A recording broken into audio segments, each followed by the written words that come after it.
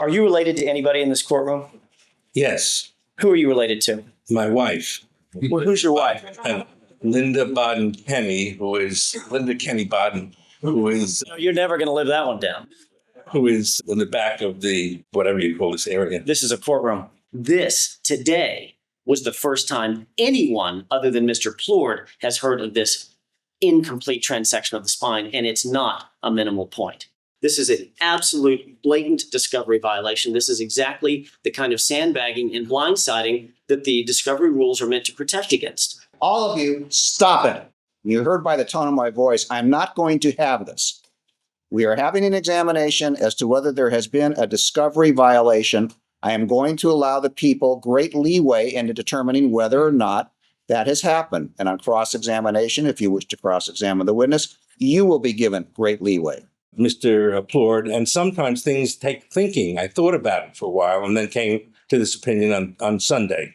And now here we sit. The jury has all heard it. It's been rung. The bell has been rung. I'm going to ask the court to take the step to strike that testimony.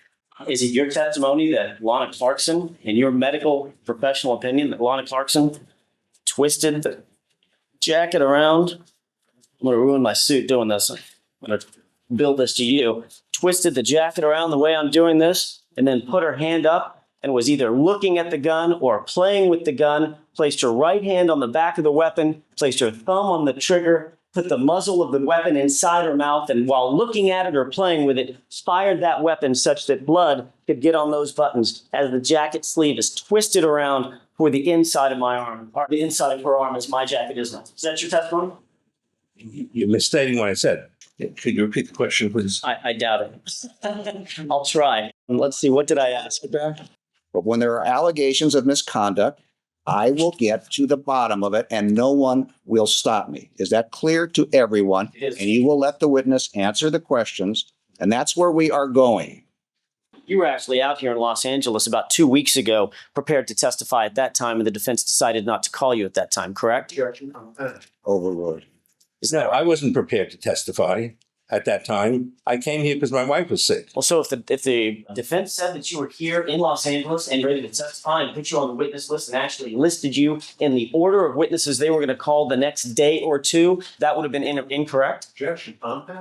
Overruled. That would have been incorrect. Okay, so if that's what they told the prosecution, they were just leading us on. Objection. Calls for speculative. That you can argue at a later time. And that's what they want, and that's what they need. So they've got Dr. Baden now on the stand, and lo and behold, he blurts it out. While I'm staring blank-faced into a 2.5-page report that says nothing of the kind. May I finish my answer? Just a second. Thank you. If you are objecting that the answer is not responsive, that's one thing, but I don't want to have talking overs. That's fine. I'll object. It's non-responsive. All right. Sustain. Please raise your right hand and be sworn. You do solemnly swear that the testimony may be of an before this court shall be the truth, the whole truth, and nothing but the truth, so help you God. I do. Thank you. Please be seated. Michael Baden, B-A-D-E-N. Thank you. You may proceed. Yeah, Dr. Baden, what is your occupation, sir? I'm a physician, a forensic pathologist, medical examiner. And how long have you been doing that type of work? 47 years, 22 years as chief forensic pathologist for the New York State Police. Have you ever been employed on behalf of the Los Angeles County District Attorney's Office? Yes. 1980, I was employed by Johnny Cochran and then by Mr. Garcetti for the district attorney's office. I've been to many thousands of death scenes in the past 47 years. My role is to investigate any aspect that might be of help from a forensic pathology point of view in evaluating what happened, evaluating things like time of death, medications a person may have been on, whether they're digitalis or insulin or alcohol bottles in the place where the death occurred, and making sure that any type of evidence that might be present on the body is properly removed or protected during the transportation from the place of death to the mortuary, and then to further examine the body at the mortuary for any trace evidence in addition to cause of death. Thank you. Now, with reference to the month of February of 2003, were you retained by an attorney by the name of Robert Shapiro to come to California for any reason? Yes. And what was that reason? He advised me that he had a client, Phil Spector, who had been accused of, I think at that time, accused of killing a woman, Alana Clarkson, and asked me if I'd be able to respond and attend the autopsy. And did you do? Go ahead. Miss Clarkson. Okay. And did you do that? Yes, I called Dr. Lakshmanan, the chief medical examiner, who used to work in New York City, and he arranged to delay the autopsy till I got there. And I attended and participated in the autopsy. At some time, I think later that same evening, I think, I did go with Mr. Shapiro, Dr. Henry Lee, and others to the death scene. As far as I remember attorney Sarah Kaplan was there, Bob Shapiro, Dr. Lee, investigator Pavlik, myself.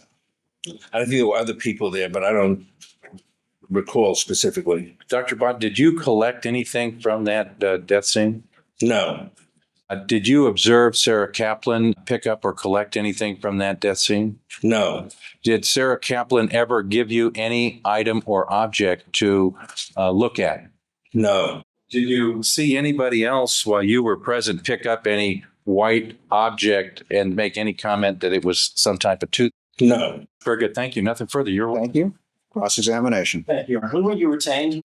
I believe I was retained shortly after the death occurred, before I came to Los Angeles before the autopsy and detained by Mr. Shapiro. Explain how you were retained. How were you first contacted, Doctor? As I recall, Mr. Shapiro, How he was contacted, what is the relevance of that? Your Honor, I'll reform my question. All right. Were you contacted by phone? Again, how he was contacted, this hearing is a rather limited hearing. Anything that certainly goes to credibility, anything along those lines. But how he was contacted, I don't see the relevance. Then I'll narrow my scope even further. How much were you paid to fly from the East Coast to the West Coast that first time? I think, I don't recall. I'd have to check the records, but I wasn't paid to fly to the East Coast. I think To the West Coast. to the West Coast. I think there was my secretary would have billed for the hours that I was involved in working on the matter. Okay. Well, the point I was getting to, Doctor, is you were not local. In other words, when you were first contacted and retained. No, I was 3,000 miles away. Okay. And give me a general idea.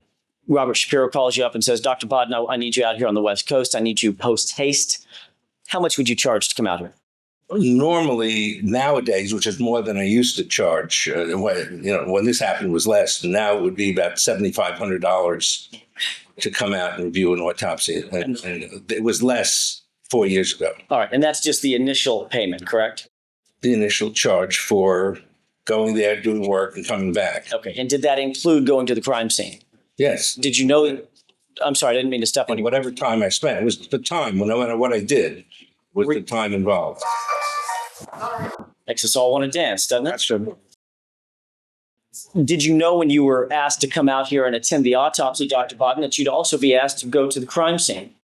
Yes, that in order to do a proper forensic pathology evaluation, one should see the autopsy, participate in the autopsy if possible, and to see where the death occurred. And that helps in figuring out what happened. And you were also aware that the body of Lana Clarkson had previously been removed before you ever made your way to the crime scene, correct? That's correct. As a matter of fact, even the chair that she was sitting in had been removed by the authorities before you ever went there. When we got there, the chair wasn't there. That's right. So there was really no reason for you to go there to see the body as it lay in state, correct?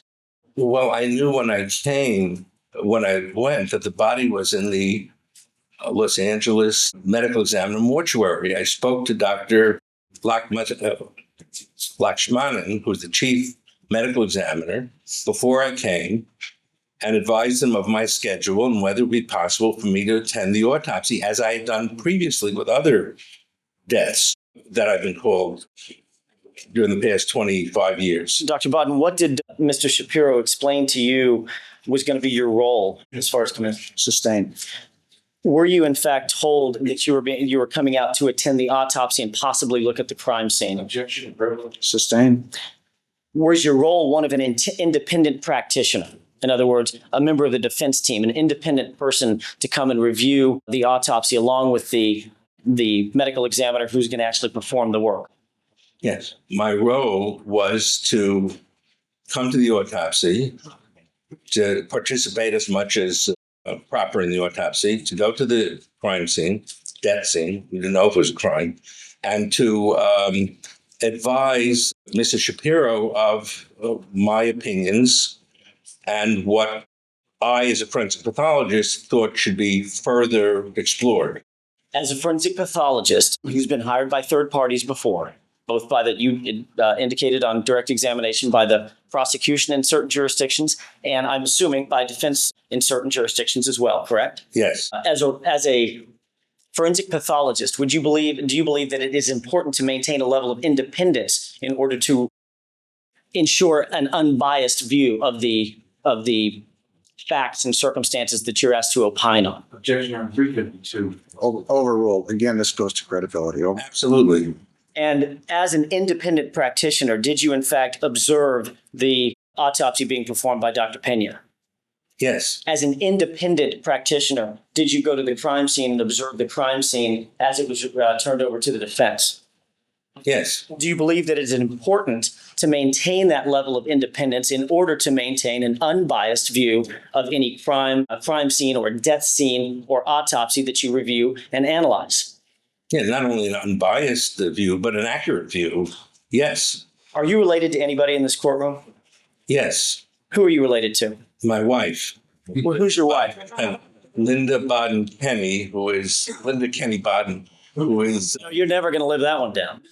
in the back of the, whatever you call this area. This is a courtroom. No, that area Next to the bar. that you're privileged to be in. The young lady to my right, the blonde. Yes. Okay. The three young lady blondes before me. So I understand you correctly. You're actually married to a member of the defense team in this case. I am. Proudly so.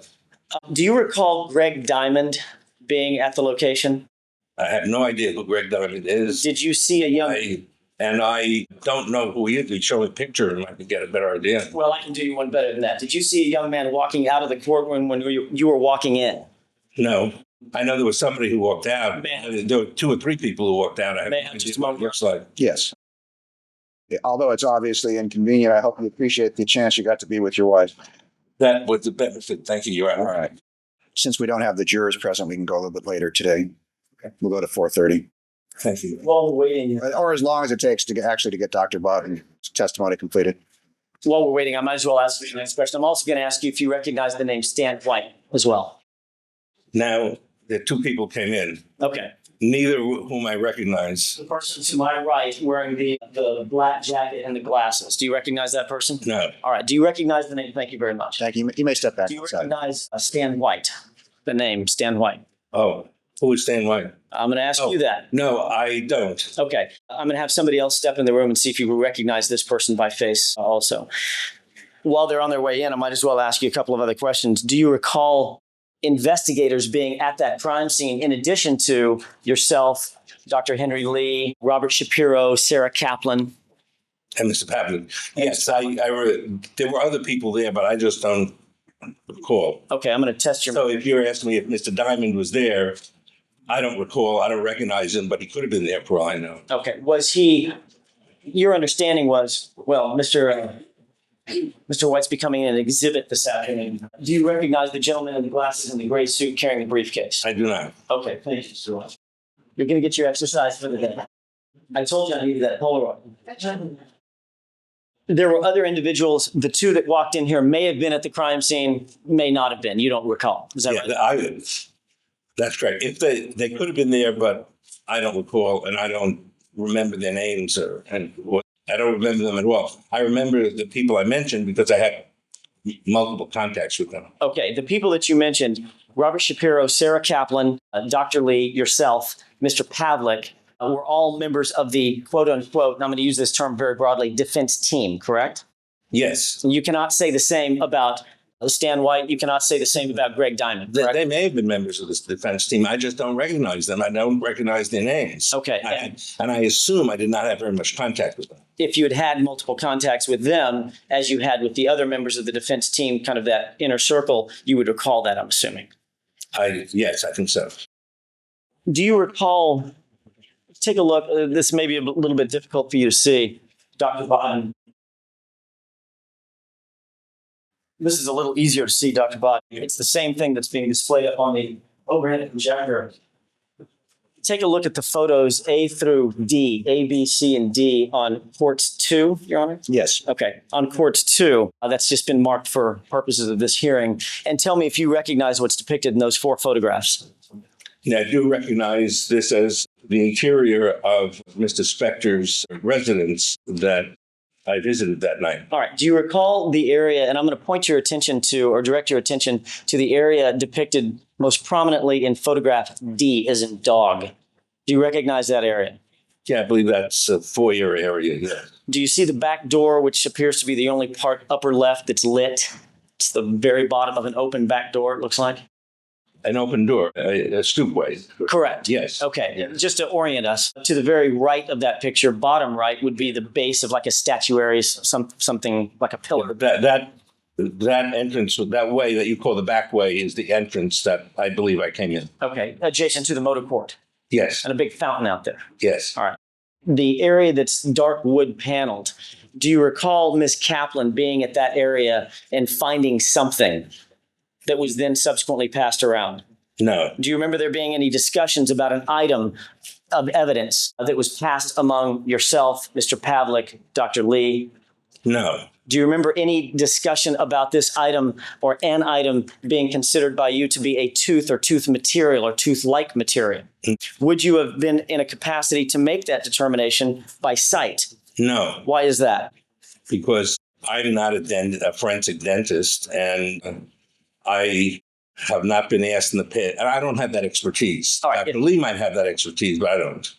Yeah, I'm sorry, Dr. Dr. Lee, as a criminalist, would have that expertise if he had the proper equipment, but not me. You said that you've been a physician for 47 years? I've been a physician for 48 years and a forensic pathologist and medical examiner for 47 years. And I'm not trying to date you, Dr. Baden, but for probably 4, 5, 6 years before you became a licensed physician, you were probably in medical school before that? A medical student, 4 years, and a resident at Bellevue Hospital for 4 years. Okay. Yes, sir. So substantial, to say the least, medical training. Is it your testimony that you can't recognize a tooth? I can recognize an intact tooth. Okay. Not a fragment of a tooth. Okay. Would that hold true with other parts of the body that might be fragmented at a crime scene, for a piece of acrylic? Oh, acrylic. I'm not an expert in acrylic. Okay. So you would not be able to opine about an acrylic nail, for instance? No, but I could opine about pieces of human bone, for example, or human skin. There's little fragments I can opine on, but I'm just saying that acrylic and teeth and dental material that go into making teeth, I would hesitate to give an opinion. A whole tooth, no problem, but a fragment of a tooth, a problem. You indicated, and that goes, not to put too fine a point on it, but that goes back to the acrylic nail too. A whole nail you might be able to opine about it. Yes. A cracked nail or a part or a piece of a nail, maybe not. Well, not a piece of a nail at a scene, not, but certainly when it's down to the autopsy, I could opine that a portion of Miss Clarkson's right thumb was broken off. A piece of acrylic was broken off the thumb. That's because the whole rest of it was there, but I couldn't identify to a reasonable degree of scientific certainty a fragment of acrylic nail at a scene. You indicated that you went to the crime scene because that's an important function of a forensic pathologist, to get kind of a full global view of an incident, correct? Gentlemen, he keeps referring to as a crime scene. Dr. Kwan says it's a death. Well, that's a term of art, and the bottom line, this is not in front of the jury. I'm going to allow it. Thank you, Your Honor. Yeah, I go to death scenes tell us a great deal about the individual. when the death occurs. Not as much as the autopsy does. My specialty is the autopsy. The scene can be helpful, And especially if it's a scene where the decedent lived. There's a whole lot. If it's a scene where a person dies who didn't live at the scene, it's less helpful. all right. And one of the things that you indicated is that one of the helpful features of going to that scene, whatever it may be, whether we call it a death scene like Mr. Plourd would like to call it, or a crime scene, I'm sure that one of the reasons that you decided to go to that scene was to determine sort of what might have happened inside the foyer area where the body was recovered. Yes? No, I think that's sort of a given. The objection is overruled. Is that yes? Also, we're trying to determine whether everyone that was there is a proper holder of the privilege, so that's appropriate.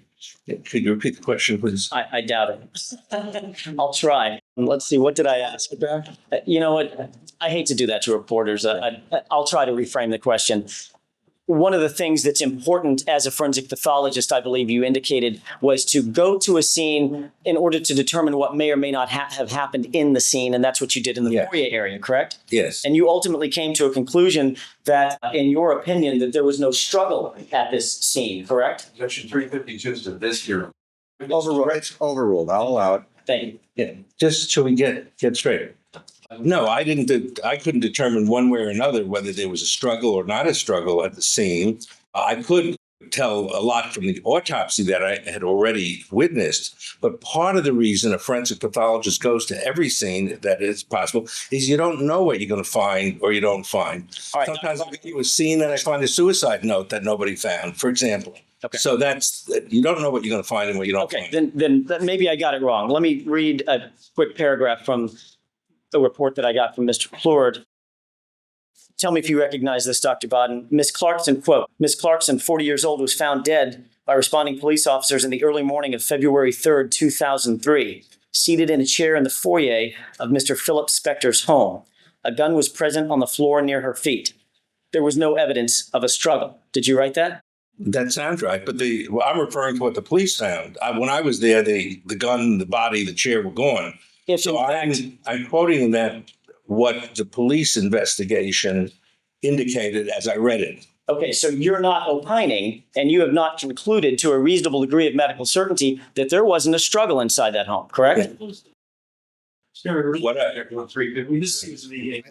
think we're getting beyond it. Your Honor, It's tangentially, I understand you're going to, if he's formed opinions as to how independent he is, which in a way affects credibility, but I think under 352, we're going too far. If you want to make a showing. for proof, Your Honor, it is directly on an item of evidence that may or may not have been found, and whether or not this witness has a bias or an inherent motive to deny that an item of evidence was found because it doesn't comport with his report. If in fact a tooth was found or a fingernail, most I understand where you're going. Very briefly, you may proceed. Okay, very briefly, Doctor, and I want to try to get to this point as quickly as possible. If in fact a tooth material was found or a fingernail material was found at the crime scene, that would evidence, at least be consistent with, a struggle at the location, correct? No, and for the very reason you asked me, I had seen the autopsy. What you read to me was what I adopted from what the police investigation was, if I may. And Stop. Just a second. Both of you will stop. Thank you. Allow him to finish his answer. It appears to be responsive in part, and then if you want to follow up, you may. You may proceed to answer the question. And I was able to determine from the autopsy and coming back to the scene that once Lana Clarkson was shot, she suffered the gunshot wound, she became paralyzed and couldn't move and couldn't struggle and couldn't do anything. So just because there are blood spatters, if there were teeth, which I didn't see, if there were a fingernail fragment, in no way would indicate a struggle. It would just indicate if it were true. I don't think it's true what you're telling me, but if those things were there, it would indicate the power of gunshot explosive gases pushing teeth and blood and tissue out. One of the things that comes out of the gun with the bullet is a huge amount of gases, and so that if a tooth were blown away, were found 6 feet away, or if a fragment of nail were found, or if blood were found 6 or 10 feet away, that would not indicate to me necessarily a struggle. That would just indicate to me the power of a gunshot wound. If in fact, going back to the nail, if in fact a piece of a broken nail was found at the scene, that in and of itself is consistent with evidence of a struggle. No. And So it's inconsistent can I with evidence of a struggle? Wait, first of all, just a second. The answer is no. Do you need to explain your Yes, answer? please. You may. Because since I had seen the remaining portion of the fingernail at the autopsy, this tiny little bit of acrylic, wasn't a fingernail, it was the acrylic top of the fingernail, was not present at the autopsy. And since it was a clean cut, of just a quarter-inch fragment or so, to me, it looked typical for a portion of a nail that got caught when a gun is discharged. So when I looked at that autopsy, to my mind, she had lost that fragment of fingernail, was evidence of having her hand on the weapon and having the fingernail broken off as I've seen in other cases where people have discharged a weapon. So, doctor, you're testifying that you and your 48 years of experience can tell the difference between a broken fingernail that is a result of a gun jolting it loose versus snapping it in a bathroom door, tripping and catching oneself on a chair, catching it on a first clasp. You can tell the difference. Mr. Jackson, you're very correct. I can't tell just by looking at it, Right. But by taking into account the circumstances that there's no other injury to any hands or fingernails or any kind of bleeding or any kind of gunshot residues on the finger, I can tell that broke off. And what I assumed from what I gathered that she didn't have a broken fingernail when she was at the club because she was well all the time. That was consistent with coming off at the time that she died. You assumed. Yes. Yeah. You have no knowledge one way or the other when actually, to a reasonable degree of medical certainty, that nail may have broken, It was correct? consistent with coming off at the time the gun went off. You have no knowledge to a reasonable degree of medical certainty, doctor, when that nail was broken, do you? In my opinion, taking all the circumstances, facts, and all the information I have, it's my opinion it came off at the time the gun was discharged from the basis of the fact that it's the only injury to her hands. And it was a kind of straight fracture, and there was no surrounding blood or gunshot residues or skin or breakage of fingernails as occurs if a struggle had been involved. You have no knowledge to a reasonable degree of medical certainty exactly when that nail was broken, do you, doctor? In my opinion, Wait, stop. No. Just stop, please. The objection is sustained. I think for the purpose of this hearing, we are starting to go, I understand what you're trying to establish. I think you've gone as far as you can with it. Let me For move this on. purpose, you may move on. Do you recall Stan White? And I know you don't recall the face. Let me ask it a different way. Do you recall an individual at the scene when you were at that foyer area, Dr. Baden, mentioning the fact that he saw and identified a possible broken nail with a bullet strike mark on it? Objection.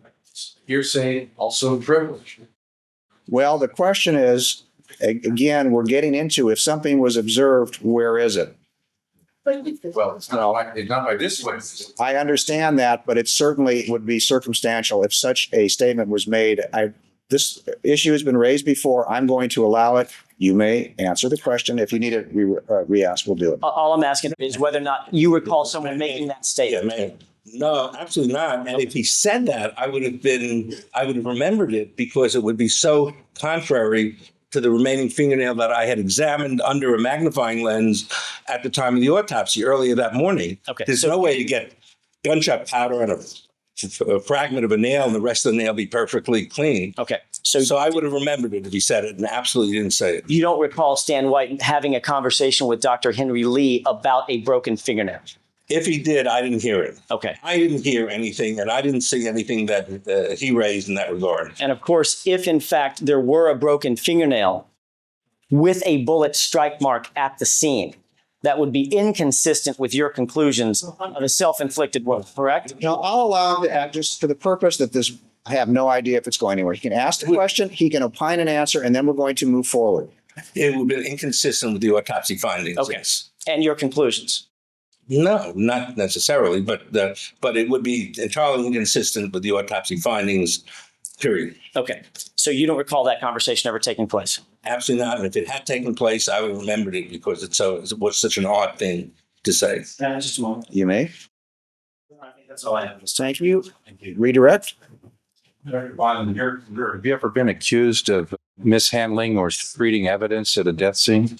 In my 47 years of experience, this is the first time I've ever been, that issue has been raised. And in that report, you discussed your full review of this case, including your conclusion that Ms. Lana Clarkson. Well, you brought out parts as to what was, I'm going to, you sort of opened the door to that extent.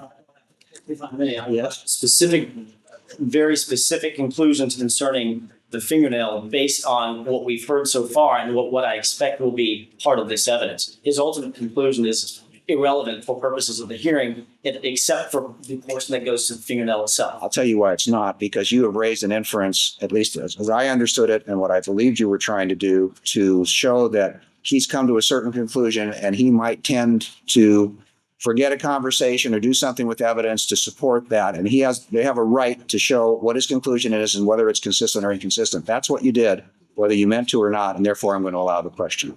You came to the conclusion that Ms. Lana Clarkson died of a self-inflicted gunshot wound. Is that correct, Dr. Baden? Yes, sir. Thank you. Your witness. We do a little different. Mr. Plourd, you may recross if you want. Thank you, Your Honor. Just one question. Your opinion wouldn't in any way, shape, form, or fashion be influenced by the fact that you're married to a member of the Sydney defense team. No, it would not. Anything further? Nothing further. If you want to consult with your fellow counsel, yes. One final question. Do you recognize this blonde woman with curly hair wearing a bright? Yes, the witness, Leslie Abramson. Yes. Yes. Okay. And did you make contact with her when she was Mr. Spector's attorney? Yes, very much. Was that before your wife got involved in this case? Yes. And at that time, you had the opinion that Lana Clarkson died of a self-inflicted wound. Is that correct? My opinion was formed when Mr. Shapiro was the attorney, when Ms. Abramson was the attorney. Absolutely, yes. And that predated your wife's involvement in this case. Is that correct? Yes, it did. And you recognize her, I take it, and you love her very much. Yes, she's the one who was in her here. Thank you. Yes. Recross? Just one question. What's the date of your report, Dr. Baden? I don't know if you gave it to me. It was a few months ago. 14 February 2007, correct? It sounds right. First time you put that, your opinion. That's Valentine's Day, isn't it? That's the first time you put your opinions and conclusions into a report that's been turned over to the prosecution, correct? I believe that's the first time I was asked to, yes. And that was well after Ms. Linda Kenny Baden was on this case. Oh, yes. Thank you. Thank you. Nothing further. Thank you. You may step down. Thank you. Thank you. He's excused from this hearing, not from the trial, obviously. Yes. Thank you. Can I point out something, folks? When we take a break, it's not only for the jurors, it's primarily for the court reporter. So I don't know how much you intend to do during this break and then delay the jury. Just have some understanding of what we're doing. I mean, Mr. Jackson wants something. Mr. Plourd wants something. When is the court reporter supposed to get a break? We can take a break now. That's a good idea. We're going to take a break. Thank you. You may proceed to take, go ahead and have a seat, doctor. Thank you. You may proceed to take this witness on voir dire. I'm just going to ask you a few foundational questions, Dr. Baden, about your report and some of the findings that you've testified to this morning. First of all, does this appear to be your report? Listen. Yes. This is the 3-page report, correct? Yes. This is the only report you've penned in this entire case? Yes. There's no other reports. There's no other notes. Well, I have notes, but I don't have any reports. You do have notes. Well, notes in the materials I have. I underline things. I highlight things. I put stickies on things. Do you have handwritten notes about your findings at the autopsy or your testimony here today? No. No notes. No. And when I say notes, Dr. Baden, I'm not talking about taking a medical legal book or something and underlining something. I'm talking about you writing and penning notes either in your handwriting or typing notes out. No. All right. Can you point to any place in this report? And by the way, this report is dated 14 February 2007, correct? That's correct. Can you point to any place in this report where you indicate that Lana Clarkson did not suffer a complete transection of her spine? No, that was not an issue at that time. What do you mean it was not an issue at that time? It wasn't an issue. She died of a gunshot wound that severed her spine, that caused damage to her spine. But the issue of whether she took multiple breaths didn't come up, I think, till after Dr. Pena testified. Okay, that's my next question. When did this issue first come up in your mind? I do. There's been an allegation of a discovery violation and a motion to strike the testimony of the doctor because of that discovery violation. Before that goes on, I have allowed Mr. Jackson to go ahead and investigate to see if there's been a discovery violation before this witness continues his testimony. You may proceed. When did this first issue come up about complete transection of the spine versus partial transection of the spine, Dr. Baden? In my mind, as I thought about it, just in the past week or two, when I was listening to testimony or I read some of the testimony of Dr. DeMeo and Dr. Spitz. Actually, you just testified that this issue came up after Dr. Pena testified, correct?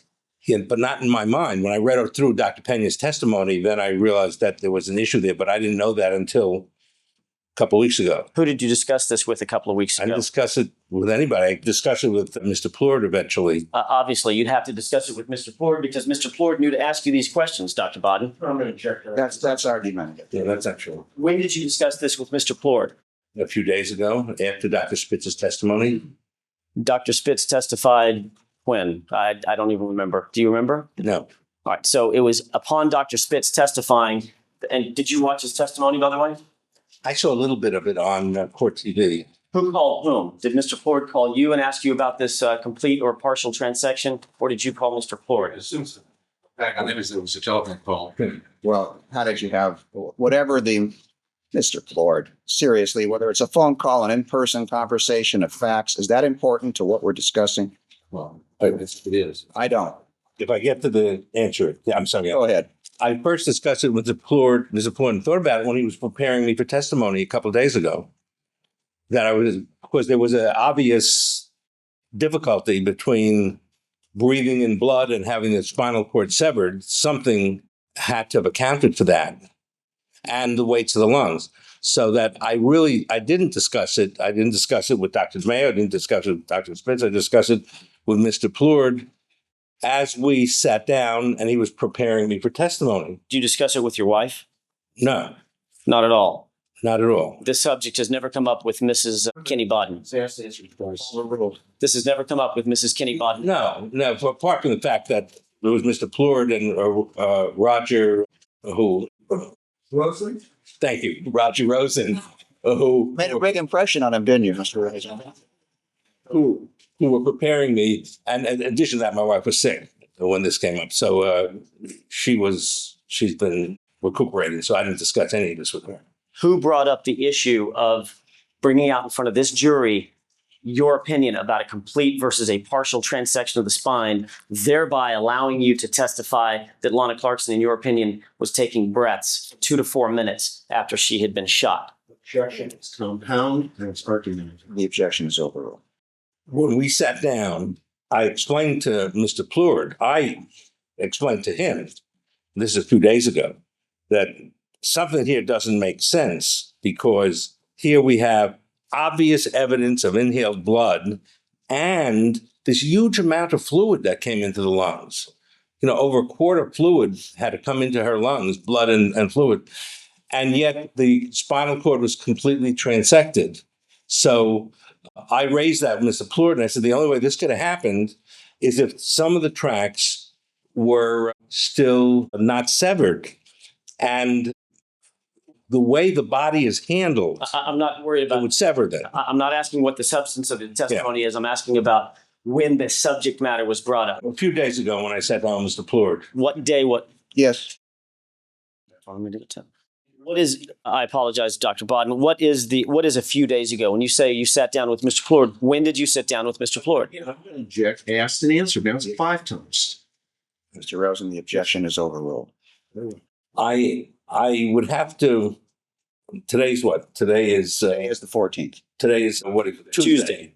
I think I came in on Thursday. I don't recall. After it happened after I flew into Los Angeles, And after Dr. Spitzer testified, and at a time probably over the weekend, when I sat down and started to talk to, in fact, it was Sunday, that I sat down with Mr. Plourd, and he was going to go over what my testimony would be. And Dr. Baden, you were actually here. You flew out here. I think Mr. Plourd indicated, or Mr. Rosen may have indicated to me a combination flight, we'll put it that way. You were actually out here in Los Angeles about 2 weeks ago, prepared to testify at that time, and the defense decided not to call you at that time, correct? Overruled. No, I wasn't prepared to testify at that time. I came here because my wife was sick. Well, so if the defense said that you were here in Los Angeles and ready to testify and put you on the witness list and actually listed you in the order of witnesses they were going to call the next day or two, that would have been incorrect? Overruled. That would have been incorrect. Okay, so if that's what they told the prosecution, they were just leading us on. Objection, calls for speculation. That you can argue at a later time. Dr. Baden, when you were at the autopsy, you actually attended the autopsy, correct? Yes, sir. You saw the wake of the lungs at the autopsy, Yes. correct? You saw Dr. Pena actually remove the tongue and block. You saw the wound and the spinal cord reviewed and looked at and inspected, correct? You were there for all of Well, that. yeah, the spinal cord wasn't really inspected. It was removed and saved for the neuropathologist to look at. All right. It was looked at by the pathologist, Dr. Pena, as all of this was going on, correct? I mean, all of his findings were being all of his investigation, we'll put it that way, the actual autopsy was done at the same time, and you were in the room, correct? Objection, call for conclusion, speculation. Overruled. You may answer. I looked at the specimen, the spinal cord and the brain, but further studies were then done on it. But you were aware of the weight of the lungs? Yes, You were aware that there was fluid and blood in the lungs? yes. You were aware that the spine had been completely transected at that time, correct? I wasn't aware of that. I was waiting for the neuropathologist report. Okay, But when did that's you- what the neuropathologist determined, yes. When did you get that report? 8 months and 10 months later. Okay, so let's say September or so of 2003. Well, I didn't get it right away, but I got it eventually. So this was all information that you would have and should have known back as early as September or October of 2003 when you got the neuropathologist reports. Basically, the spine had been transected, but the weight of the lungs was inconsistent with that. That's all information that you've had for 4 years, correct? Objection, should have known. Calls for speculation, no foundation, no independent. The objections are overruled, not based on the nature of the question and what the subject matter is. The objection is overruled. Number one, I didn't get the full autopsy report 8 months later. That wasn't sent to me. That was sent to the attorney.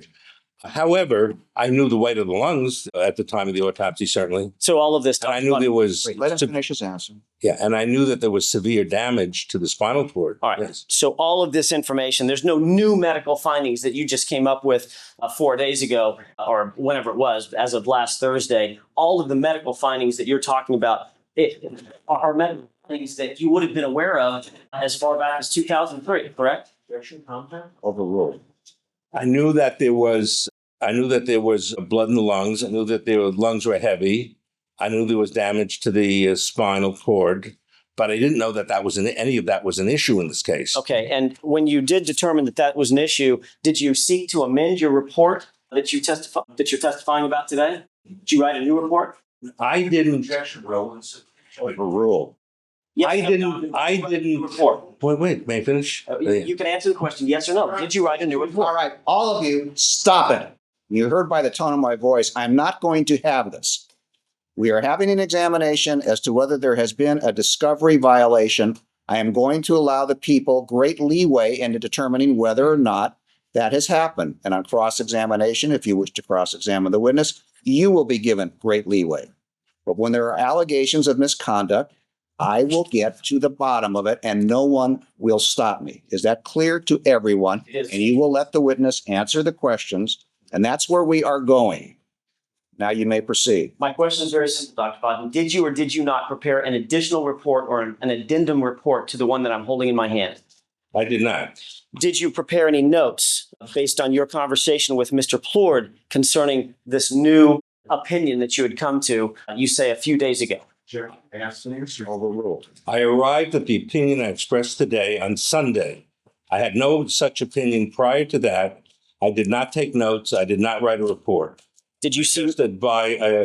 Discussed it with Mr. Plourd, and sometimes things take thinking. I thought about it for a while and then came to this opinion on Sunday. And of course, Mr. Plourd was taking notes while you were discussing this with him. I don't know that. Did you watch him? I don't know what he wrote. I don't know if he's doodling and he writes sometimes he doesn't write. I don't know at all if he took any notes about what I was saying. Did he have a pad of paper in front of him?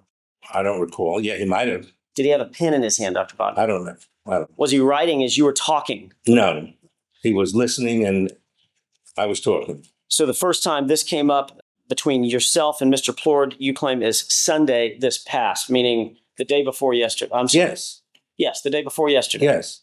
So it wasn't a few days ago or Thursday, as you earlier indicated. I came on Thursday. Okay. I didn't sit down with Mr. Plourd until Sunday. I came on Thursday to be here earlier because of my wife. I'm just trying to clear up some timing, Dr. Baden. Yeah. I'm just trying to clear it up. And you didn't come to these opinions after Dr. Spitz testified. No. Mr. Rosen, Yes, sir. overruled. And you didn't come to these opinions after Dr. Pena testified. No, I didn't even know what. Okay, no, I didn't know of Dr. Pena's testimony really for quite a while. And didn't you just testify in front of this court 50 seconds ago that this issue came up after Dr. Pena's testimony? Isn't that what you said first? The issue came. Yes. Objection. Ms. Brooks, the witness. I don't think it does. The objection is overruled. The issue came up as I reflected back on it. I didn't know at the time that there was such an issue. But when I read through Dr. Pena's testimony 2 days ago on that issue, then I realized that there was this discontinuity. There was some problem between what's in the lungs and what's in the spinal cord. You were aware ultimately of Dr. Pena's testimony based on your review, correct? Some of his testimony, yeah. Dr. Not all of it. I'm sorry, Dr. DeMaio's testimony, yes. Some of it, yeah. Dr. Spitz's testimony. Yes. The neuropathologist, Dr. Leithman's testimony. Some of it. And all of that was discussed on Sunday, day before yesterday, before you testified here today. I don't know all of what. What I discussed with Mr. Plourd was, there's a real disconnect here as the testimony had come out between the lung findings and the spinal cord findings. They don't make sense. It's impossible to have that's what I was discussing with him. And the course of that, my opinion developed. I hadn't focused on it previously. And of course, Dr. Baden, one more time, and then I think I'm done. No new medical findings have occurred since you reviewed all of this information. Let's put it in October of 2003. The medical findings are the medical findings, medical findings, correct? That's a good point. I had not realized the weight of the lungs back at the time of the autopsy. That just didn't occur to me. And after the testimony, and I sat down with Dr. Plourd, I said, this doesn't make sense. Then I looked at the autopsy report and I first realized that it was 1,830 grams. And that's a huge abnormality. And I missed it initially. Yes. That was in 2003 that you found this miss. No. I was at the autopsy. I didn't write the autopsy report. I didn't dictate the numbers on the weights. When did you figure out that they were 1,800 grams, Doctor? Sunday. On Sunday, when I sat. Doctor, you didn't just test. I'm it's very argumentative. You have heard the testimony. You know whether or not he said something. And for Mr. Jackson to give a partial quote and assert that he has said some specific 3/4 of what he really said is improper and it's argumentative. I haven't heard the whole question yet. The tone is becoming argumentative, and I agree with you. All right. Dr. Bott, didn't you just tell me under oath that you were aware of the weight of the lungs and the transection of the spine all the way back to the date of the autopsy, and then your subsequent review of the autopsy materials some 8 months later? Didn't you just say that? Overruled. If I said that, it's partially inaccurate. What? I was aware at the time of the autopsy that the autopsy was being done, that the lungs were removed, that Dr. Pena had weighed the lungs or was going to weigh the lungs. The 1,800 grams didn't register on my mind at that time, if I knew it, because when he dictated, I wasn't there. And so that I knew he was doing the autopsy, they removed the lungs. But if I said that I knew it was 1,800 grams, then I'm mistaken. I didn't know until I focused on that issue when I spoke to Mr. Plourd, and then it made sense to me. What didn't make sense is the blood in the lungs, and then the Let 18, him finish his answer. and then the 1800. Then when I looked at the autopsy report specifically for the lungs, which I hadn't done before, because the issues here were largely the gunshot wounds in the mouth, in my opinion, in my concern. On Sunday, when I then focused, I said, this doesn't make sense. And then when I looked at the lungs, I saw they were 1,800 grams. I said, that was my moment. Now it makes sense because there had to be continuing cardiac and lung action for this to develop after the gunshot wound in the spine. And in fact, in your report, the report that I just showed you, the one that's 2.5, 3 pages long, Yes. the first sentence is, I have reviewed the autopsy report, the coroner's file, Right. etc. And in that autopsy report, it clearly states the weight of the lungs at that time, doesn't it? It's like a 40-page autopsy report, and I didn't, and I reviewed it, but I didn't focus on the weight of the lungs. I must say, I missed it. I think that's all I have. Okay, thank you. Cross-examination on board here. No question, Your Honor, but I would represent to the court that on Thursday, I went back to San Diego. I didn't get back to the weekend. So Is that your explanation for not telling the prosecution about this testimony? no, I'm not trying to explain it. I'm just stating it's fact. Okay, thank you. I appreciate that. All right, no other questions? Not at this time, Your Honor, not on that issue. Okay, is there anything else you want to raise with the court at this time?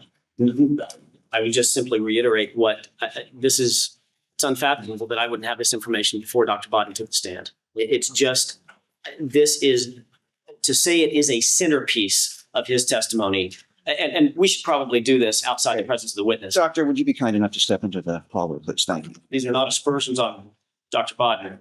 Okay. They're not aspersions at all. They're just legal arguments. Okay. I don't know if I can articulate it any more eloquently than I did at the bench. There's nothing more to say. This is the centerpiece of Dr. Baden's testimony. And it's very clear now why they wanted Dr. Baden to testify, even though Dr. Spitz, Dr. DeMaio, and Dr. Lietzma they're all forensic pathologists. So one of them is a neuropathologist, have all testified to basically the same type of stuff. This is what they wanted out of Dr. Baden. Now they've brought Lana Clarkson back to life through his testimony. That being, we got to explain how this blood is expirated. I think the defense realized very clearly that through cross-examination of Dr. DeMaio, through cross-examination of Dr. Spitz, and through cross-examination of Dr. Lietzma, they were getting nowhere closer to Lana Clarkson sitting in that chair coughing on Phil Spector, and that's what they want, and that's what they need.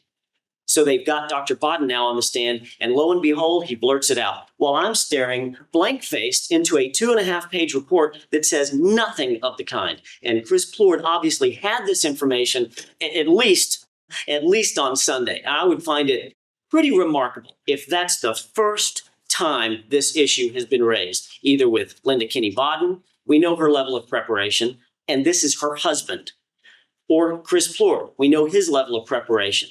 And he's been in contact with Dr. Baden the entire time. This is an absolute blatant discovery violation. This is exactly the kind of sandbagging and blindsiding that the discovery rules are meant to protect against.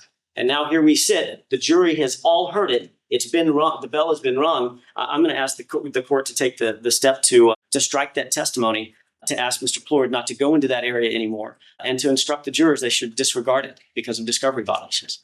Well, first of all, I want to hear from Mr. Plourd. Before you argue, Mr. Brunon, and please do not tell me that you didn't recognize the import of this. Why did it happen this way? You've got a lot of explaining to do, Mr. Plourd. The first time I learned about this opinion or interpretation of the physical findings was Sunday, as Dr. Baden testified. I discussed it to the extent I could, other counsel, not including Mr. Cutler, of course, and nor Miss Linda Kinney Baden because of her physical illness. But basically, I didn't feel it was something that we had to necessarily discover out in advance. I wasn't certain I was going to get into it till Monday, yesterday. And then I thought I was going to go with that and make it, a point with his direct examination. And why didn't you discuss it with the prosecutors before you made a point of it? You had to know this reaction was going to come out. You had to know how important this testimony is. So why wasn't the prosecution notified of it? I don't think, well, at least my I'm not going to say it's an explanation, but I don't believe that there's a requirement that Dr. Baden have to write a report on this.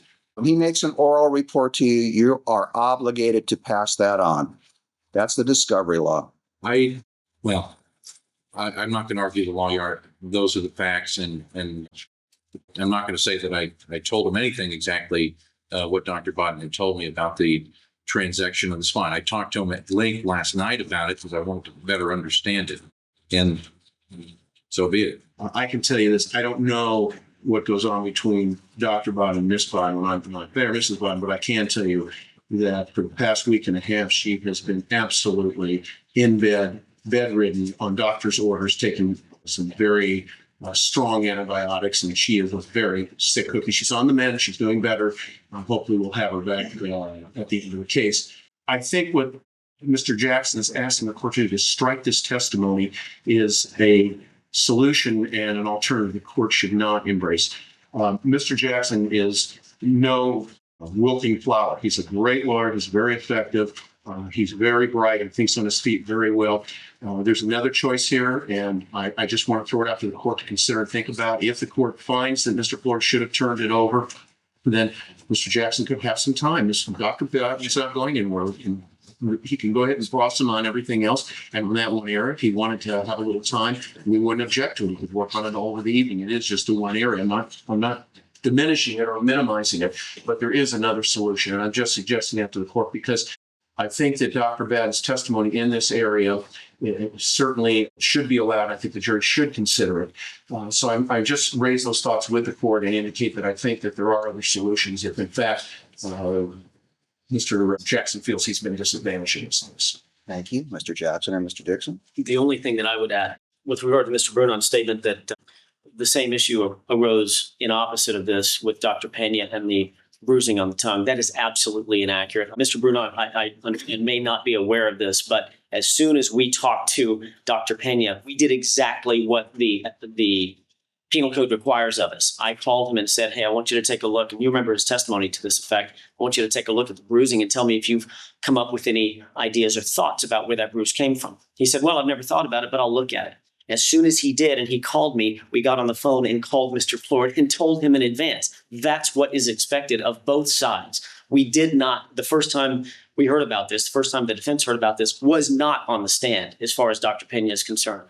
This today was the first time anyone other than Mr. Plourd has heard of this incomplete transection of the spine, and it's not a minimal point. Since I'm not the only one that hasn't talked so far. Mr. Dixon? I'd only point out that I think Mr. Brunon's wrong and Mr. Jackson's absolutely right in how we tried to handle this. I think that Dr. Baden knew all this at the time of his report. He says he reviewed the report. It wasn't in the report, and it should have been at that time. Now you heard from everybody. Anybody in the audience want? All right. As of last night, I thought, well, I'm going to go forward with it. Now, typically, I would talk to counsel about it. I didn't even have time to do that. Well, wait a second. You told me just a moment ago that you had discussed it. You discussed this issue with your other counsel. Well, I told him that I was going to do it basically last night, this morning, but I didn't really discuss the details because, frankly, they don't have the, it would take me so long. I'd still be talking to them and not be here in court. But to cast aspersions that it's deliberately withheld in this dynamic is simply incorrect. Well, I'm not going to agree with you on that. First of all, let's look at all the possibilities. I've been told, which is a given, that trials are fluid. Of course they are, and things do change, and people do change opinions. And I don't have enough information in this case. I don't have enough facts. I have the facts as to say that this happened before Dr. Baden says it does. Is it suspicious? Yes, it is. Can I say that he's lying? I'm not saying that. I'm not drawing that conclusion. But it's very clear to me that a very knowing, tactical decision was made not to reveal this to the prosecution. And I will point out, it is not the first defense discovery violation. I haven't forgotten the missing box. Okay? That was dealt with because there was plenty of time to prepare for that. I haven't forgotten that there are other violations in this case, and I am taking that and factoring that into account. Now, I find specifically there has been a discovery violation in this matter. As to what the ultimate remedy is, I don't know yet. For right now, you are not going to discuss this anymore with Dr. Baden at this time while I decide what to do. Whether I do it by way of striking his testimony, which I'm not sure is the appropriate remedy. There's lots of problems with that. I'm not saying I will or I won't. I need some time to think about it. I need some time to look at some cases. Whether ultimately we arrive at a jury instruction, which is a strong possibility at this point, that's another consideration. If everybody wants to brief this issue, they can do so. Right now, Dr. Baden's testimony, we will not go into this area. His testimony will not finish in this period because the prosecution is going to have a right to think about what they want to do. And we will resume at 1:30 this afternoon. And I will, if you want to, I can't give you a briefing schedule, but you better get on it real quickly. But I want to make it very clear there is a deliberate and knowing violation of the discovery statute in this case. And that is my finding. What would you give us the facts behind that? Certainly, I find that there was a conversation with Mr. Plourd that took place no later than Sunday concerning a complete change in a crucial area concerning this matter that Dr. Baden had arrived at a new conclusion. He gave that report orally to Mr. Plourd, and that should have been given to the defense no later than Monday morning. Prosecution. Thank you, Mr. Rosen. What about the factors that Mr. Plourd indicated that he was vetting this among other experts? Excuse me, Doctor. I'm sorry. You want a response? I'll give you a response. Dr. Baden is a foremost. He has a reputation that goes on for at least 2 hours until I've. Okay, that's the bottom line. Finding that Mr. Plourd did not do those things. Did not do what things? I'm about to give you my findings. Oh, I'm sorry. No, I haven't finished. That at the time Dr. Baden told Mr. Plourd, the importance of this testimony is apparent. It is not esoteric. I'm no expert in science. I mean, I have what I've learned through 25 plus years on the bench and 10 years as a practicing criminal lawyer, but it's just that. It's just so much. It's not esoteric. It's easy to understand. The importance is patently clear. And to suggest that it had to be vetted through some other expert before it was going to be put on, I'm not accepting that. Once Dr. Baden said it, it should have been, and to my mind, it was clear that that testimony would be presented to the jury. And the reason that the prosecution wasn't told, so it would have just the effect that it did have with the prosecution at this point being unable to rebut it. That is my finding. We are on recess till 1:30. Back on the record, the parties are present as heretofore, except for the jurors and the alternates. I think Mr. Plourd indicated that he may be wrapping things up with Dr. Baden, and I need a little guidance. I can do one of two things, Judge, if you want to. Well, I can give you some guidance, which will probably tell you exactly what you need to do. The choices I have, based upon the findings I've made, are either to strike that portion of Dr. Baden's testimony or to give a jury instruction later on. In order to strike it under People versus Edwards, which is 17 Calip 4th, 1248, I have to be able to make three findings. An intentional violation of a discovery order, which I've made that finding. Improper intent to gain tactical advantage, which I've made that finding. And the third finding is exhaustion of all other less restrictive sanctions that would achieve the purpose of discovery. Now, at this point, I'm not going to excuse Dr. Baden if you want to, consult with other doctors. So for the purpose of cross, so to get to the striking, I can't make the third finding at this point. So I would say do what you need to do, and I'm not going to excuse him, and we'll go from there. Okay? That's fine, Your Honor. All right. And just so there was some. Yes, go ahead. I'm sorry, I didn't mean to interrupt the okay. court's train of thought. I obviously need to cross-examine on certain issues. Yeah. What I want to make sure we don't do is, because I have to cross-examine on certain timing issues, et cetera. Dr. Baden's a smart guy. He'll figure out what that is pretty quick. Mr. Plourd may want to get up on redirect and re-explore that entire area. And I think that is an improper, it's kind of bootstrapping. It's going to use what I have to do to explain it to the jury against me. And I'm kind of stuck. Well, there's another case. It's not directly pertinent, though it sort of gets there. There's a case, I think it's People versus Lamb, which is at 136 Calap 4th, 611.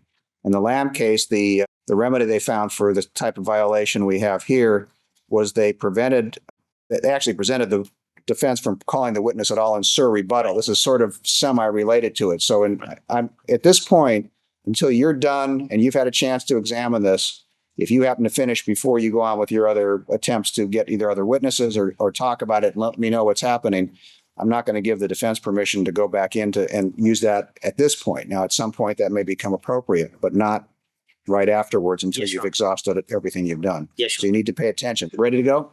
we are. Yes. All right. Thank you.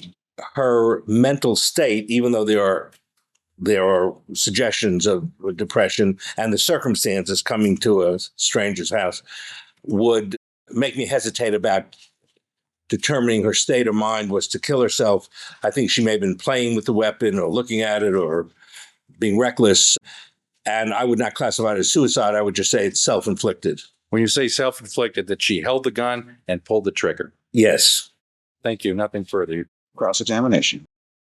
You're going to think that, in your opinion, that this was not necessarily consistent with suicide, but rather a self-inflicted wound. I think, to use your words, just to pick up on where you just left off with Mr. Plourd, that she may have been playing with the gun or looking at it or something like that, correct? Yes. Yet you told this jury that, in fact, you have conclusively, in your mind, determined that her hands were up the way that my hands are, that her right hand was wrapped around the back of the gun, her right thumb was on the trigger of the gun, that her left hand was stabilizing the gun, and that 2-inch barrel was inside her mouth with the sights behind her teeth, correct? Yes. Yet you think she might have been looking at the gun or playing with the gun, correct? Well, or didn't realize it was loaded And yet, and was reckless with the gun. Yes. and recklessly put her finger on the trigger, or put her thumb on the trigger, in your opinion, correct? Yes. And recklessly squeezed that trigger hard enough to fire the weapon in her own mouth. That's Yeah. your opinion. Yes. Do me a favor, Doctor. I'm sorry, there's so many doctors in this case. My mind's spinning. Dr. Baden, do me a favor, and I'd like you to turn to the jurors, and I want to go back to the buttons on the jacket for just a quick second and ask you a question about that. I'd like you to turn to the jurors and place your hand up where you just showed Mr. Plourd. Ms. Clarkson's hand would be, in your opinion, at the time of the discharge of the weapon, please. Which hand? Your left hand, sir. This way. Could you turn to the jurors so that all the jurors can see your left hand? Yeah. Her buttons were different than my buttons. Okay. You obviously see the problem with that little scenario, correct? No. Thank you. Dr. Baden, as you raise your left hand, the first thing that you thought about is, in fact, the buttons on your sleeve are on the opposite side of the focus or the source of the discharged blood, correct? That's not the first thing I think about. Men's buttons are often different than women's buttons. And when we examined the garment at the sheriff's department, the buttons were the other way. The buttons were on the inside seam. They were not the same as these, as I recall. Let me finish my question. I'll try to show you the same courtesy, and I won't step on your words if you'll just let me finish my question. Is it your testimony that the buttons on that black jacket were on the inside seam? When I say inside, I'm talking about the inside of the forearm versus the outside of the forearm on that black jacket. That's your testimony. My opinion is that the buttons were facing the mouth at the time the weapon was discharged. And I'm asking you, I guess, based on that opinion, as a basis of that opinion, did you look at the jacket? We looked at the jacket at the sheriff's department. Lana Clarkson's jacket. Yes. And that jacket, according to your testimony that you just gave, the buttons were on the inside of the seam, facing the mouth when the hand is up in the direction that my hand is up now. Is that your testimony? My testimony is that the buttons were facing the mouth at the time of discharge of the weapon. I'm not talking about the seam. Buttons were facing the mouth, yes. So the buttons, in order to face the mouth, would have to be on the inside seam, correct? Not necessarily, because if I'm twisted around, my buttons could be on the inside in this jacket. It depends how one is wearing the garment, how loose the garment is. Is it your testimony that Lana Clarkson, in your medical professional opinion, that Lana Clarkson twisted the jacket around? I'm going to ruin my suit doing this. I'm going to build this to you. Twisted the jacket around the way I'm doing this, and then put her hand up and was either looking at the gun or playing with the gun, placed her right hand on the back of the weapon, placed her thumb on the trigger, put the muzzle of the weapon inside her mouth, and while looking at it or playing with it, fired that weapon such that blood could get on those buttons as the jacket sleeve is twisted around for the inside of my arm, or the inside of her arm as my jacket is now. Is that your testimony? You're misstating what I said. I'm asking. I'm not mistaken. He's restating the question. Sorry. My opinion is that the moment of discharge of that weapon, the buttons were facing the mouth. I don't know if they were twisted or not twisted. The buttons were facing the area of the mouth. I'd like to have Marcus Peoples next in order a. Would be 187. Thank you. It's an 8.5 by 11 document that purports to be a photograph.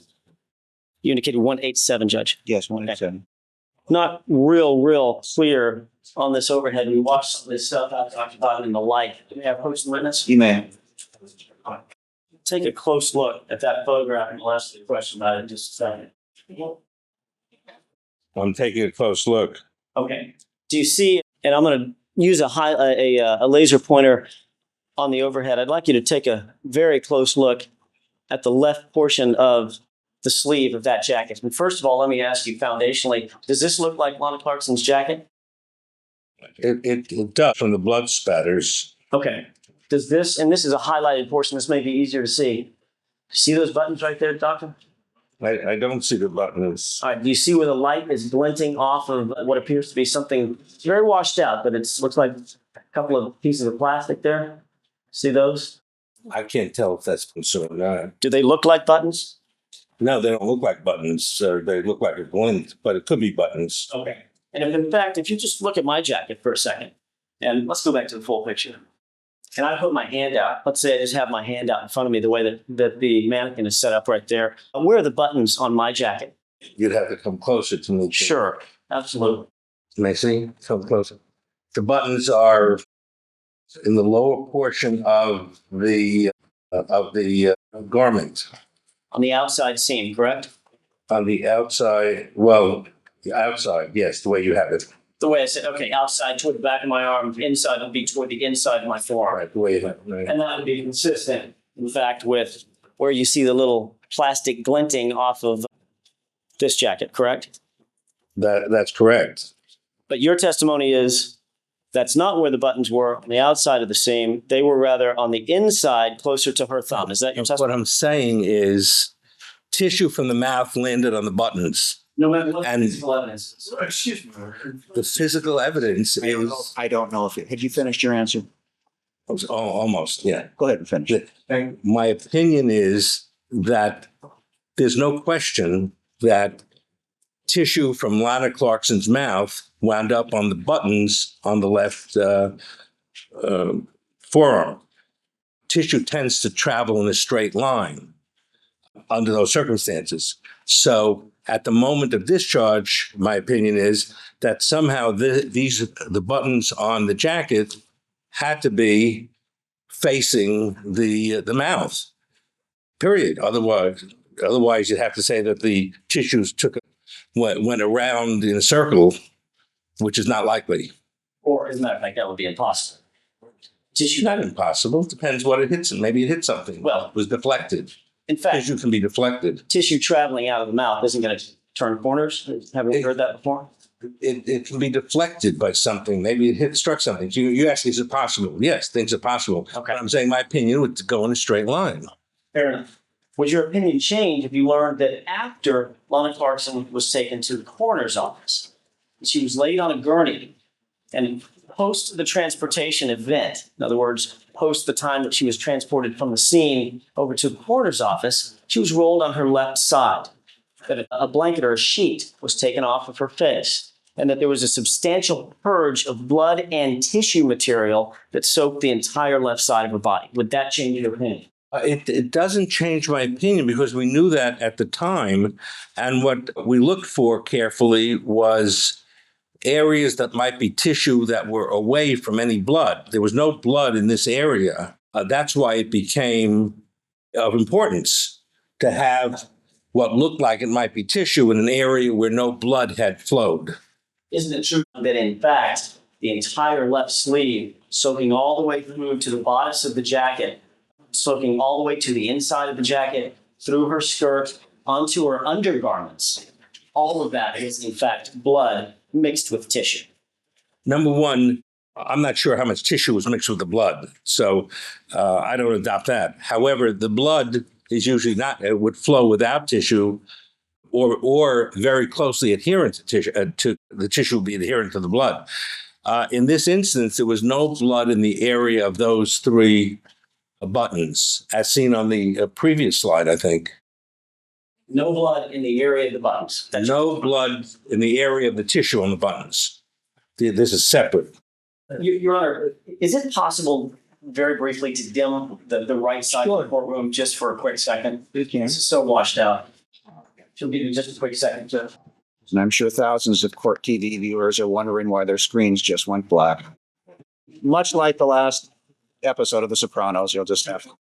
Doctor, I'm simply asking you about 132. You see this large soap area on the black jacket, the cuff area of the black jacket? I see what you're referring to. Okay. Does it look like something wet had soaked into that, Doctor? That's possible. Do you see something red? Very clearly, very red on the two latter buttons, the buttons to the right. What I see, and what I saw at the time, was tissue. There was something that looked like tissue here, and it turned out to be tissue, and I don't think it was brought there by blood. Dr. Baden, isn't it true that the tissue that was sampled off these buttons was in fact either surrounded by or suspended in dried blood? No. Isn't that true? No. Fine. Wouldn't that make more sense with regard, I'm sorry, the lights can go back up. Okay, thank you. Dr. Baden, wouldn't it make more sense in your mind as a scientist that in fact the tissue and blood that got on the left sleeve of Lana Clarkson and the button area of Lana Clarkson got there through the simple mechanism of a purge from her face after she was rolled onto her left side at this coroner's office, rather than this theory of twisting her sleeve such that it was facing her body or her mouth at the time of discharge? No. Doctor, tell us how do you define your professional obligation as an expert in a case? Excuse me. Yeah. In vague grounds, professional obligations. Vague. You may answer.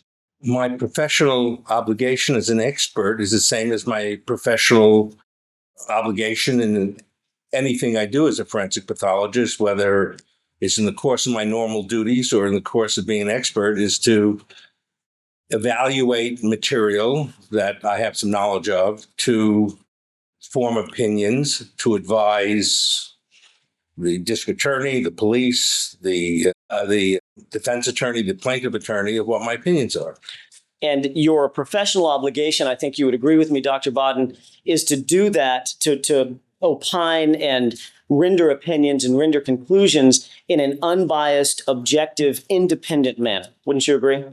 My professional obligation is to arrive as an accurate opinion as I can to whatever persons I'm working with. And any expert would be expected, if the expert is called to render an opinion, the validity of that opinion, or that conclusion, would be founded on that expert being unbiased and objective insofar as his or her scientific opinion is concerned.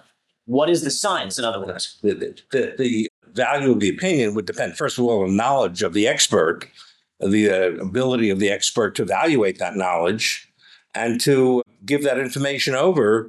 Our information is unbiased by definition, that in an unbiased way, but certainly it's not founded just on being unbiased. You can have a lot of unbiased people who are wrong. It's on the basis of knowledge and ability and advising whoever the person's working with the same opinion that he or she would give if he or she were an expert for the other side. Same opinion. The same opinion if he or she were the expert for the other side. That's correct. In other words, the hallmark of any expert is to maintain that level of objectivity. And of course, Dr. Baden, My question presupposes that you are an expert. I'm not saying, the first thing is, Would you let him finish his statement? Thank you. I'm not suggesting that someone's an expert and doesn't have knowledge about that which he is testifying to or she is testifying to. All right. So assume for purposes of my question that that is a given. What I'm asking about is the hallmark of any expert is going to be a level of, or testifying with a level of objectivity and independence subject to whether or not they testify for one side or the other side. Isn't that true? No, you're putting words in my mouth. Number one, if I may respond, there are all kinds of experts. You can be an expert and be a dum-dum. You can be expert and be very bright. You can be an expert in between. So there's all, even if you're an expert, you have to have knowledge of what you're doing, and that different experts have different knowledge. So that's the first thing. And I agreed with it. I don't know that. But an expert, an expert is an expert is an expert. Doctor, I asked you very simply, presuppose that we're talking about someone who has knowledge more than the average layperson. All right. All I'm asking you about is whether or not you agree with the proposition that an expert should be unbiased, objective, and independent. Yes. And when I say an expert, and even if you're not an expert, if I work with the state police, not in an expert capacity, but it will be the same thing, that I have to be unbiased and present my opinion as fairly as possible. It just doesn't go for expert. It goes for also people who work for the county and the municipality and the state also. The expert is supposed to be neutral, correct? Yes. The expert is not supposed to have an interest one way or the other in either side of the table, unless you use the table as an analogy. Correct? The forensic pathologists, be I Dr. Pena or be it me, should be equally unbiased. Yes. And in fact, the expert, the forensic pathologist, to bring it home, they're certainly not supposed to be advocates for one side or the other. Isn't that true, Dr. That's absolutely true. I'm sorry? That's absolutely true. We're experts, we're not advocates. The same cannot be said of an attorney, however. An attorney is paid to be an advocate, correct? Attorneys are different than experts. That's true. Absolutely. And the advocates, that's why we have a system of justice where the advocates don't get to go deliberate. I'm going to check this relevancy material. That question is irrelevant. Sustain. The advocates don't testify as the experts. In other words, the lawyers don't get up on the stand and testify, correct? Under the circumstances, I'm going to allow it. Mr. Jackson, you do a pretty good job at testifying. I'm working on it, and I'm getting better all the time. The record between both of you can, and go ahead and. I'm sorry. Repeat the question, please. Absolutely. The attorneys are advocates. They hold a different position than the experts in any particular case, civil, criminal, whatever, correct? Yes. What's the reason that, in your mind, an expert is supposed to maintain objectivity, neutrality, and a level of unbiased opinions? Why is that? The expert is supposed to give advice to attorneys on what the strengths and weaknesses of their cases. The expert is supposed to give information to the attorneys as to whether or not the scientific evidence supports their theory of the case or doesn't support the theory of the case. The expert is supposed to help the attorney know whether to go ahead and plea bargain or go ahead and challenge whatever the prosecution or the plaintiff or defendant brings to the table. Why is an expert, Dr. Baden, supposed to maintain a level of neutrality when they testify in front of a jury? Why is that important? The expert is not only in front of the jury. The expert starts out. I'm simply asking. Mr. Jackson keeps being on. Objection is non-responsive. Thank you. That objection is sustained. Thank you. All right. May I re-ask the question? You may. My question is not going to anything else except when you testify in front of a jury, why in your mind would it be important for an expert to maintain neutrality, independence, and objectivity when testifying in front of a jury? For the same reason the expert always is supposed to have that, to give fair opinions as to what the expert has studied and what the expert's opinions are. The fact of the matter is, it's for a level of trust, isn't it, Dr. Baden? The jury has to have trust in the expert opinion that's being given on the stand, correct? No, I think, Excuse me, sir. I'm an objection for that question. The objection is overruled. Isn't that correct? I think you're simplifying things. The jury takes whatever an expert says and evaluates it. It makes its own opinion. I think that the expert's opinion should be considered, and often they'll have conflicting experts. That doesn't mean they don't have trust in the experts.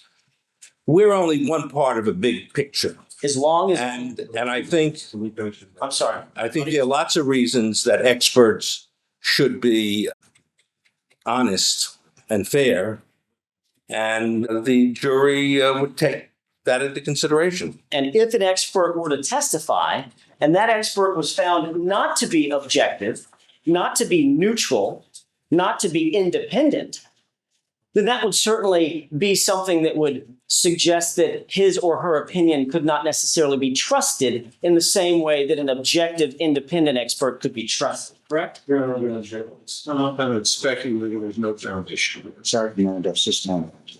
And I'll take that too. You indicated that, for instance, you worked on the JFK panel years and years ago, correct? Back in '77. Yes. And that was a panel that was put together to ensure that there were some unbiased third parties, some neutral third parties that could take a look, a fresh set of eyes at some evidence that was previously either confusing or something like that, correct? That was part of it, yes. And in fact, if, for instance, and just suspend reality for a second, if, for instance, Lee Harvey Oswald's brother happened to be a forensic pathologist, you probably would not have chosen Lee Harvey Oswald's brother to be on that panel to make determinations about the JFK assassination, correct? I think we very much have wanted to interview him but not to be on the panel. Not to be on the panel. But Why wouldn't you want him to be on the panel? Because he could be biased. You indicated at the beginning of your testimony yesterday that you're related to somebody that's not here with us today, but sits about 9 feet away from you normally. That's correct. Who is that? My wife, Linda Kenny Baden. And Linda Kinney Baden is actually not an expert. She's what in this trial process? She's a defense attorney. And she's an advocate, correct? Yes. And who does she represent? Whom does she represent? Whom does she represent? Mr. Spector. All right. And that's the same side of the table that you're testifying for, correct? You may answer. Yeah, I've been called by the defense, but as in every case, I will testify for the court. My testimony in this matter was well decided before Linda Kenny Baden became an attorney. Responsive. I think it is responsive. I think it is responsive. I'll allow the answer to stand. Thank you. Dr. Baden, you weren't called by the court in this case, were you? No, whether I'm called by the defense or by the prosecution, I feel that my testimony should be as testifying for the court, not for either side. Okay, let me try that again. You weren't called by the court in this case, were you? Yes or no? You weren't called by the prosecution in this case, were you? Yes or no? But you were called by the defense in this case, correct? Yes. The same defense team on which your wife is an advocate, an attorney, correct? Yes. And in fact, you're being paid by the same person that's paying your wife, correct? Yes. That would be Mr. Spector, correct? Yes. And her job is to act as a vigorous advocate in defense of Mr. Spector, correct? Yes. Her job is not to be unbiased or neutral or independent. In fact, she's being paid to take his side, correct? Excuse me, objection, argumentative and compound. Overruled. Is that right? In part, she's advised. Any of the attorneys are paid to give Mrs. Spector advice, and that would be most helpful to him under the circumstances. All right. And We've arrived at the 4 o'clock hour. We're going to be in recess till tomorrow morning at 9:30. Keep in mind the admonition. The witness will return. Thank you. You may step down. Seated and come to order. This is now in session. The Honorable Larry Paul Fidler, Judge Flood. The defendant is present with his counsel. The district attorneys are present. The jurors and the alternates are not present. Yes. There's an issue. I think Mr. Dixon is going to address it concerning. First swipe at it and we'll see what happens. I guess we're starting to get some witnesses here for the Sir rebuttal case and the like, and we just thought we should bring some issues to you that perhaps the court should consider. Okay. Leslie Abramson apparently is going to come and testify. And I think, and you probably need to hear an offer from them, but it seems to me she's got to reveal privileged communications that waives the privilege. Don't know what she's going to testify to. I think she's going to come in and testify that this current witness on the stand talked to her and told her all of his findings at the time that she represented the defendant. And they're going to discuss what those findings were. It seems to me that's privileged communications. If not, fine. That's what I advised him of, that we may call her for that purpose to corroborate what Dr. Baden testified to yesterday. Well, just that it corroborated happened, that she was advised of the basic opinion regarding self-inflicted wound before Linda Kinney Baden became involved in the case, and talk about the timing and so forth. That's it. That's it. It's very, very, very, very limited here. And I talked to Miss Abramson last night. She said she would be willing, able, and wanted to see the court again. We're all friends. What? Okay. Do you have any salutations you'd like us to bring back to focus? Hello. Okay. And again, we're not censored, but we may do that. Advised to them. All right. And So, only on that limited area, nothing further. well, it seems to me that waives the privilege. I'll have to look into it. All right. Well, I just wanted to give the court a heads up. And then just generally speaking, it seems to me, and again, the court has the power, obviously, to control your courtroom and decide how much of the defense case in chief we're going to replay in the sur rebuttal. But as I understand it, we're going to have Jennifer Hayes Pumpkin Pie and the Battle of the Paramedics. Daniel Stark's going to return. Pardon? Oh, and Warner Spitz. Thank you, Mr. Jackson. Warner Spitz, who just decided he had another epiphany in watching Dr. Baden that, oh, yeah, he agrees with him too. And there was apparently just not a complete, but a partial transection of Miss Clarkson's spine, which we have no notice about until this moment. I guess everybody's watching court TV and changing their opinions as they do so. It's not exactly correct. I talked to Mr. Pompa this morning. I talked to Dr. Smith at 6 o'clock our time. I asked him whether that would explain the physical findings that he testified to in the lungs, the blood that was there, the blood in the sacks, and he said that would be a perfectly reasonable explanation for why there was the inhalation exhalation that he previously testified about. He says it occurred, and that would explain how it would occur. He agreed with basically I related to him that Dr. Baden had given that opinion. He said that would be a perfectly reasonable explanation, and that's a perfectly reasonable thing to have occurred.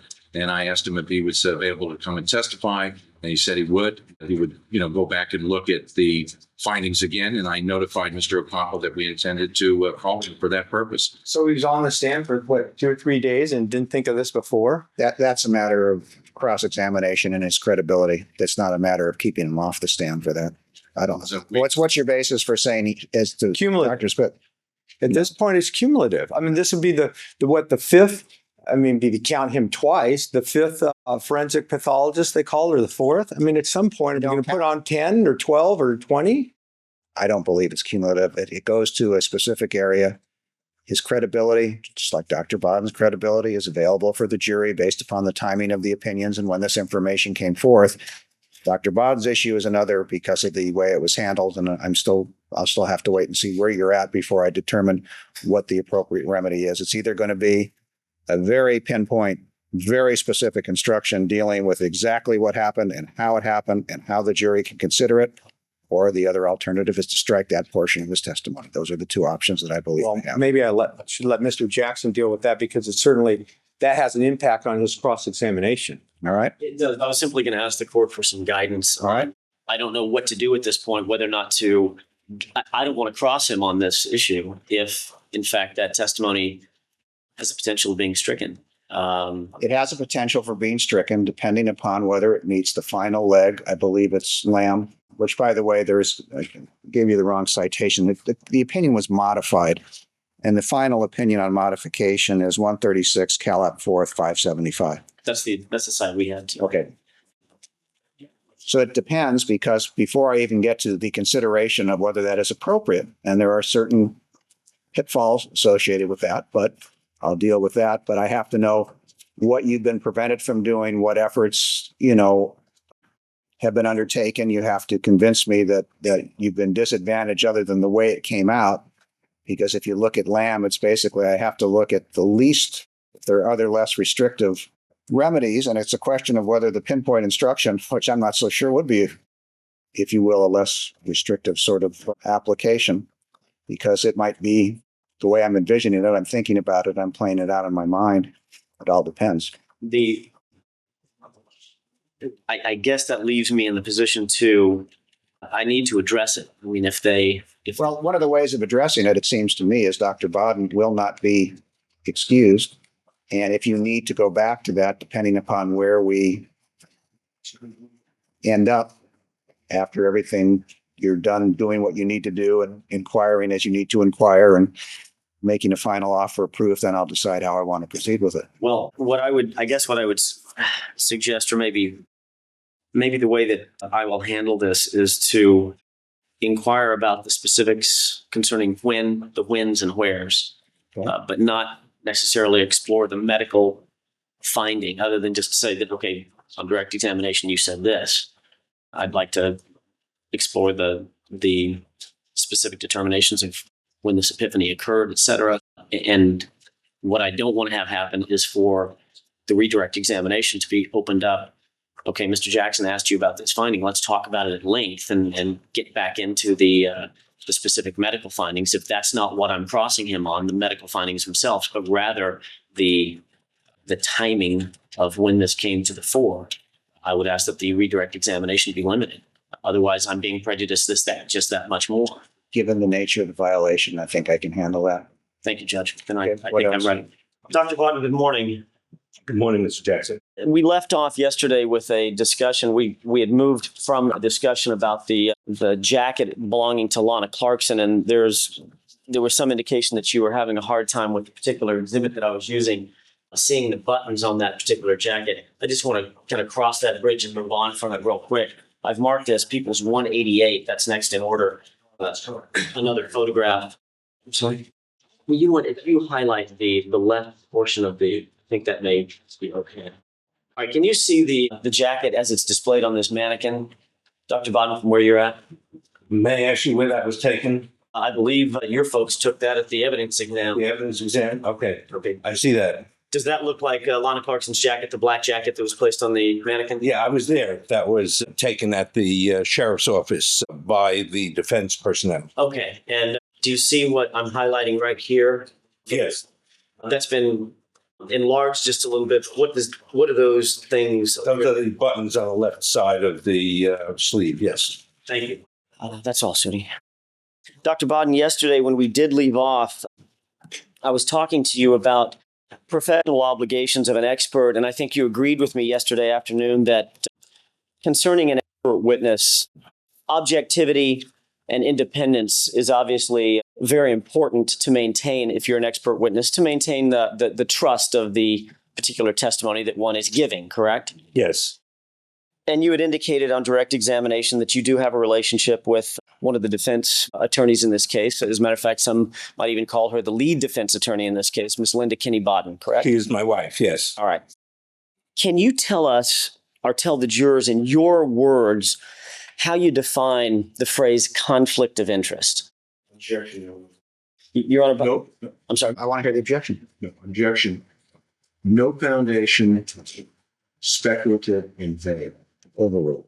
Your Honor, if I may, as a matter of housekeeping, the court was pretty clear when we began this trial that we wouldn't have multiple objections kind of flying at us from Correct. either I side of the said, table. pick the attorney that you want to make the objections for any given witness. I have no problem. It's anyone you want, but not multiple. The same goes to the prosecution. Thank Okay. you, Your Honor. Mr. Rosen's been elected. All right. Can you go ahead and answer that question for us, Dr. Baden? I'll answer your question, yes. Sure. I consider conflict of interest a legal term and not a medical term, so I can't really define it, as you say, but if you're asking me about my wife being involved in the case. I'm simply asking you, Dr. Baden, about your definition of the general phrase, a conflict of interest. I don't have that definition for that. Would you agree that it's any situation in which a professional's opinions are or can be influenced by personal interests? Would that be a phrase? That, I think there's let me conflict of interest between. you have to let me finish my question. He hadn't finished his I'm sorry. All right, go ahead. Us talking over each other is Yeah. not going to do any good. Just let me finish my question. Yes, sir. I'm sorry. Please, and I'll show you the same respect, sir.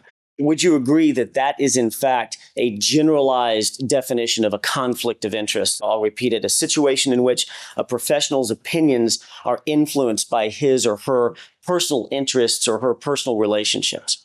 I can't accept that because I'm often in situations where there are different interests between lawyers and clients. Those are built-in conflicts of interest. The lawyer's writing a book and making $4 million, and the client that may conflict with the client. So I can't answer that, but I do know that there are a lot of times that I'm involved with cases where attorneys, prosecutors, defense attorneys benefit from that relationship beyond the client's benefit. You'll be a judge sometime. Is that a conflict of interest? Your opinion is, in your mind, the question of conflict of interest arises, if I may, thank you, Lisa. I'm sorry. Excuse me. Sorry. If I may one day become a judge, that's your definition of My definition would be, not to get personal, but if you're promoted or become a judge or write a book about this trial, that's a conflict of interest. So I don't know where to move the line. It's all relative. Would you agree that any professional's opinion where there is a conflict between telling the truth, for instance, and personal interests, either personal interests from relationships or personal interests from financial interests, and those two things are at odds, that would be a definition of conflict of interest. Would you agree with that? No, because I think a proper professional will give his or her opinion no matter which side it helps or hurts. You state, Finish. If it helps the defense or it hurts the defense, if it helps the prosecution or hurts the prosecution, is based on the professional's opinion, not even though it will help or hurt somebody. Every opinion we make in a criminal case or in a civil case hurts somebody and helps somebody. And that doesn't necessarily mean, in my mind, it's a conflict of interest. As long as the professional, as long as the forensic scientist says the truth. but doctor, As we see it. the somebody that's hurt or helped is usually not your wife sitting 9 feet away at counsel table. Would you agree with that? I am going to sustain the objection. That's appropriate. The person that is normally helped or hindered is normally not your wife. Wouldn't you agree with that? Objection. Sorry, do that. I think I'm going to sustain the objection. If you want to ask him a very pointed, direct question, I'll allow you to do that. You said that a conflict of interest is a legal term, not a medical term, correct? Yes. There are, in fact, you said you're a member of the American Medical Association, correct? Yes. There are AMA codes of ethics, are there not? I'm sure there are. I'm not familiar with them. You've been practicing medicine for some 47 years, That's correct. and you're not familiar with the American Medical Association Basic Code of Ethics, medical ethics? Not specific. I'm sorry. Excuse me, Mr. Chair, the form of the questions are all of them. Not specifically, no. So you would be unfamiliar with Code E-8.19 entitled Self-Treatment or Treatment of Immediate Family Members. You're not familiar with that? No, I'm not. Are you familiar with the quote from the American Medical Association Code of Medical Ethics that basically states physicians should generally not treat members of their immediate family because, quote, professional objectivity may be compromised and the physician's personal feelings may be unduly influenced by his or her professional medical judgment. Are you aware of that quote from the American Medical Association? Objection, relevancy and materiality. This is dealing with treating a family member medically. I recognize that there is some language, however, that might be germane to this. And that's up ultimately when all the testimony is finished for the jury to make a determination. But I believe there's enough to ask him the question. Yeah. You may. Are you aware of that phraseology? Then I'm guilty, mea culpa. No. Wait Dr. a second. I asked you a question, yes or no? Are you aware? May I finish my answer? Just a second. Thank you. If you are objecting that the answer is not responsive, that's one thing, but I don't want to have talking overs. That's fine. I'll object. It's non-responsive. All right. Sustain. Ask the question again and see if you can answer it as directly as possible. You'll have a chance to explain. Are you aware of that phraseology? I'm aware of that concept, but that's a much violated concept. All doctors treat their family. So if it's I treat my family. So if there's a violation of the American Medical Association Code of Ethics by others, you think it's okay? Yeah. Is that what you're saying? I'm saying that I treat my children when they're sick. I treat my wife when they're sick as best as I can. And I don't feel any violation. And I feel more confident that I know a great deal about treating my family that other doctors don't know. And as far as I know, most doctors will treat their family. And of course, Dr. Baden, according to the American Medical Association, which is the governing body of the ethics guidelines of physicians in the United States. No, it's not. No, it's Excuse me. I'm not finished with my question. Excuse me. You're making mistakes. Well, doctor, if you want to argue. Sorry. I apologize. Okay, go ahead and finish your question. Thank you.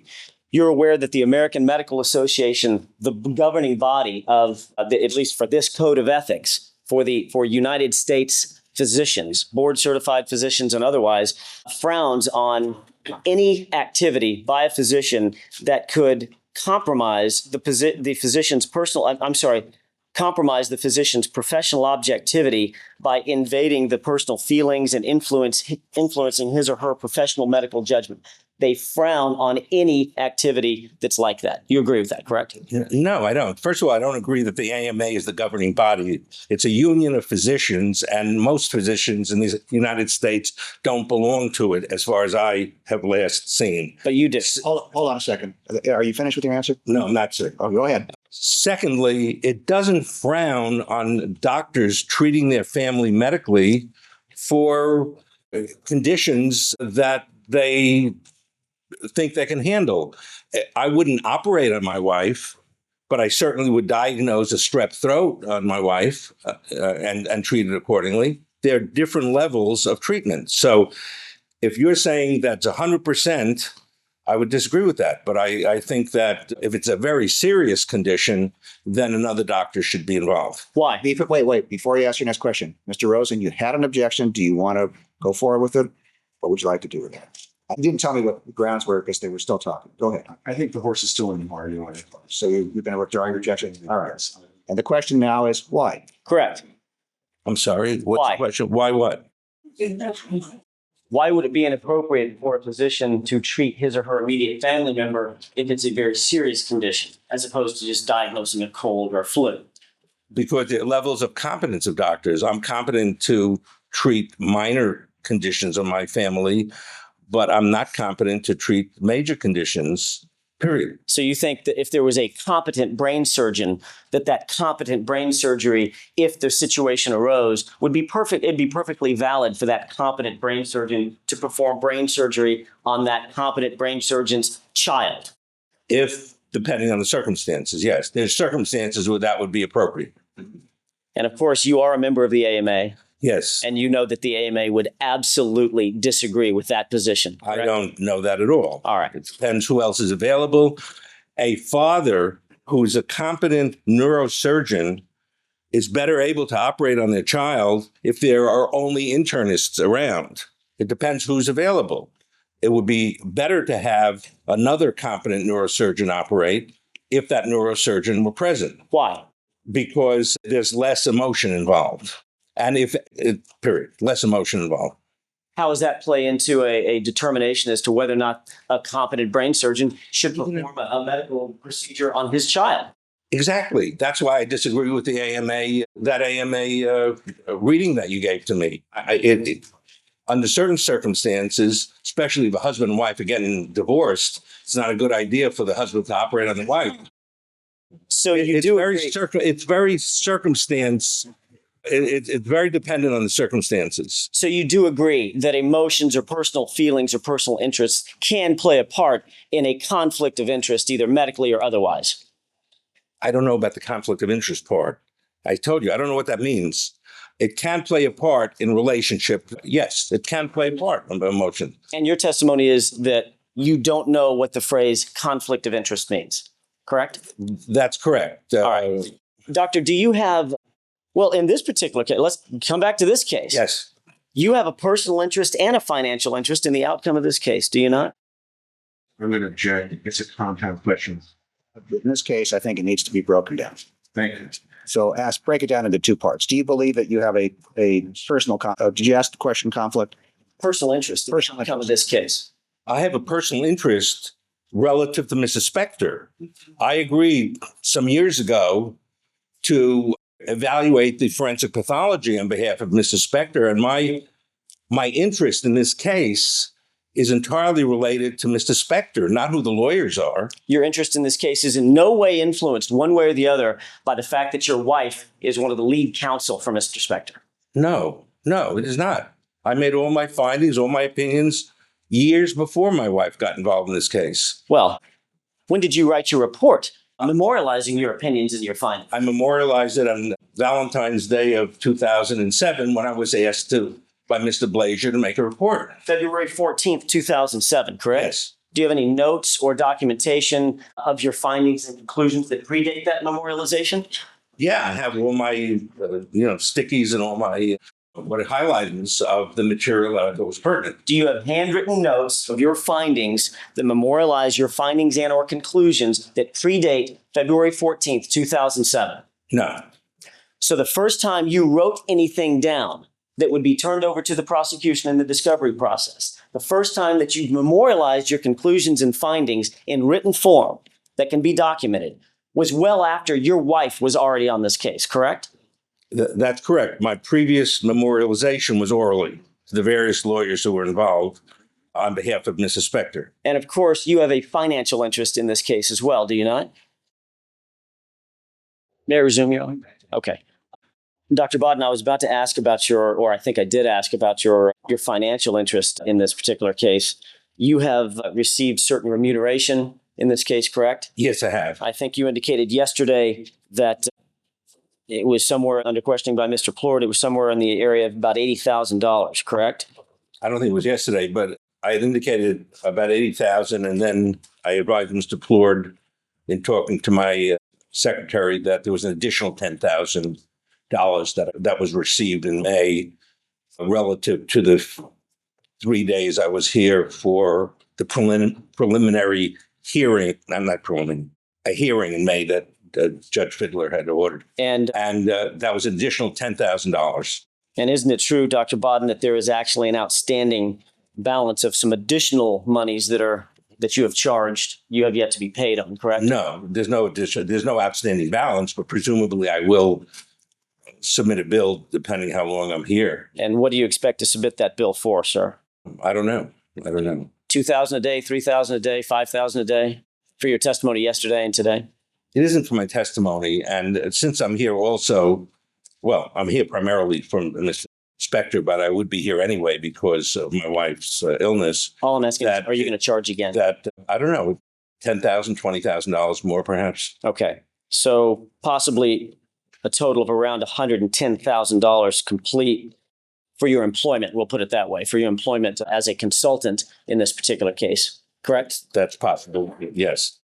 And for that $110,000, I believe you testified yesterday. I may have shown this to you yesterday. You prepared a report, correct? No, that's not fair.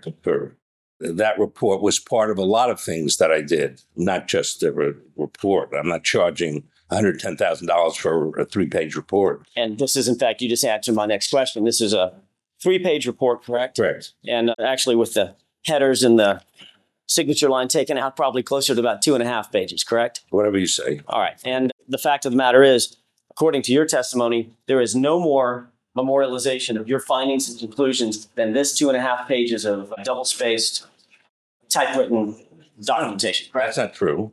You don't have any other notes or memorialization? If I may answer the question, I memorialized my findings and my opinions with ongoing, frequent conversations with the various attorneys that had been representing Mr. Spector, so that the attorneys at all times knew my opinions.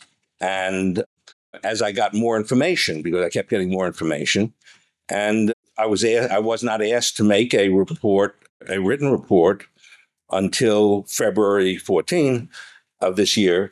And that was largely because most of the information had been received at that time. Well, Dr. Baden, you just said that you've been giving oral reports about your findings and conclusions dating back to when?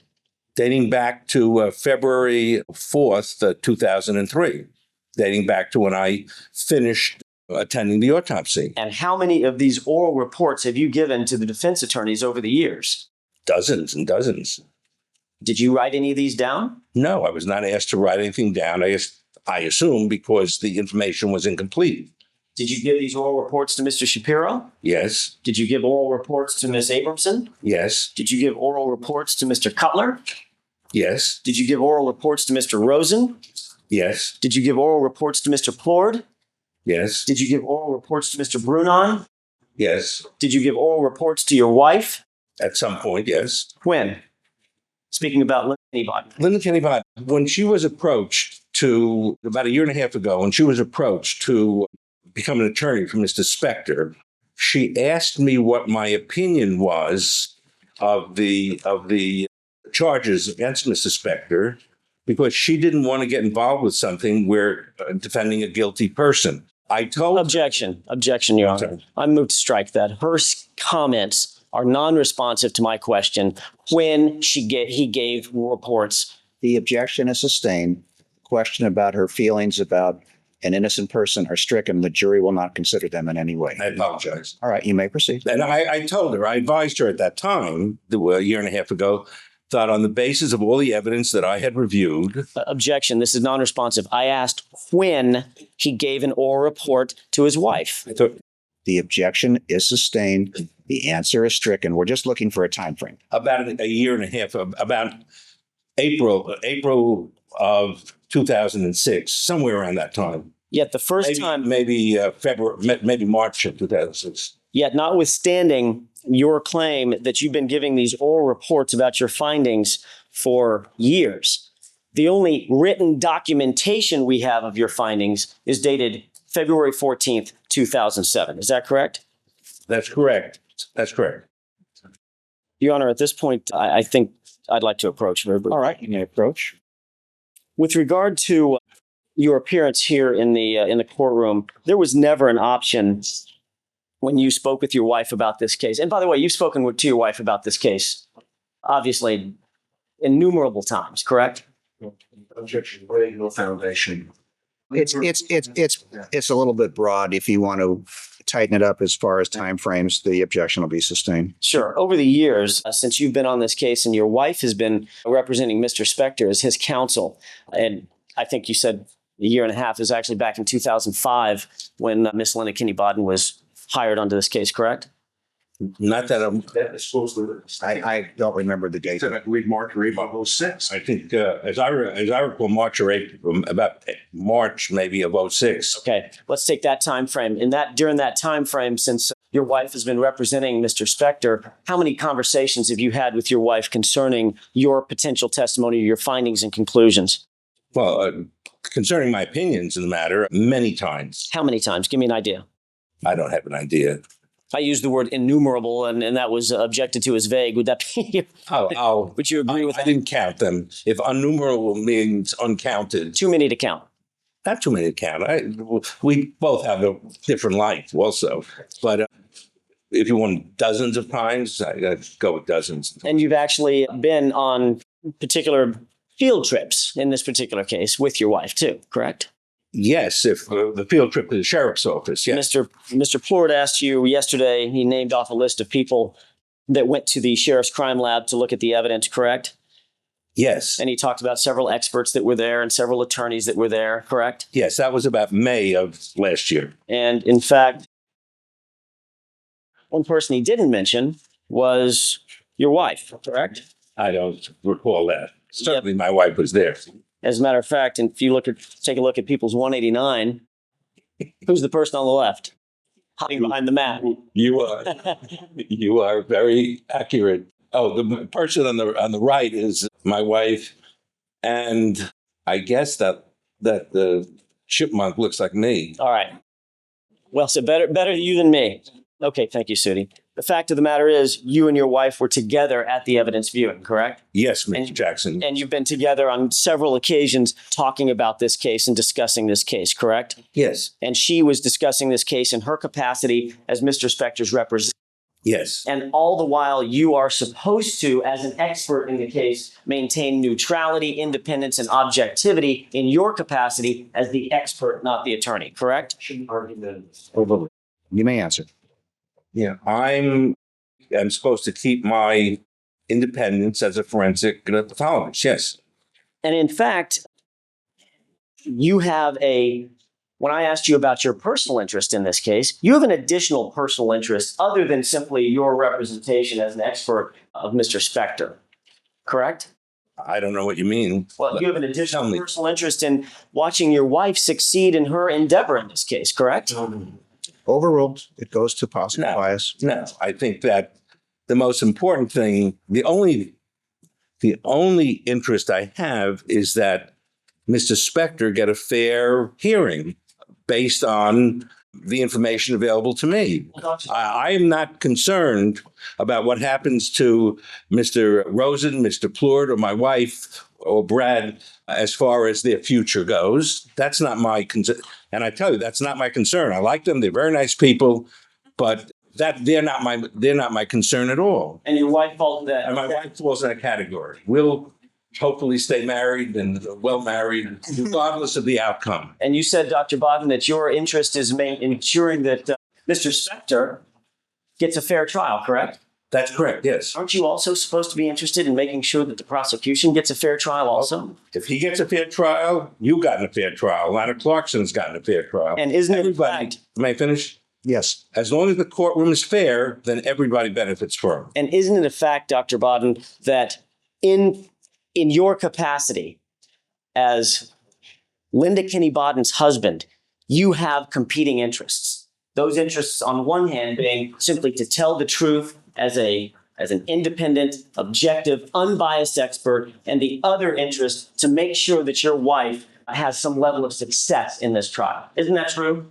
No. And I'll tell you, Mr. Jackson, if you had called me or you come to New York or asked me when I was here, I would have told you over the years the exact same thing I was telling the defense attorneys. My opinion isn't cut to measure who's asking me the question.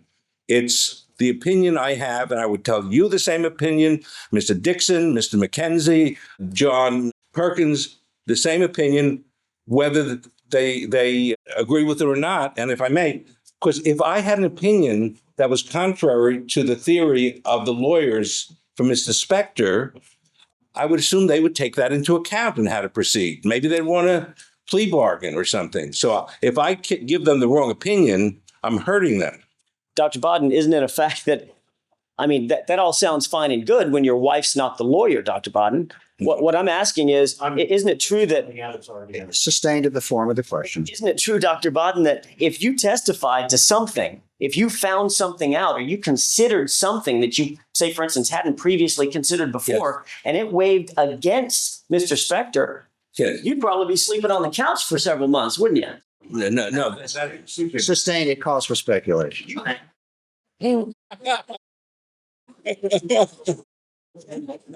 Fair enough. Fair enough. Well done, Judge. The fact of the matter is if you said something in this trial, Dr. Baden, you have a competing interest, that being with your testimony here in the court and that being with your wife. And that competing interest means that if you said something that, for instance, hurt Mr. Spector's case, you would have to answer to a greater authority. That greater authority being your wife, correct? Yeah. I haven't allowed. You may answer. Isn't that true? Yeah, Mr. Jackson, the way it works with me or other experts, if I found things, you're absolutely right, that was contrary to the case that the lawyers for Mr. Spector are presenting, they wouldn't call me. They wouldn't call me. They wouldn't ask me questions. Most of the time, when I'm consulted by attorneys, they don't call me to testify because my theory doesn't mesh with their theory. So it isn't hiding it. It's just that they wouldn't call me to their part of the case. Except, Dr. Baden, in this case, your theory was created so that you could be called, so that it would help your wife. Isn't that true? Objection created, vague and argumentative. Overruled. I'll allow it as Is that- cross-examination. No, it's not true. All right. You've consulted with some of the other experts in this case, haven't you? Spoke with spoke better than consulted. Yes, I spoke to other experts. Dr. DeMaio, Yes, Dr. Spitz, yes, Dr. Lietzma. yes. As a matter of fact, with regard to Dr. Lietzma, you're the one that put the call out to Dr. Lietzma to see if he would testify in this case for the defense, correct? No, that wasn't true. So if Dr. Lietzma testified that the first phone call he got was from Dr. Michael Baden, was that another Dr. Michael Baden or was that you? I don't believe I called him. I knew that he was going to be called. Somebody asked me if he was a good person, and I said he was a good person to call. But I don't believe I called him. As a matter of fact, the person that asked you if he was a good expert was probably your wife, wasn't it? No, my wife. I worked with Dr. Lietzma previously in matters. Objection, not responsive. He's trying to place it. I simply asked who. No. Wait a second. He's trying to place it. The objection is overruled. You may answer the question. Yeah, I believe it was Chris Plourd who was involved with suggesting Dr. Lietzma because he's been an expert for Dr. Chris Plourd a number of times in the past. And your wife didn't have anything to do with that decision. I don't think so. Linda Kinney Baden was never going to be the person to take you on direct examination. Isn't that true? That's true. Why is that? Well, because of the very things you bring up, because I was a witness in the case when she was asked to come aboard by, I think, another attorney that you didn't mention, another attorney, I'll think of his name later. She consulted with Mr. Spector to make sure that he didn't have any objections because the legal issue came up of conflict of interest, and made it clear that if she comes aboard, she would not be involved with preparing me or examining me as a witness because of potential conflicts in that regard. Well, Dr. Baden, didn't you just testify in front of this jury that you didn't know what the phrase conflict of interest meant? I don't know. I'm telling you what my wife thought. My wife thought that, and that when I'm saying that's my understanding is conflict of interest has a specific legal definition, which we don't use in medicine so much. Doctor, isn't a conflict of interest any interest that has a conflict? No. No. Okay. That wouldn't be your definition of it. No. Far too simple, correct? Pardon me? That's far too simple a definition. Excuse me. Objection. Yeah, 3 questions pending, or there's also argument. Okay, just go back and phrase it into one question. I'll move on, Judge. All right. The fact is, the reason that your wife would never stand up here and take you on direct examination is because that conflict of interest would be so glaring in front of this jury. Isn't that true? No, I think because someone like yourself would make it appear to be dirty. That's why. And therefore harm the client in front of a jury. And in your opinion, there's nothing dirty about it, correct? No. All right. And in fact, instead of being here and asking you the questions herself from behind this lectern, she's simply working behind the scenes with Mr. Plourd, correct? No. The objection is sustained. The answer is stricken. Thank you. With regard to the defense in this case and the other experts, I asked you if you had spoken to, or actually I used the word consulted with, you corrected me. You said you've spoken to several of the other experts, including Doctors DeMaio, Spitz, and Lietzma, correct? Yes. The expert, any expert in this case, whether for the prosecution, for the defense, either side, as you put it yesterday very eloquently, they are not supposed to have any interest in one side versus the other, correct? That's correct. All right. Overall fairness, objectivity, and independence is the hallmark of any of the experts, correct? I don't mean by hallmark. That's part of being an expert. But in this case, isn't it true, Dr. Baden, that you have been orchestrating this defense expert testimony along with your wife from behind the scenes? That is completely false, Mr. Jackson. Completely false. Dr. DeMaio and Dr. Spitz's testimony was 100% completely independent of your testimony, of your opinions and conclusions. Is that your testimony? That's absolutely correct. Okay. Dr. DeMaio is an expert on gunshot. Dr. Spitz wrote the major book in the world on forensic pathology. I'm a schlemiel compared to them. And you did. They're the ones who are able to give opinions independent of me. They're not going to take my opinion. And Dr. Lietzma also, the major book on neuropathology. And you did not help coordinate. I'm just clearing this up. You didn't help coordinate or orchestrate or work with these other experts in defining how the expert testimony was going to sound. Absolutely not. Absolutely not. let's get to We talked, Go ahead. we explored some things, but I didn't tell them what to. I would be presumptuous to tell them what to say. What they said were their own opinions. Not that they didn't pick the Objection. At expert this point, that I it's could. objection. The latter portion is non-responsive. They didn't pick. Everything after that is stricken. Sorry. No, Thank- the rest will remain. The judge will disregard the stricken portion. Now you make. Thank you. Dr. Baden, let's get to that testimony for just a second. Yesterday, I think you testified under questioning by Mr. Plourd that your belief is, your opinion is that Lana Clarkson's wound was self-inflicted, correct? Yes, sir. And he asked you the basis of that opinion, and you gave basically four general bases for that opinion, those being the fact that it was an intraoral gunshot wound, correct? I did say that. The Yes. fact that there was GSR on her hands and not as much on his hands, and That was a factor. Yes. and the fact that there was blood and tissue on her and not so much on him, correct? Yes. And the fact that there was no scientific evidence to suggest that he was actually holding the gun, correct? That's correct. All right. Did you hear Dr. DeMaio's testimony in this case? No, I did not. All right. Did you hear him give the basis of his opinion that number one, it was an intraoral gunshot wound? Number two, that there was more GSR on her than him? Number three, that there was blood and tissue on her that didn't appear on him? And number four, that there was no evidence that he was holding the gun? Did you hear that? No, I did not. Did you hear Dr. Spitz testify that the basis of his opinion that it was self-inflicted was number one, it was an intraoral gunshot wound. Number two, there was more GSR on her than on him. Number three, there was tissue and blood on her that didn't appear on him. And number four, that there was no evidence that he was holding the gun. Did you hear that? No, I did not. Do they sound May familiar? I finish? Wait, hold it. Everybody, go ahead and finish it. They sound pretty familiar, and that may be because that's what's obvious to an independent forensic pathologist. Those are important points that you raised. Let's get to some of your specific findings yesterday based on your testimony. And by the way, your testimony, just so I'm clear before we move on to that, your testimony is that you did not in any way, shape, form, or fashion attempt or assist with Ms. Baden or any of the other defense lawyers to orchestrate or coordinate, if maybe that's a better word, your testimony with the other independent experts. Excuse me, directions, you're still going through agendas. So You may answer. My opinion is that what your suggestion did not happen. All right. And the three opinions, Dr. Baden's opinion, Dr. Spitz's opinion, Dr. DeMaio's opinion, were all reached completely and 100% independent of one another, correct? To my knowledge, yes. All right.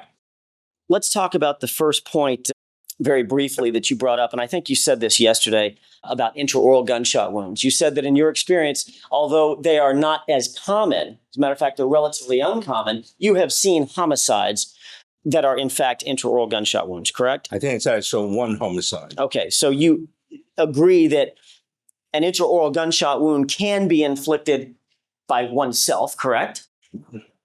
An intraoral gunshot wound can be inflicted by oneself, Of course, yes. and it can also be inflicted at the hand of another human being, correct? Not quite.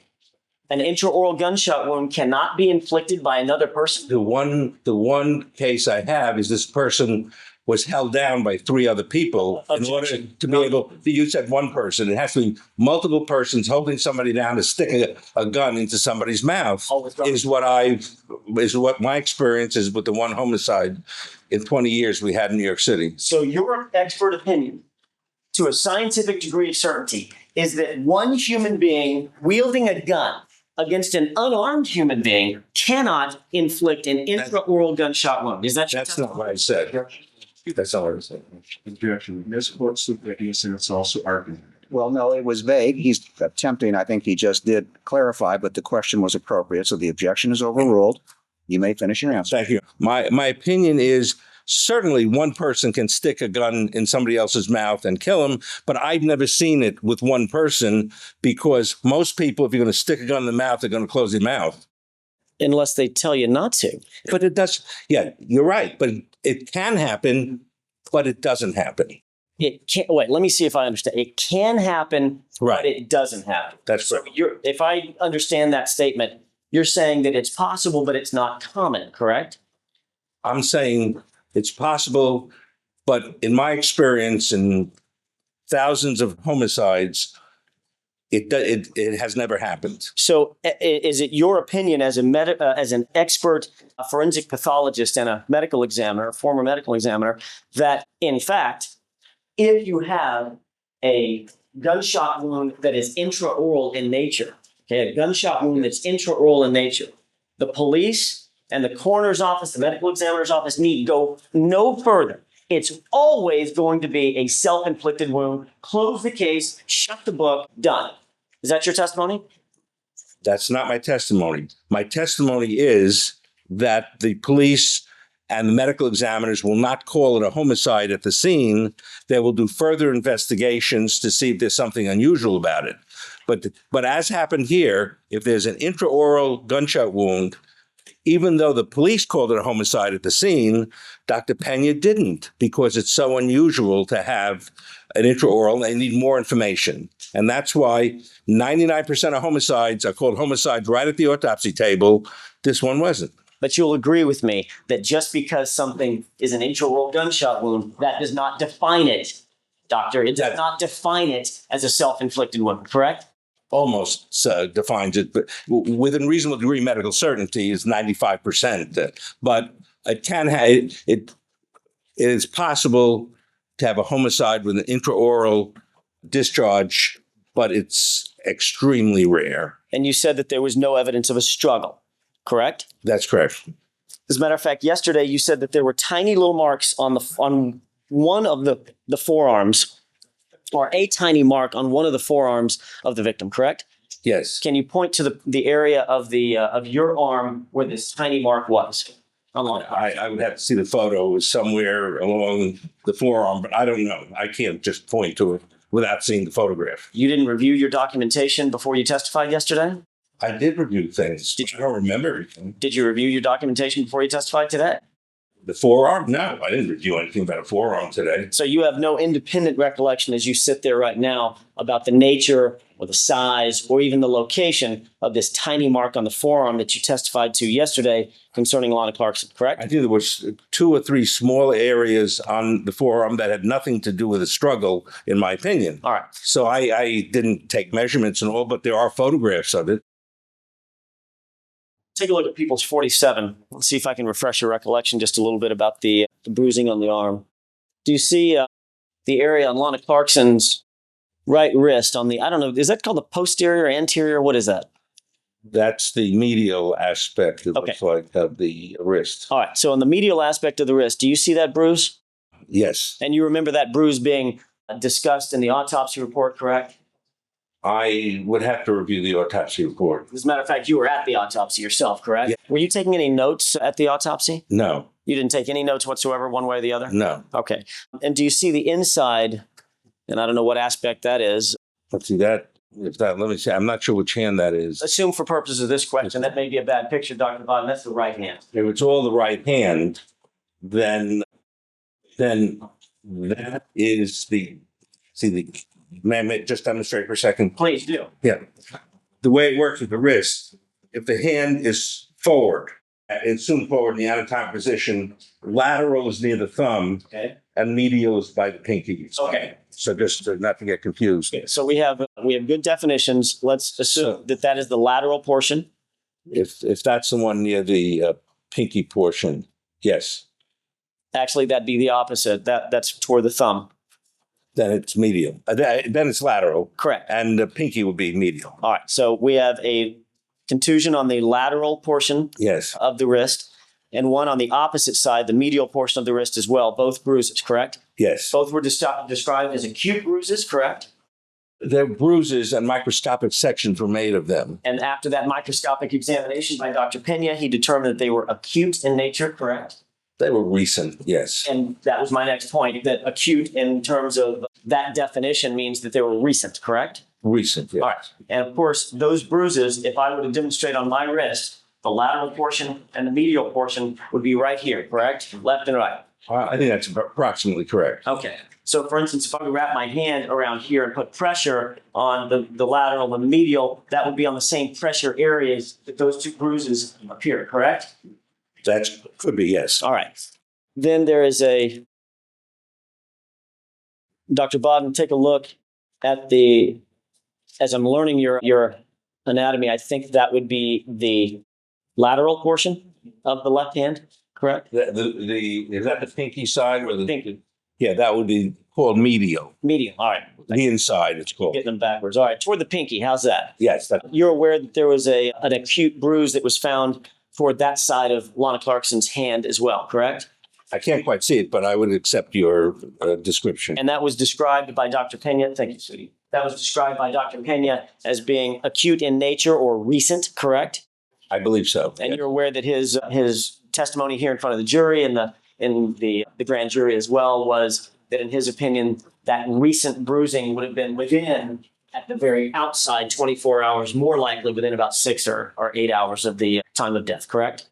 I would agree that probably was within 24 hours. Okay. And, right. And of course, Lana Clarkson was in Phil Spector. As you understand the evidence in this case, Lana Clarkson was in Phil Spector's presence within the last 24 hours before her death, correct? For a few hours before death, yes. Are those the tiny marks that you were talking about in your direct examination? I believe so. I think there were some other marks too. I'm not sure, but those are among the marks that I would have been referring to. All right. You talked about gases in the mouth. And I think you described what you consider to be, and by the way, with regard to the gases in the mouth, that is nowhere, you didn't discuss any gases in the mouth or any blood spatter flying out in your 2.5-page report, did you? I don't believe so. All right. So the first time we heard about that was from you, at least, was yesterday on the witness stand. I'm sure you've heard about it from other witnesses, but From you, from me on the witness stand, yes. What is the basis of your scientific opinion that gases forced tissue out in this particular case? Well, the basis in large measure is what I've seen in other intraoral gunshot wounds, where lots of tissue either goes out with the exit wound, with the gases, with the large amount of gases confined in a small space, bringing lots of tissue and blood out, or if the bullet doesn't go out, creating another hole for the gases to escape, then they come backwards out of the nose and mouth. And I've seen that in many, few dozen situations. And you're aware, Dr. Baden, that in this particular case, the facts of this case are that a backspatter, you know what I mean by backspatter? Yeah, backspatter, I'd have to define it. Backspatter usually refers to a bullet going into skin, and some blood spatters come back toward the where the bullet went in the direction where the bullet came from. That doesn't take into account gases. See, gases do something different. So even though this is backspatter, it's really a different kind of backspatter than any other part of the body. The only part of the body that gases come into account is when it's the discharge is in the mouth. So we'd have to just realize there's a difference between backspatters in all other parts of the body and backspatter in the mouth. And of course, you have talked about this particular subject matter with Dr. DeMaio as well, correct? I think I did discuss that, sure. Did you coordinate your testimony together about this particular issue? Absolutely not. All right. The consistency between you and Dr. DeMaio would simply be coincidence. It's not coincidence, it's science. Overall, the answer is Dan. All right. Yeah. With regard to the science, can you point me to the science that specifically documents, the literature that specifically documents what you're talking about as far as this gas and expulsion of gas out of the mouth? Dr. DeMaio's textbook on gunshot wounds, Dr. Spitz's. Can you point me to a page? I'm sorry to do that. that. Finish his answer. Dr. Spitz's work on forensic pathology. I'm not talking about something that's unusual, unique. Okay. This is forensic pathology 101 that we teach the new residents on their first day on the job. Well, that may be. I'm asking you for a specific reference. Can you give me the page number in Dr. DeMaio's book that talks about these gases coming out of an intraoral gunshot wound, please? No. Can you give me the page number in the medical legal book that Dr. Spitz wrote, please? No. Why not? One, I don't have it. I don't have the book. But two, what you're talking about is common knowledge of forensic Just asking for the pathologists. page number. I don't know. Okay. Excuse me, Your Honor. I'm going to allow Medical's answer. Go ahead and finish your answer. Yeah, I did. You're on. You finished? Sorry. Okay. That's You said 1, you don't have the books, and 2, because it's common knowledge. 3, because it's not in the books. Isn't that true? I'm sure that's not true. There are a lot of materials in the books, and one has to be able to read about gases coming out of the muzzle of a weapon. Okay, so if It may not refer specifically to Lana Clarkson, but it refers to the amount of gases that come out of the muzzle of a weapon in order to drive a bullet 900 feet per second for a long distance. That's a lot of gases. and we're talking about the gases and the pressures inside the mouth in an intraoral gunshot wound. That's what I'm asking you about. Yes, sir. If I gave you time, could you go to Dr. DeMayo's book or Dr. Spitz's book and find me the page number references? If you gave me time, I could show you photographs from cases that I've handled. I'd be glad to do that. I'm asking you about Dr. DeMayo's literature and Dr. Spitz's literature specifically. I would be glad to go back and show areas in the book that refer to this. Sure. Okay, and specifically what we're talking about for the jury's edification is the specific pressures that are involved in an intraoral gunshot wound inside the mouth. You can find that literature. Yeah. And Mr. Jackson, as you know, being an expert or being a forensic pathologist combines lots of different pieces of information. To the extent that you would like me to find something that discusses the amounts of pressures and gases that come out of the muzzle of a weapon, I'd be glad to find that for you. To find something that refers specifically to Lana Clarkson, I don't know if I could find something because every death is different. Dr. Baden, with regard to the, and I'm going to call it backspatter. I understand you defined it in a way. I want a phrase that we can all kind of follow. The blood that came out of the mouth. Okay, the blood that came out of the mouth at the point of the impact of the bullet to the back of the throat. Let's just use it for my purposes. Let's call that backspatter. So I don't have a better definition for it. All right. With regard to the backspatter in this particular case, you're aware of where that backspatter went or how far it went, correct? I'm sorry, where? Yes, the state of the evidence is the blood came not only out of the oral cavity, but also out of the nasal cavities. And I think that has to be included. That is the state of the evidence. Well, he can ask it if he wants to break it down, and then you want to go into it. As long as it's not misleading. The question is phrased, as I understood it, isn't misleading. There may be other factors, and it may have something to do with whatever he's asked and whatever his opinion is. And certainly, he can go back into it. All right, you may proceed. Thank you. Are you aware in this particular case, the facts in this case, are you aware of how far blood was found at the crime scene from the face of Lana Clarkson? I'm aware just blood, not tooth fragments and not saliva, Just other things. Blood that came just from the mouth, not blood on the banister or blood other places. Not transferred Yeah. blood. No, not Just just backspatter, just backspatter.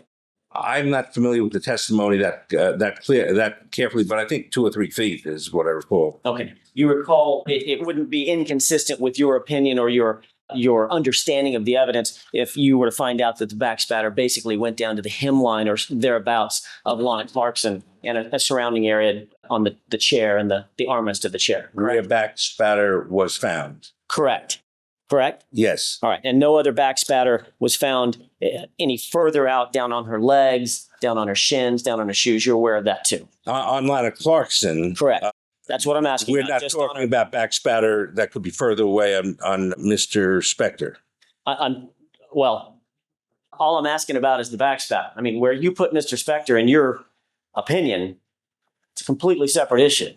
I'm talking about the backspatter from the gunshot.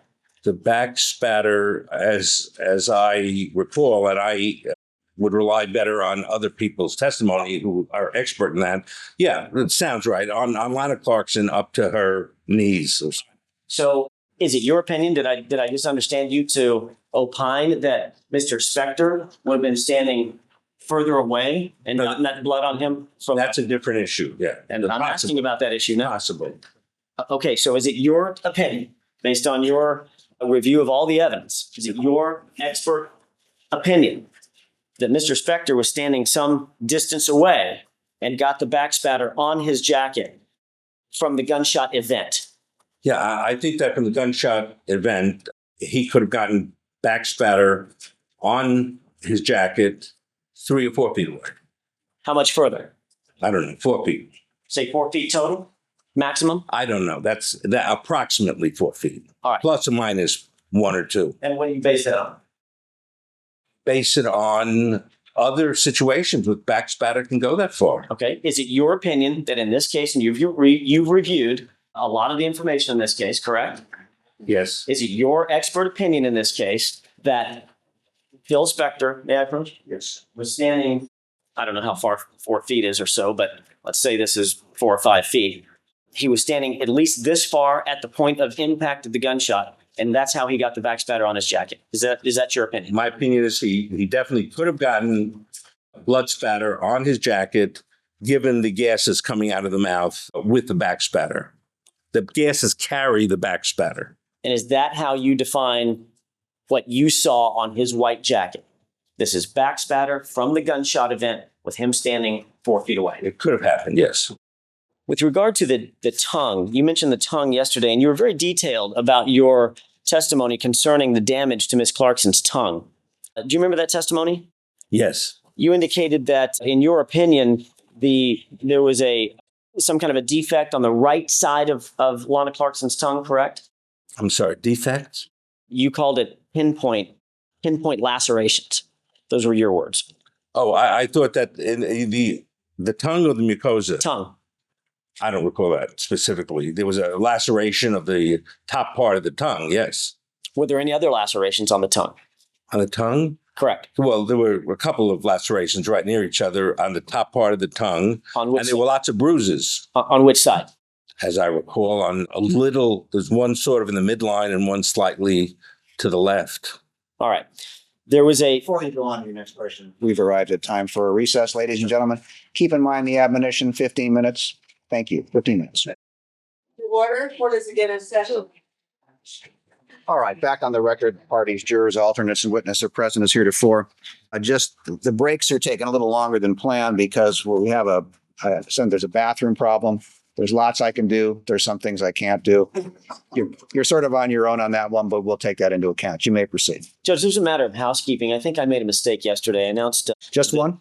just one. All right. Only one. All right. The buttons. There was a photograph of the buttons, and I think I announced that it was People's 132. That should be corrected so everybody's clear. It's People's 131. Okay. Dr. Baden, I want to change gears. I thought of something that I failed to ask you yesterday when I had this photograph on the overhead. That's People's 187. There are two areas, if you look at the jacket's shoulders, that are white, very obviously white. One just under the lapel, on the jacket's right side, your left as you're facing it, and then one on the jacket's shoulder, which is the jacket's left shoulder, the right side as you're facing it. See those white areas? Yes, sir. You testified yesterday, Dr. Baden, and I just want to clear this up, that there were tissue samples taken from the jacket, including some samples from the areas of the jacket around her arms and her shoulders, as well as the buttons, correct? Yes. Those two white areas indicate areas that were sampled by the defense team, and tissue samples were taken from those areas, correct? I will accept what you say. I wasn't there when that was done. Okay, but your understanding is one area was right along in here. Yes. Pointing to the right breast of my jacket, and then Yeah. one area is here on the left shoulder. I believe so. All right. Getting back to, and thank you for that, Dr. Baden. I apologize about going out of order a little bit. With regard to, see if we can get rid of that. The tongue, we were talking about the tongue just before we took a break, and Lana Clarkson's tongue was examined by the medical examiner, Dr. Pena, at the time of the autopsy, correct? Yes. And you looked at the tongue at that time, correct? Yes. You then memorialized your findings and conclusions in that 2.5-page report that we've talked about, correct? Written memorialization, yes. Correct. And when I say memorialization, that's what I mean by that. It's written down, something that is scribed, written, either typewritten or handwritten. Okay. With regard to the lacerations that you talked about yesterday with Mr. Plourd, there's no mention in your report about these lacerations being caused by impact with the teeth material, correct? No. When I refer to lacerations, I refer to the top of the tongue. In addition to tears in the top of the tongue, there are multiple little punctate lesions. Some are lacerated. They're mostly contusions, bruises, not tears. And you indicated yesterday, so that we're talking about the same thing. And all I want to get to is you called them yesterday pinpoint lacerations. At least that's what I jotted down. Now you're talking about punctate lesions. And I don't want to. What I would have said, I think, unless I made a mistake, is pinpoint lesions. All right. Pinpoint lesions. And you said that those pinpoint lesions match the upper molars of Miss Clarkson's teeth, correct? Oh, those are two different things. I think on the tongue, there are two areas in the back where there are bruises. One is the bruise that Dr. Pena felt might be a poking with a gun on the left side. There was another similar lesion on the right side, both of which those I thought that they were upper molar imprint marks. And those were pinpoint hemorrhages matching the biting surface of the molar. Did you have available to you any of Lana Clarkson's tooth or teeth impressions, any castings of her impressions when you came to this conclusion? No. When did you come to this conclusion, doctor? Well, my general impression was at the time I looked at the tongue at the autopsy was that there were marks, there were injuries inside the mouth, in the back of the tongue, the top of the tongue, fracture of the hard palate above the tongue, all due to the gaseous expansion and to various burnt and unburnt powder granules, perhaps some burnt and unburnt powder granules. I didn't focus on that until after I was told that Dr. Pena had testified, after consulting with you, Mr. Jackson, that the back left bruise was a poke with a gun. And at that time, when I looked at the tongue, again, the photos that Dr. Pena took were taken under his direction. To me, they seemed to be symmetrical. There were two bruises in the back of the tongue, one in the left that Dr. Pena referred to, one in the right, and both of them had little imprints of the biting surface of the upper back molars. So that's when I felt that it wasn't a poking with the muzzle of a gun, but it was the impact of the tongue against the upper jaw. In fact, the short answer to that question is after Dr. Pena testified, that's when you began to review or revisit the issue of the bruising on the tongue, correct? That's very fair, yes. And you did not have available to you, Dr. Baden, a casting of her teeth, for instance? It's part of a series of questions. That's correct. All right. So you reviewed photographs that were taken at the autopsy, correct? Photographs, and I think there were photographs of casting of the teeth, but I didn't have casting of the teeth. And with regard to your review, you were at the autopsy and you saw the inspection, if you will, of the tongue, the examination of the tongue. As a matter of fact, you even saw the tongue being removed, correct? Yes, sir. All right. And what you put in your report was there was a gunshot laceration of the upper portion of the tongue with surrounding soot in the oral cavity, correct? Yes. And that's the only sentence you wrote in your entire report about the tongue or any bruising on the tongue, correct? Yes. Yet you simply remember that the shape of the teeth of her upper molars are consistent with these pinpoint lesions that you saw in the photographs. Is that your testimony? No, it's not that I remember. It's that that's what was documented, memorialized by color photographs. So you're not saying, all right, just so we're clear, you're not saying that you can say to any degree of certainty that the teeth, her actual molars, match the pinpoint lesions that you're talking about. You're right. I'm not a forensic dentist, so I didn't match the molars to Lana Clarkson's teeth. However, as a forensic pathologist, those were the only teeth that were there, and the imprints on the on the back of the tongue were teeth imprints.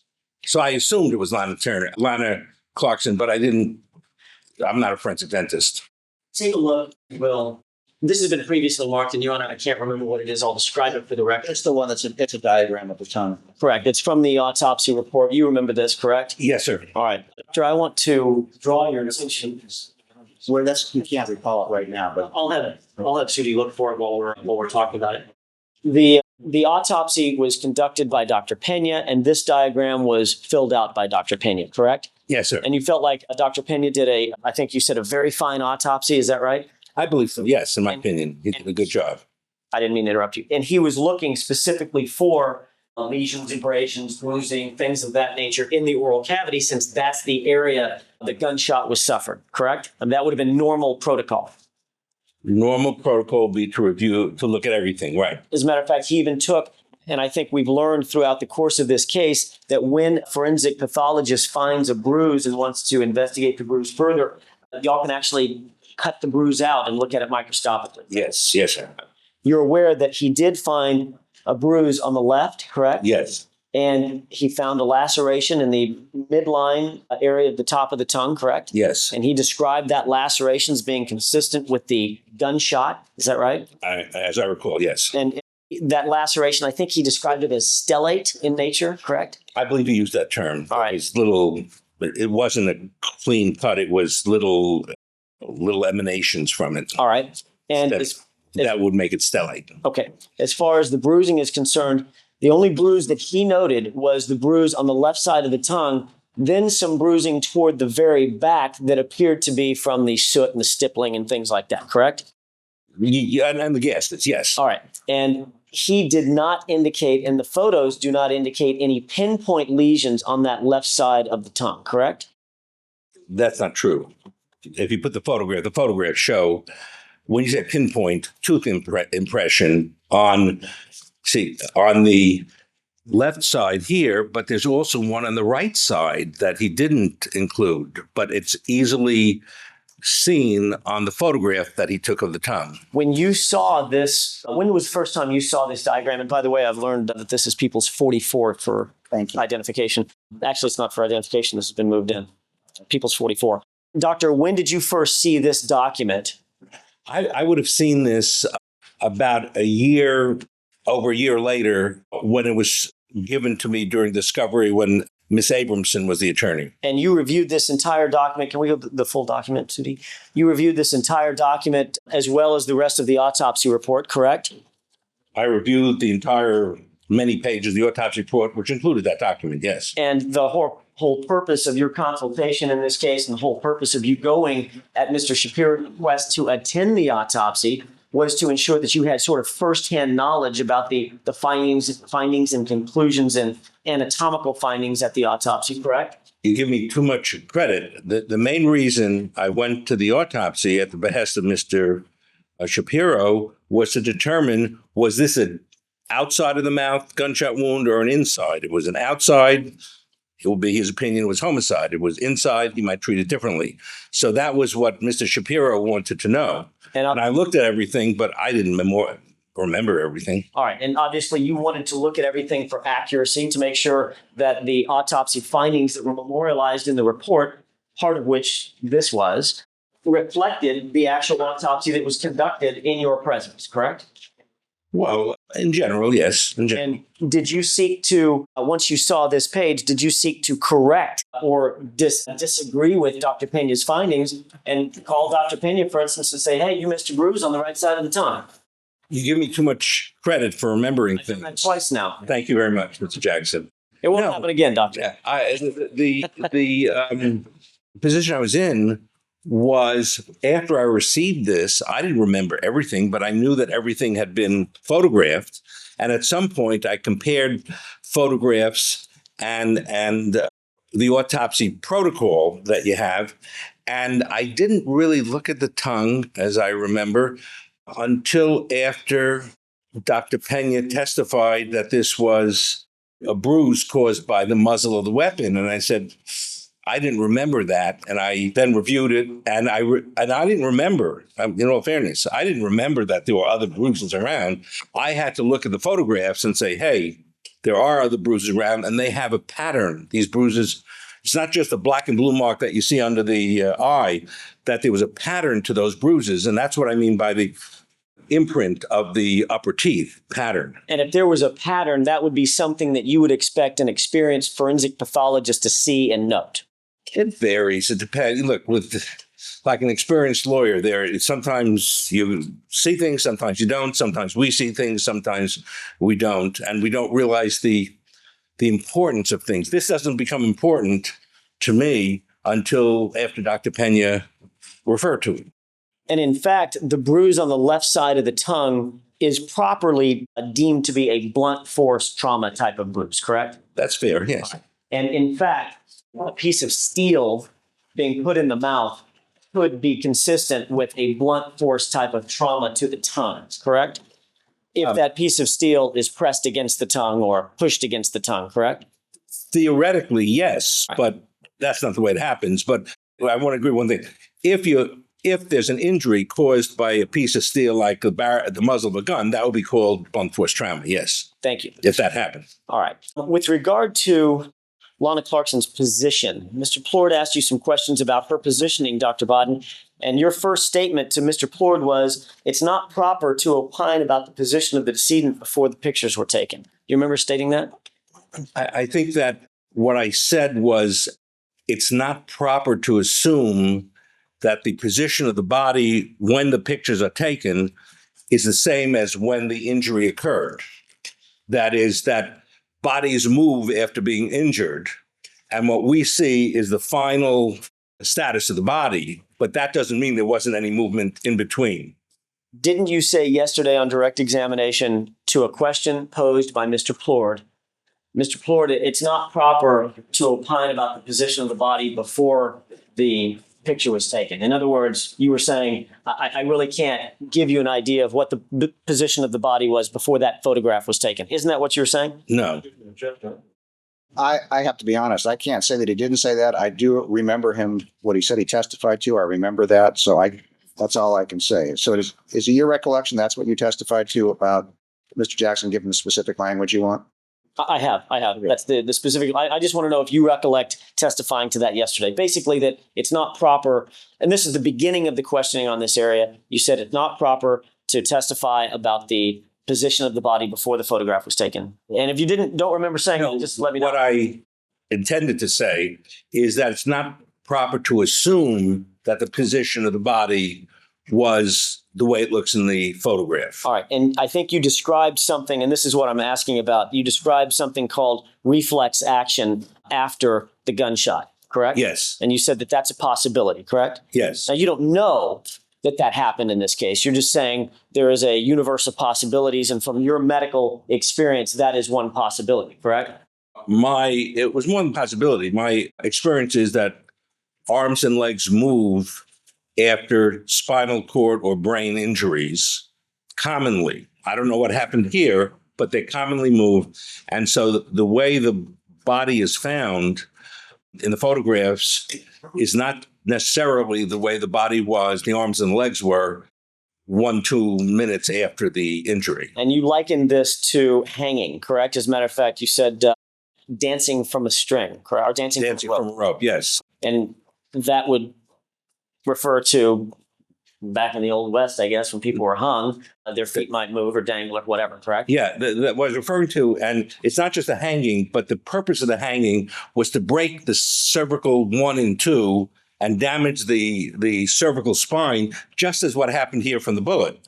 So that, and it was, people used to come and they used to see actually arms and legs moving for minutes after the person hanged. And that's because of reflex activities that go on. So is it your testimony that Lana Clarkson, her hands and feet were moving about for 1 to 2 minutes after the gunshot went off? My testimony is it cannot be assumed with any reasonable degree of medical certainty that after the gunshot wound, she was immediately in the position she was found in. I would think that's unlikely. How long did she move? I don't know. How much did she move, doctor? I don't know. Although it's common, and I must say, for legs to extend and arms to extend in the decerebrate positioning, I think that Dr. Least referred to. But you're not a neuropathologist and you're not claiming to be one, correct? No, but I see bodies at all. One thing I do see that Dr. Least... You're not a neuropathologist, correct? He is explaining his answer all along. Yeah. You may finish. Yeah. Dr. Leastman is super neuropathologist. He doesn't go to scenes of death. I go to lots of scenes of death, and I've seen lots of extended legs. And relatives and friends and witnesses say, yeah, that happened after the person was shot or after he was stabbed in the neck or something. So that I'm aware from scene visits that these things happen, even though I may not have the neuropathologic expertise that Dr. Leastman has. is it your testimony and your opinion, Dr. Baden, that as after Ms. Clarkson was shot, that she danced from the end of the rope and moved around the way that I'm moving around, my legs, my arms, my feet? No, if you're hanging, then there's a lot of dancing. If there's no hanging issue in this case. They're using it as descriptive to explain. Everybody understands that. The objection is overruled. my opinion is that it's very possible and probable that Lana Clarkson, given the nature of her injury across the cervical spine area, moved her arms and legs and maybe even neck after she was shot, which has to be taken into consideration when evaluating blood spatter evidence, for example. Well, that's my question. How long, in your opinion, if you're going to opine that Lana Clarkson moved her hands, her legs, and her neck, her head, how long was she moving her hands, her legs, and her neck? I don't know. That can be very variable. How much was she moving her hands, her legs, and her neck? Your Honor, I'm going to interpose an objection now. Mr. Jackson's asked this same question, Dr. Baden, a number of times. He's asked him that. It's also, I don't think we've reached that stage yet. The objection is overruled. You may proceed. I don't know. So your opinion is that she was moving, but you can't tell the jurors how long she was moving, and you can't tell the jurors what part of her body she was moving, and you can't tell the jurors how much she was moving. Is it correct? Now to object? No, it is if you want, but the objection is overruled. That's correct. All right. That's correct. With regard to, I think you indicated that one of the issues that supported your opinion that this was self-inflicted was the blood spatter that was found on Lana Clarkson's hands, correct? Yes. Describe the blood spatter that was found on her hands as you understand it. As I understand it, there was one directional spatter on the left hand that had what I call the bowling pin appearance, going away from the body if the thumb was near the mouth. There was one 90-degree angle spatter on the left hand, on the right hand. There was other spatters, a number of other spatters on the backs of the hands that were not properly documented and that were not that are described by the criminalist, who then asked for photographs to be taken, and photographs didn't come out well, apparently didn't come out properly. And when the body was moved to the morgue, the hands were not protected. It is normal procedure to put paper bags around hands of any suspicious death to protect any evidence that's on the hands when the body is moved to the morgue. That wasn't done here, and for whatever reason, we don't have photographs and we don't have samples of what the criminalist at the crime scene said were blood spatters on the backs of the hands.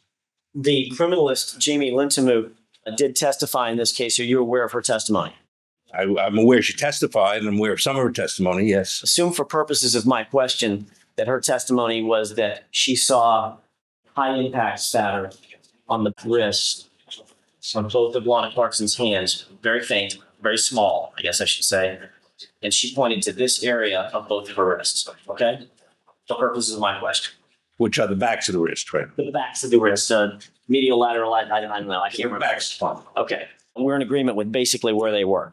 Mr. Plourd asked you yesterday if that directional spatter, as well as other blood spatter that you're aware of, was consistent with Miss Clarkson having her hands on the gun itself, correct?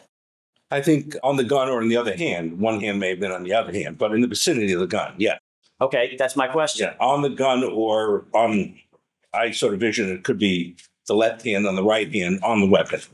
In the vicinity of the gun, correct? Well, they would have to be in the vicinity of the mouth and the gun, yes. Okay, so for instance, if we look at photograph People's 189, you see how that mannequin is set up and somebody is seated with his hands around the wrists of the mannequin. In what would be reasonably described as a defensive posture. You see that? I see. Could you enlarge that? And we're trying, I think. I can see the right hand on the wrist. There we go. Do you see that? Yeah, I'm just trying to see the whole hand. that's the pinky, I guess. Pinky, fourth, third, second, I guess the thumb. All right. Assume for purposes of my question that in this photograph, that's the right arm of the mannequin. Okay. Yes. And that, that there are, excuse me, then that's the thumb. okay. The thumb would be on top. One, yeah, I see Pinky five on the fingers. bottom. Yeah, I see five fingers there. Okay. And then the person seated has his hands around the wrists of the mannequin, correct? On the right wrist, yes. All right. The spatter that was described by Jamie Linsemoot, as well as the directional spatter on Ms. Clarkson's hands, is consistent with this posture, correct? Well, I think it would be, I'm not sure because the wrist is here. We don't really see the wrist. And we don't see the, there's nothing, obviously there's nothing on the left hand here. Or you including the left hand also. Put the left hand of the mannequin wherever you want to. I'm just saying the wrist area here and here, assuming that the model, this person in blue, assuming that model is Lana Clarkson, that positioning is consistent with the blood spatter that you saw on, or that you're aware of. I'm sorry. Lana Clarkson's Let me hands. think about this. I think, yeah, more or less, yes. All right, thank you. That's all I have for that picture. Yeah. You spoke yesterday with Mr. Plourd about Lana Clarkson's spine transection. Do you remember that? Yes. You opined yesterday, you testified in front of this jury yesterday that, in your opinion, her spine was not completely transected. Do you recall that? Yes. You opined, or you testified yesterday, that her spine was broken during transportation, completely transected during transportation. That the undamaged part was torn during transportation, yes. When did you come up with that opinion, Dr. Baden? I think, as I said, this past Sunday, and when going over the case with Mr. Plourd. You've had access to all the documentation in this case, including the autopsy report. You actually attended the autopsy. You've had full access to all of the police reports, the medical reports in this case, correct? Pretty much, yeah, I assume so. I assume I got all the police reports, but I don't know. Over the period of approximately 4.5 years since you were retained on this case, is that right? Yes. And you came up with this brand new theory that Lana Clarkson's spine was not completely transected on Sunday last, meaning 2 days ago, correct? Overruled. Is that right? I think so. I think that's fair. You were aware at the time that you reviewed the autopsy report about the weight of Lana Clarkson's lungs. That was not new information, correct? Ms. Jackson, as you asked me yesterday, I think, I was aware of the weight of the lungs at the time of the autopsy. Right. I didn't get the autopsy report for a year and a half later, but at the time of the autopsy, 1,800 gram very heavy lungs was what you normally see in people who are shot, or not normally. It's not unusual to see it in people who are shot. My focus, of course, was whether it was an intraoral shot or not, and it didn't register as a problem until recent testimony. That's all. It was not an unusual finding. Until Sunday, actually. Well, until I listened actually to your cross-examination of, I guess, Dr. Spitz, I think, or Dr. Liestma, that I couldn't understand. I was trying to think, why should there be aspirated blood in the lungs that require breathing in and out and a complete transection of the spinal cord? It didn't, there was a contradiction there. And that's what I discussed with Mr. Plourd on Sunday. Dr. Baden, you watched my cross-examination of Dr. Spitz, correct? Or you were aware of it? I was aware of it, yes. You were aware of my cross-examination of Dr. Liestma as well, correct? Yeah, yes. Not all of it, but parts of it. And you were aware that the defense was trying to proffer a theory through their testimony that Lana Clarkson may have been expirating blood or coughing or something after death, correct? You were aware of that? No, overruled. Given the court's prior rulings on this matter, the objection is overruled. You were aware of that, correct? I was aware that that was an issue, yes. And you were aware that after cross-examination by me of Dr. Spitz and Dr. Liestma, that theory would not hold water because her spine was completely transected, correct? Well, not quite. the finding of blood in the alveoli, of aspirated blood in the alveoli was there. So from a forensic pathology point of view, she had to have inhaled the blood. That's a fact. That's a given. She had to have inhaled it with multiple inhalations. So that stands by itself. Why it happened is another issue, but it happened. Then when you brought up the point about you can't have many inspirations once the cord is completely shut, and I then reviewed over the autopsy report. It's funny that sometimes you learn more every time I look at the report. You learn more. Is I saw that the lungs had a quart and a half, more than a quart of water that had poured into the lungs after she was shot. In addition, the brain was a little bit swollen. The brain swelled. That was something I learned last night when I looked at the report. The swelling of the brain. That it was my opinion that somehow breathing had to have occurred and fluid getting into the lung had to have occurred. Isn't it? And that's why I remembered from my youth that when I went to scenes where people were injured, we had to immobilize that. This is even 30 years ago, the neck had to be immobilized because the spinal cord is so fragile that if there's any injury to the spinal cord, transportation can make it tear more of it. And we don't normally immobilize the spinal cord. And all of our movements with the body after death tend to wiggle around, especially with the sharp edges of the fractured bones. Narrative is not responsive. Second, the objection is overruled. I believe it is responsive in explaining how he came to his conclusion, which is the import of your question. So the objection is overruled. You may finish. Thank you, Your Honor. So that with the head being moved back and forth as the body is turned, put on the stretcher, as when the purge fluids come out when the body is turned, we would never do that with a living person because we would damage the spinal cord. So it occurred to me that we tend to think statically that the body is the way the body was at the time we do the autopsy, but bodies don't, they undergo changes when they go from objection, Judge. This is clearly not responsive. At this point, it's narrative. It's been going on for. I agree it is a very long answer. I agree it is a narrative, but I don't know any other way that he can be allowed to offer the opinion, and then you may ask further questions. So I'm going to allow him to offer his explanation. You may proceed.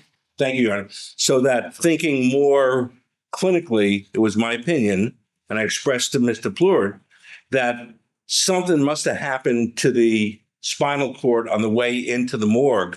It was severed in the morgue, and my opinion is it was not totally severed at the death scene, and that the movement of the body against what Dr. Pena describes as sharp fractured bones of the cervical vertebra 1 and 2 would have easily damaged and further torn whatever remained of the spinal cord. And you just came up with this. This is a short answer question, Doctor. Yes, you just came up with this epiphany on Sunday, correct? Yes, that's right. With regard to... May I, Mr. Judge? Judge, can I ask another question? Hold on a second. The question was, did you come up with this on Sunday? Yes. All right, next question. Thank you. In fact, you said just now in that very lengthy answer, you just said, I thought back, and it dawned on me that I thought back to my youth 30 years ago when we used to immobilize necks, and that helped me with my epiphany. Is that your testimony? Yeah, but it's not called an epiphany. That misquotes the witness. It's called an opinion. And there's a big difference. We will refrain from using that term, and then you may either restate the question or get the answer as appropriate. Was it an epiphany? No, Mr. Jackson. But I also remember... Objection. Everything after no is non-responsive. You've answered the question as to whether it was you would call it an epiphany. Now you may ask your next question. Thank you. You said that when you came up with this idea that it dawned on you that you got to immobilize the neck.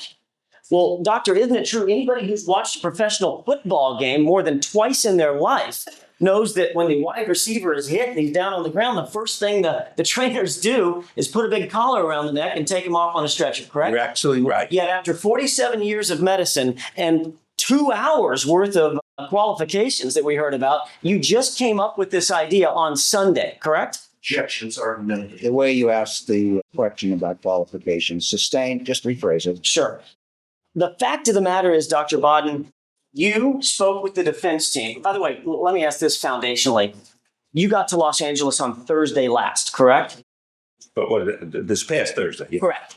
On the most recent Thursday past. Yes. All right. And during that time, you were with your wife, correct? Yes. All right. You were with your wife most of that time. Yes. And intermittently, I'm sure you met with the defense team or either telephonically or in person, correct? I didn't really meet until Sunday with Okay. Mr. Plourd. The fact of the matter is, when you and Mr. Plourd started to sit down and talk about your testimony, he indicated that the defense was unhappy with how Dr. Spitz and Dr. Lietzma had held up under cross-examination, and they had to figure out, or you had to figure out, how to put Lana Clarkson's spine back together to fit the new theory of their case. Isn't that true? Mr. Secretary, before you answer, please, yes. You're saying it's argumentative. Answer. Well, I think we all saw the witness said to you, let me answer. So Withdrawn. you may say, No, I just want to say that, Mr. Jackson, that's completely not true. That's what it was. All right. Notwithstanding the fact that you were at the autopsy, and these are a couple of simple ones, doctor. Notwithstanding the fact that you were at the autopsy, not a word about Lana Clarkson's spinal cord transection in this report that you memorialized, correct? That may be true. All right. And you have no notes. You have already indicated you memorialized no notes to suggest that you came up with this conclusion or this was an issue before Sunday, correct? The former question is not. overruled. You may answer. That's true, Mr. Jackson. But you were with your wife over the weekend, starting on Thursday and through the weekend, correct? Yes. And you and Miss Linda Kinney Baden talked about the case, correct? Not much. She was on the medication and she was not feeling well. We did not talk about the case very much. We might have said a few words, but she was under various medications that caused her to be sleepy and drowsy, and her health was more important, if I may, than this case. And in fact, after you had some substantial time with your wife over the weekend, then you met with Mr. Plourd on Sunday, correct? I met with Mr. Plourd on Sunday, yes. And according to you, this opinion, not an epiphany, but this opinion came to you for the very first time on Sunday. Yeah, Mr. Jackson. Yes, if I had thought of it earlier, I would have discussed it with Dr. DeMeo, with Dr. Spitz, and most of all with Dr. Liestma. Well, he would be the first one I would talk to about it if I knew about it beforehand. I didn't ask you what. I don't know what he may finish his answer unless there's an objection. There is no objection. Calls for speculation. I'm not curious about what you would have done or could have done. I'm curious about what you did. He's explaining why he didn't, so it's not calling for speculation. The objection's overruled. You may proceed. Yes. The person I would have spoken to about this first would have been Dr. Liest or Dr. Spitz or Dr. DeMeo to see what they thought about it and what their opinions were. And at no time did I ever speak to them before Sunday about this. And I didn't speak to my wife about it. And I didn't think it was such a big deal. I thought that this made sense out of some information that was contradictory. That is the complete severance of the spine. And the issue I have, and you have, Mr. Jackson. This is non-responsive at this point. Okay. All right. You may proceed. The fact of the matter is, notwithstanding what you could have done, you didn't talk to Dr. Lietzma about this, correct? That's correct. And you didn't talk to Dr. Spitz about this, That's correct? correct. And you didn't talk to Dr. DeMaio about this. That's right. And you never called Dr. Pena about this. No, I didn't. Correct? I didn't talk to Dr. Pena about it, no. All right. And you're aware that all of those doctors, all of those medical professionals have testified in this case, and none of them have opined that her spine was not completely and utterly transected by the gunshot wound. Yes or no? You're aware of that? Yes. Argumentative, objection, calls for speculation, and also if the court overrules the objections, he should not be. Which I am. All right. What's the next? Well, there's always a fault. All right. What's that? And that is he should not be limited to answer this question, yes or no. Well, we can have the whole question. You done with the question? The question was, that no one else has testified to that? Is he aware that no one else has testified? That calls for a yes or no. Are you aware of that? Yes or no? Yes, I am aware of. Thank you. And in this case, you have charged to date or you will have charged by the time you're done, somewhere in the order of $110,000 for what I think you testified to yesterday was about 40 days worth of work, correct? 30 to 40 days worth of work, correct? Not quite. There were about 30 days or that I was here. I'm not charging for a lot of work that I did in my office back in New York City, but it would be about 40 days. But I don't charge for every day in a situation like this. And Doctor, if you weren't spending those 30 or 40 days coming up with this theory, what have you been doing the whole time? I think that's way too broad and too vague. I'm going to sustain it, Jim. Most that you can point to as far as documentation, let's limit it to that, is this report, correct? That was, You may answer. Is that that right? was the only document I was asked to put into writing. Yes. For $110,000. No, that's not. I'll withdraw, Judge. All right. You also looked at, under questioning by Mr. Plourd, you looked at a couple of emails and you said that it's important, I think, and this is consistent with a bunch of other stuff that we've heard, it's important to look at histories when you're looking at a crime scene. Who are the parties involved and what are the histories that led us to this point, correct? Yes. And It's helpful. That may be helpful. In doing so, you looked at a couple of Lon Clarkson's emails, correct? I looked at a lot of Lon Clarkson's emails. Yes. Yesterday, you were asked to look at two specifically. Two specifically, yes. All right. And the two emails were put on the overhead. Is that right? Yes. With regard to the questioning, you weren't asked to read the entire emails, but you said that the tone and the tenor of the emails show a sadness, correct? An unhappiness. Yes. Tell me if this is the email that, and I think this has been previously marked as I want to say C10, C to the 10th, Let me take a the look. one that starts. All I'll know is whether or not it was an email or not, because I'll describe it in that manner just a second. One of them is C10 and the other is C11. We can figure this out. In any event, yes, Sure. moving forward. Thank you. One of the emails sounded thusly. Hey, Jennifer, thanks for your kind words. You are the beautiful one, and I can see you as your shining, healthy, positive self. We all have so much to be thankful for. I try every day to think that way because believe me, I have my moments. This injury, the timing of it, it's been really difficult, but I just keep plugging away. My girlfriend referred me to this doctor. My girlfriend who referred me to this doctor was severely addicted to cigs and coffee, meaning cigarettes and coffee, I'm assuming. Right. I have more serious addictions like pain pills. I cannot share with you enough how different this person is now. In an amazing love relationship, successful as hell, and no smoking, no 20 cups of coffee a day. She also learned to stand up for herself and her feelings. She's so cool and mellow, a great person now. I want some of what she's got. Tell the doc I referred you. Though she and I have yet to meet, I know I'll have the opportunity soon. She will know who I am. There are others in our circle she's also helped to change their lives. Exclamation point. Good luck, girlie. Here's the information on the doc.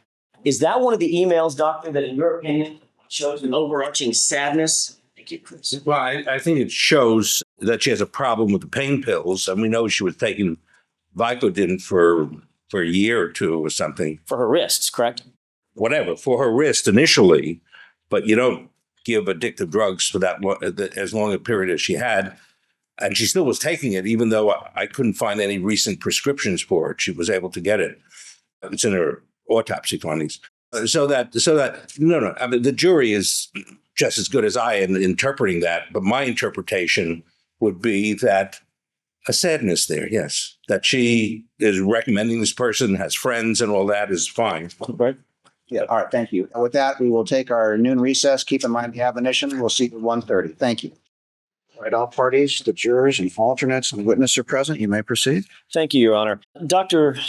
Baden, just before we broke for the lunch hour, I had gone over an email, one of the emails that Mr. Plourd showed you yesterday, and y'all had talked about parts of it. I read the whole thing. That's the email that Mr. Plourd had discussed with you yesterday, correct? Yes. All right. There's a second email that Mr. Plourd showed you, and I'd like to read that email and ask you a couple of questions about that email as well.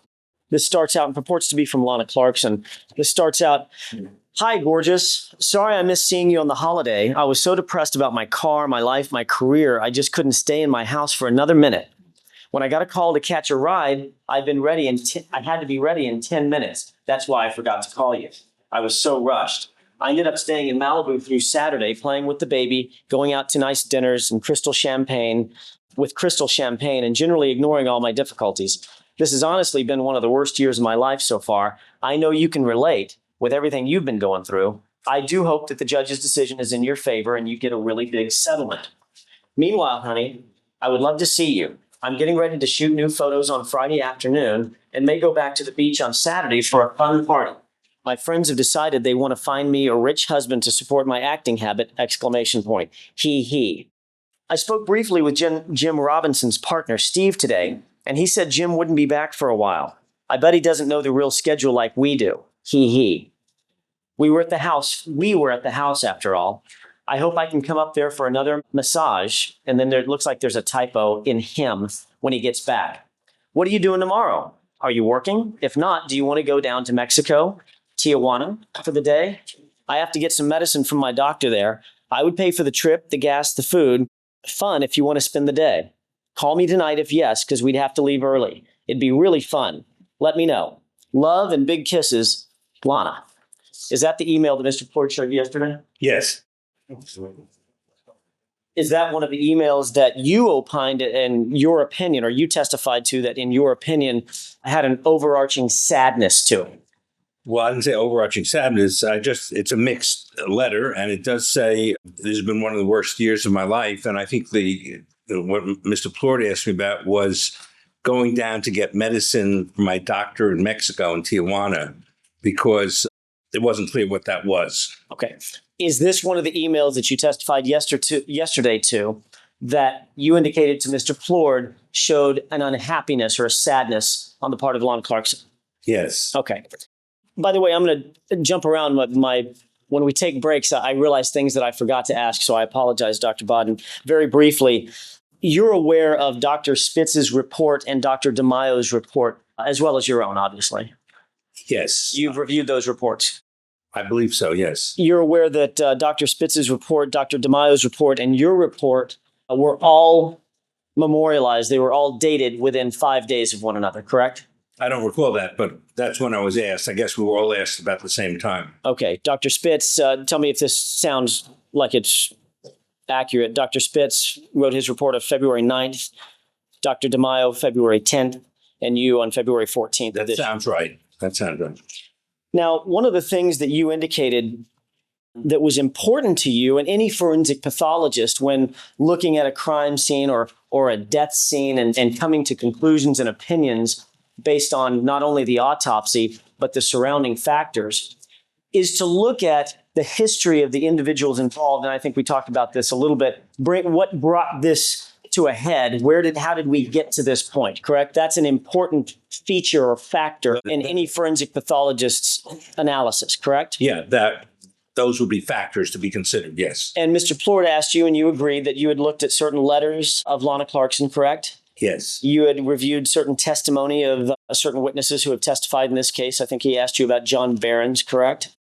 John Barons. Does that name ring a bell? Mr. Plourd asked you about a guy who was a playwright? I don't recall that. All right. Do you recall Mr. Plourd asking you questions about Lana Clarkson saying, I heard something, and other people saying, yes, no, yes, I didn't hear yes, that? I remember that. Yes. Right. Was that Mr. Barons? Yes. Were you aware that that was John Barons? I wasn't aware, but all right. I accept that correction. Thank you. On that note, Dr. Baden, if you didn't watch his testimony, who was it that told you about that particular incident? Was it Mr. Plourd? Mr. Plourd, yes. Okay. Safe to say that the information that you were given to review, the emails, like for instance, some of the emails that we just talked about, the letters that you were given, the testimony from other witnesses, those were supplied to you by the defense, one of the defense members, either Mr. Plourd or another member of the defense team, correct? Yeah, I think that's fair. All right. Together with other information that didn't come out. All right. With regard to the victim's history, and when I say history, I'm talking about Lana Clarkson's past. It also would be important to look at Philip Spector's past and certain things that he's engaged in or certain conduct he's engaged in the past to kind of bring to a head February 3rd, 2003 at 5 a.m., correct? Yes. Did you review his history or his past? I did review various parts of his history, yes, and various allegations about his history, yes. Were you also given information about his particular mental state in the past leading up to February 3rd, 2003? Not so much mental state as interactions with other women. Were you also told about anything that he had been known to say or do in the past that might be indicative of, or it might be helpful in reaching a conclusion in this particular case? You may proceed. Thank you, Your Honor. Dr. Baden, what I was asking about just foundationally, I'm asking about certain information that you reviewed concerning Lana Clarkson, and now I've shifted gears to certain information that you may or may not have reviewed concerning Phil Spector himself. You indicated that you were, in fact, aware of certain incidents that have been testified to about involving other women, correct? We'll leave it at that for the time being. Yes. All right. Are you also aware of certain statements that Phil Spector has made, specifically from a fellow by the name of Vince Tenazzo? I don't know the name Tenazzo, but I know that there were various statements that he made. Attributed to Mr. Spector, correct? That made. I can see this is a statement that a a retired police officer made in this courtroom concerning an incident with Joan Rivers at a Joan Rivers party. That's the statement that's being referred to. Are you aware of that? I can't say I'm specifically aware of that, sir. Okay, we'll get to that in just a second. Let's talk first about what you are aware of. And before we get to the specific incidents in Mr. Spector's history that you're aware of, and you obviously considered in coming to your opinion, yes? Just so you know that most of the information that I'm referring to, I think you're referring to, I learned about after the February letter. Okay, just fine. So you're aware. Fine, we'll talk I about that. did learn various disparaging remarks that Mr. Spector made about women. All right, we'll get to those in just a second. The first thing I want to turn your attention to is you indicated that a forensic pathologist, any forensic pathologist is going to have to, in certain circumstances, go off of the autopsy table. Do you know what I mean by that? You're going to have to consider other information and facts surrounding an incident before coming to an opinion or a conclusion, correct? Yeah. Forensic pathologists always use information other than just the autopsy findings, because if you have even a bullet wound to the chest, it could be homicide, suicide, accident, and you got to get that from police reports, from neighbors, from friends. So we're always getting additional information than just the autopsy information. So you agree with me then, Dr. Baden, that the circumstances surrounding the incident itself become vitally important? Are important. All right.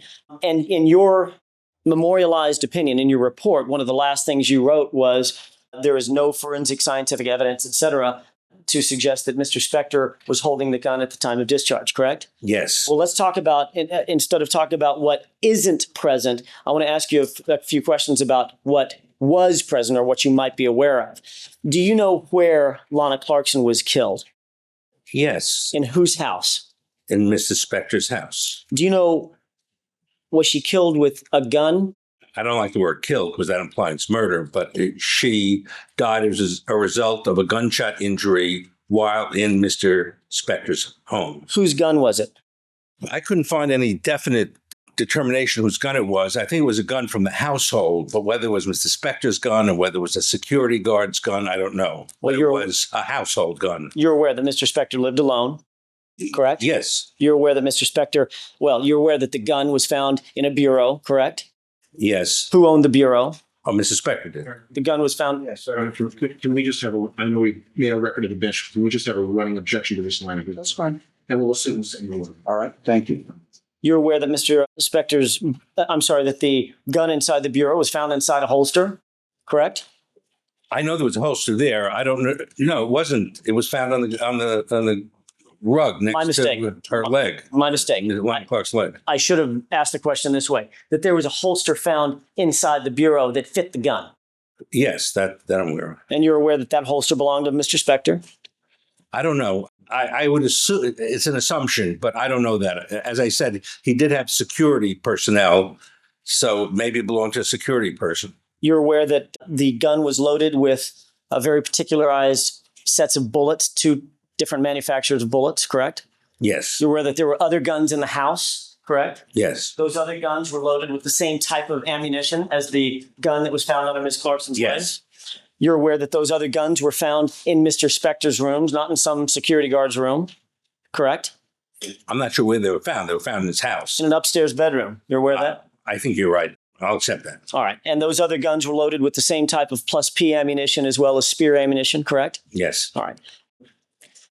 You're also aware that Lana Clarkson was at the house for the first time, correct? Yes. You're aware that she was there by Mr. Spector's invitation, correct? Yes. You're aware that she ostensibly was a stranger to the house when she arrived at some 3 o'clock in the morning. My understanding is that was the first time she'd been to the house. Yes. So your understanding would also be that she would have no way of knowing that there was a gun in the house or where that gun might be secreted, correct? Well, I'm going back to the formal question. If you say prior to her arriving at the house, that's Prior to arriving at the house. all right. I'm not sure of that because I do know there were other people that he had told, other women, that I have guns, that I do have guns. So I don't know if he, when he first met them. So I don't know what Mr. Spector told Lana Clarkson about guns or if he told her anything about guns. You have no information. There is no information, Doctor, in this entire case file that suggests that Mr. Spector told Lana Clarkson that he had guns in the house. Is that correct? No. Well, I believe there is some testimony in the case that certainly by way of inference or any way you could draw that conclusion. Well, that's different, and you can raise that on class or redirect. Pardon me.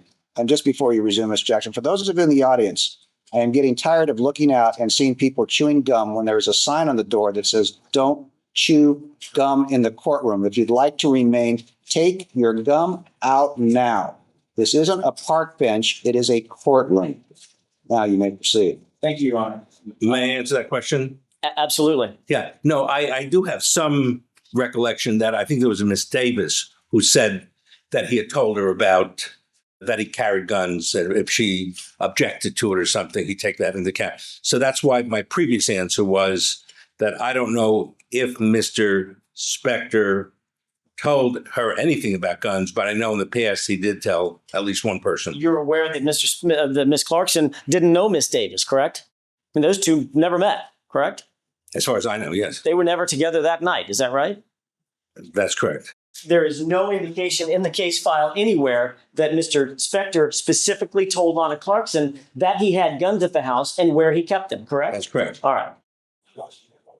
You're aware that in the foyer area, there was, how many drawers were open in the foyer area? I don't know. I don't know. Just one, correct? There was a top drawer, I think, that was the bureau that was open, yes. Does that sound right? It was just one drawer? The top drawer, I believe, in the foyer. No indication that all the drawers of the bureau had been rooted through, correct?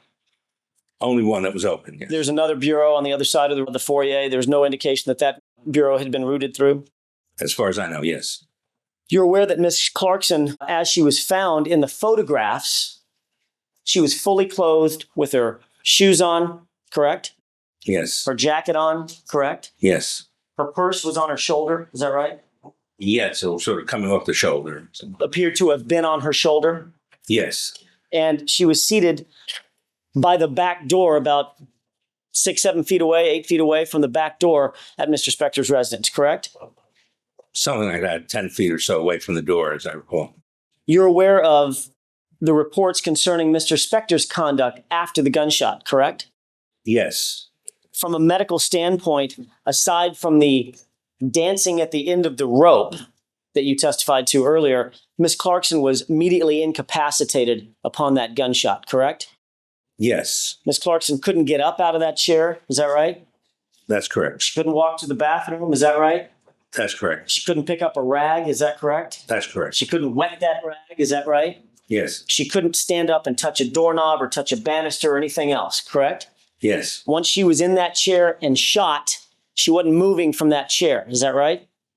That's correct. So the blood on the doorknob that you're aware of came from who? I assume it was transferred blood from the hands of Mr. Spector. And the same thing goes for the blood on the banister. That blood came from whom? Lana Clarkson's blood transferred by Mr. Spector. The blood on the latch bolt. Do you know what I mean by latch bolt? Yes. The blood on the latch bolt on that back door. That came from whom?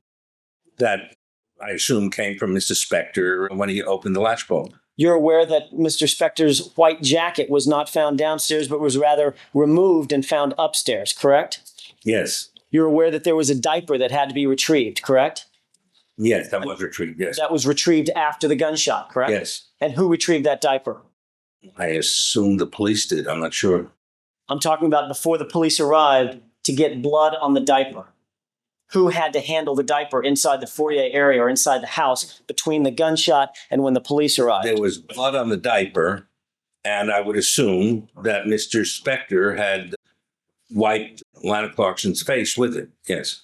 So he was the one manipulating the diaper, correct? He was the one handling the diaper. Yes. The diaper was wetted with what appeared to be water. You're aware of that. Who would have had to have wetted the diaper? Mrs. Spector. You just indicated that your understanding was that Lana Clarkson's face was at least partially wiped off or wiped down, correct? That's my opinion. Was she in any condition to wipe her face after that gunshot? No, Who would have wiped her face? Mr. Spector. And you're also aware that there were numerous phones found in Mr. Spector's home, correct? I read that, but I don't recall it. Do you recall how many phones were in his house? No, Does the number 14 sound correct? could be. Were you aware that there were 2 cell phones within about 3 feet or 4 feet of where Lana Clarkson was shot? No, but I'll accept that. Were you aware that there was a landline on the other side of Miss Clarkson? It looked like an old-timey telephone. It was actually... Let me finish, Dr. Baden. I'm sorry. It was the old-timey type of telephone, but it had modern technology in it.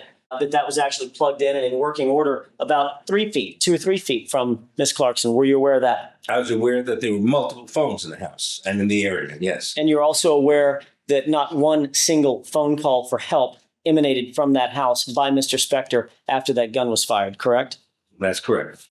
And I think you testified to this a little bit earlier, that you're aware that the condition of the jacket when it was found to have Lana Clarkson's blood on it. Is that right? Yes. And that was from backspatter. I think that you said it could have been as far as 4 feet away, correct? Yes. Did you consider all of those factors in coming to your conclusion that this was a self-inflicted gunshot wound by Miss Clarkson while she was playing with or looking at the gun? That's a long sentence. I consider all those factors in determining whose hand was on the gun, yes. And ultimately, your conclusion, as you put it yesterday, was Miss Clarkson's hands were on the gun. Miss Clarkson's hands were on the gun, and that this was a self-inflicted wound with her buttons facing her face while she was either playing with or looking at the gun. That was your ultimate decision in this case, correct? While she was handling the gun, yes. Not that this was suicide. I think it was self-inflicted. To determine suicide means to understand what she was thinking at the moment of discharge. And it's not clear to me I don't think she came into that house intending to kill herself. But I think she was reckless and that she was depressed and that those factors come into play. And that because she was reckless and depressed, she intentionally put a gun in her mouth and shot herself? And had a lot of alcohol in her. Yes, that happens sometimes. And intentionally put the gun in her mouth and shot herself? Well, intentionally puts a gun in the mouth, maybe not intending to kill herself, but it went off. I think I can't read her mind, but I can say that her hands were on the gun when it went off. All right.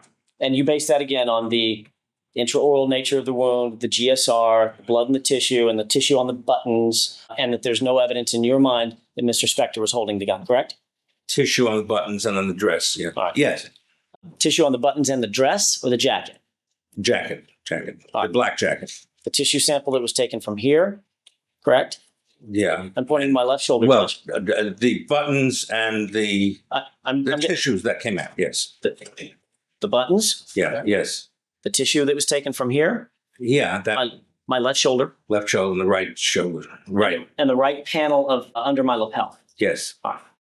All of that taken together tells you that her hands definitively were on the gun, correct? All of that taken together. And the gunshot residue was put in her hand. Yeah, I think so. All right. You think so? Yeah, I don't know if I'm leaving anything out. All right. You said that you don't know what she was thinking at the time, and certainly that would be helpful to know what a person is thinking just before a gunshot goes off and leaves a human being dead, correct? That would help in determining the manner of death, not the cause of death. Absolutely. And it would also help if there are 2 people in a room and a gunshot goes off and one of them walks out fine and the other one has a bullet shot through the back of her head. it also helped to know what was in the other person's mind, correct? Yeah, but whatever else is in the other person's mind doesn't tell you whose hand was on the gun. Well, let's see about that. Let's talk about Mr. Spector for a second. You agree with me, at least with the proposition, that you need to take into consideration as a neutral, objective, independent scientist, you need to take into consideration the mindset of the other party. That would be Mr. Spector, correct? The mindset doesn't help tell whose hand was on the gun. Do you have to consider, or should you consider, Mr. Spector's state of mind at the time that gunshot went off? Mr. Jackson, That's yes or no, sir. If you don't, say no. can I Just answer? hold it just a second. If you cannot answer yes or no, tell us that. I can't answer yes or no. And go ahead and explain it. Yeah. Whatever was in the mindset of Lana Clarkson and whatever was in the mindset of Mrs. Spector does not tell me whose hand was on the gun. So that's why whether Lana Clarkson intended to kill herself or didn't intend to kill herself or was just fooling around, that's interesting, but that doesn't tell me that she shot herself. What tells me she shot herself is the other evidences that you mentioned. Right. The intraoral nature, GSR, blood in the tissue, and the fact that there's no physical evidence suggesting that he was holding the gun, correct? Or there's no evidence of a struggle. No evidence of the struggle, notwithstanding the bruising that we talked about earlier. That's right. All right. By the way, you indicated, talking about that struggle before we get into the other area I was about to touch on, you indicated that in your mind, I think you said this yesterday, in your mind, the broken fingernail tells you to a reasonable degree of scientific certainty that she pushed the trigger with her and chipped the acrylic off her nail, correct? Yeah. Is that yes? She didn't break a fingernail. She broke the acrylic covering the fingernail. The fingernail itself was intact. And I have seen numbers of situations where fingernails are broken in struggles. Her fingernail was not broken. I've seen other numbers of situations where there's bruising and injury to the thumb in people who pull the trigger with the thumb. And that's what my interpretation of the chipped acrylic on the outside of the fingernail was. Okay. And of course, if she broke her fingernail sitting in a chair, like Mr. Dixon sitting in this chair, you'd certainly expect that fingernail to be somewhere right around here, correct? Exactly. And I expect, yes, can I explain? Yes. Yes, I would expect it to shatter. And there was some fingernail stuff on her that Miss Harold picked up, I think, on that sticky thing, which that looked like fingernail polish, that for whatever reason wasn't further identified. So I do think that there was a chipping of the fingernail. I think it shattered. I think some of it was on the dress. I think some of it got picked up on the sticky material that was used to pick it up and wasn't examined further. You're aware that her fingernails were not polished. They had a French tip, correct? I don't know what polish or not polish. It had fingernail material. You're also aware of a little white thing that was found on her abdomen, correct? You read the Some report? tooth material. Right. That was tooth, not fingernail. Yeah, but I'm talking about on the sticky stuff. You're not getting that tooth material and a fingernail confused. No. But All right. did I read to you? No. I'm asking you if you're confused or if you're sure that. Fingernail and tooth. Because that little chip is missing. It didn't, but I think it would have shattered more than have a 1/4 inch piece of material. So you think that the sheriff's department, when they took a tape lift, Miss Clarkson's dress, just missed a 1/4 inch piece of acrylic nail that was chipped No, off? it wasn't acrylic. It was shattered into fine pieces. That wasn't acrylic? That Ms. Harold describes some fingernail material in one of the little pieces of material on the tape that, as I could understand, she didn't analyze further to determine exactly what it was. In fact, Dr. Bott, that 1/4 inch piece of fingernail was never recovered at the crime scene. You're aware of that, correct? I don't, when it came off, it's not 1/4 inch necessarily. That is, the material that was loosened from the fingernail, the acrylic stuff, was never identified. That's correct.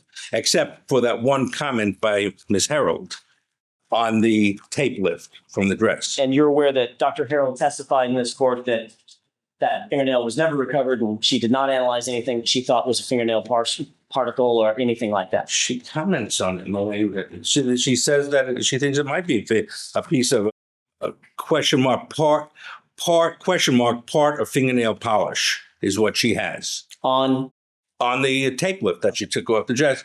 And that fragment was not further analyzed. If it turned out to be acrylic, it'd be tell you a lot about what happened to that broken piece of the nail. You're aware that top of the nail. Dr. Harrell later testified that, in fact, the quarter-inch portion of the fingernail that came off, notwithstanding what she originally looked at in notes concerning a tape lift, further analysis indicated that that portion of the fingernail was never recovered. At least she never got it.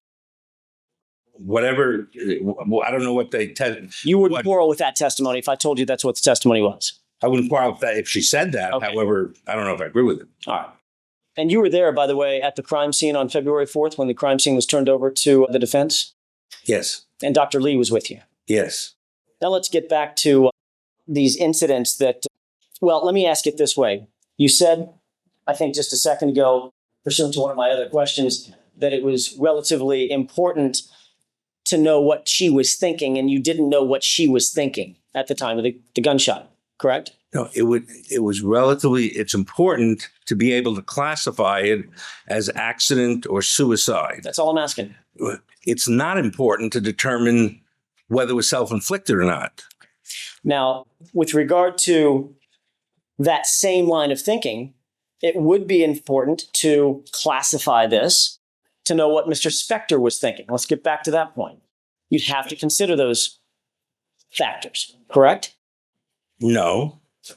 So you would ignore, notwithstanding the fact that you considered emails and letters and drug records, like from Long's Right. Drugs, and medical records from Lana Clarkson, you're saying that it would not be equally important to consider Mr. Spector's history and what brought him to this particular time and place at the same time that Lana Clarkson came to this intersection.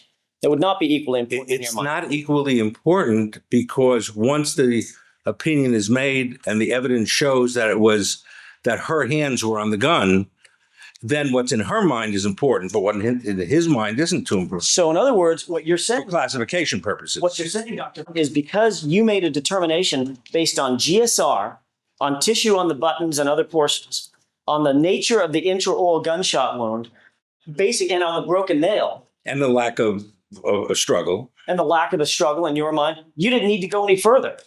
I went a lot further, but what he's thinking or other people are thinking doesn't affect that decision. It's what Lana Clarkson is thinking that's important as far as classification as to manner. But as far as cause of death, whose hand was on the gun, that includes all the considerations that you made without the information from the manner of death. The cause of death is separate from the manner of death. Well, let's take them one at a time real quick before we get into this. I mean, I'm not sure I'm following you. You indicated that one of the reasons for your opinion that her hand was on the gun is because of the nature of the wound, intraoral gunshot wounds, correct? Yes, But yes. you've also admitted that intraoral gunshot wounds can be homicide, correct? Yes. All right, second point. You indicated that because there was more GSR on her and less on him, that would suggest to you that her hand was on the gun, not his, correct? That's a factor. But Yes. in fact, I showed you a picture of a mannequin just a second ago wherein the model basically had his hands up around the wrist area, which would be in the vicinity of a gun if it went off, yet the mannequin's arm was held out in front as if holding a gun. Correct? That was the basic picture. Repeat that again. Let's put the picture up. I think there may have been a misstatement in what you just said, but let's put the picture up. I made a mistake. All right. Just a second ago, I asked you a question about the blood on her hands, and you said it would be consistent, just as consistent with this configuration as it would be with her having her hands on the gun, correct? What's the exhibit? That's a good question. 189. Well, thank you. I assume in this photograph We'll get it back up in a second. that this gentleman is Lana Clarkson, right? Let's make that assumption. And that this is Lana Clarkson's hand on the weapon. The doctor is talking about the person in the blue. Yeah, on the weapon in his mouth. You're assuming what? I'm assuming that what you're pointing out in this photograph is that this gloved hand would be holding the gun in his mouth. Is this Lana Clarkson here on the left? Assume that the model in the blue is Lana Clarkson sitting in the chair. Yeah. and assume that the mannequin represents Philip Spector wearing Philip Spector's jacket. Okay. All right. Now, what are you Now, saying? You're What I'm saying is if this weapon, You are talking over each other, please. All right, go ahead. if this weapon being held by Lana Clarkson in blue were in her mouth at the time of discharge, and Mr. Spector were here where the mannequin is, he would have gotten two fragments, blood, a lot of stuff on him that isn't present on him. all I'm asking about, doctor, is the position of the hands. Yeah, but I'm just saying that. Well, tell me about the position of the hands, Dr. Baden. What about the position that the hands could be in her mouth? Hey, tell me about the position of the hands. Clarify your. Sure. Ask Mr. Dixon just to put his right hand, I'm going to put my right hand out and put his hands on my sleeves. Okay. Does that look like what you're looking at in the photograph, Dr. Baden? But Your Honor, we have the photo. I know he's asking if the demonstration resembles what's in the photograph. Not quite, but I see what you're trying to say. Okay. So we want to do that? Let's do it that way, because I'm confused by what you're pointing to in the photo. Doctor, well, let's see if we can get you unconfused. Your Honor. I'm just asking you to Wait a minute. Excuse me, Mr. Roden. Yes. Don't raise your voice like that. I assume you were pointing to Mr. Jackson. Just make an objection and I'll take care of it.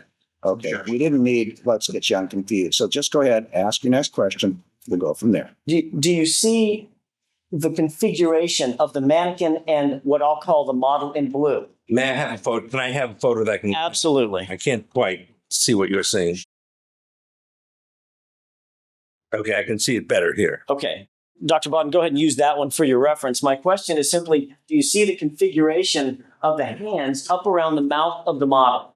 Yes. All right, now let's assume that the mannequin, not the model, but the mannequin has a gun in its hand. Yes. Okay.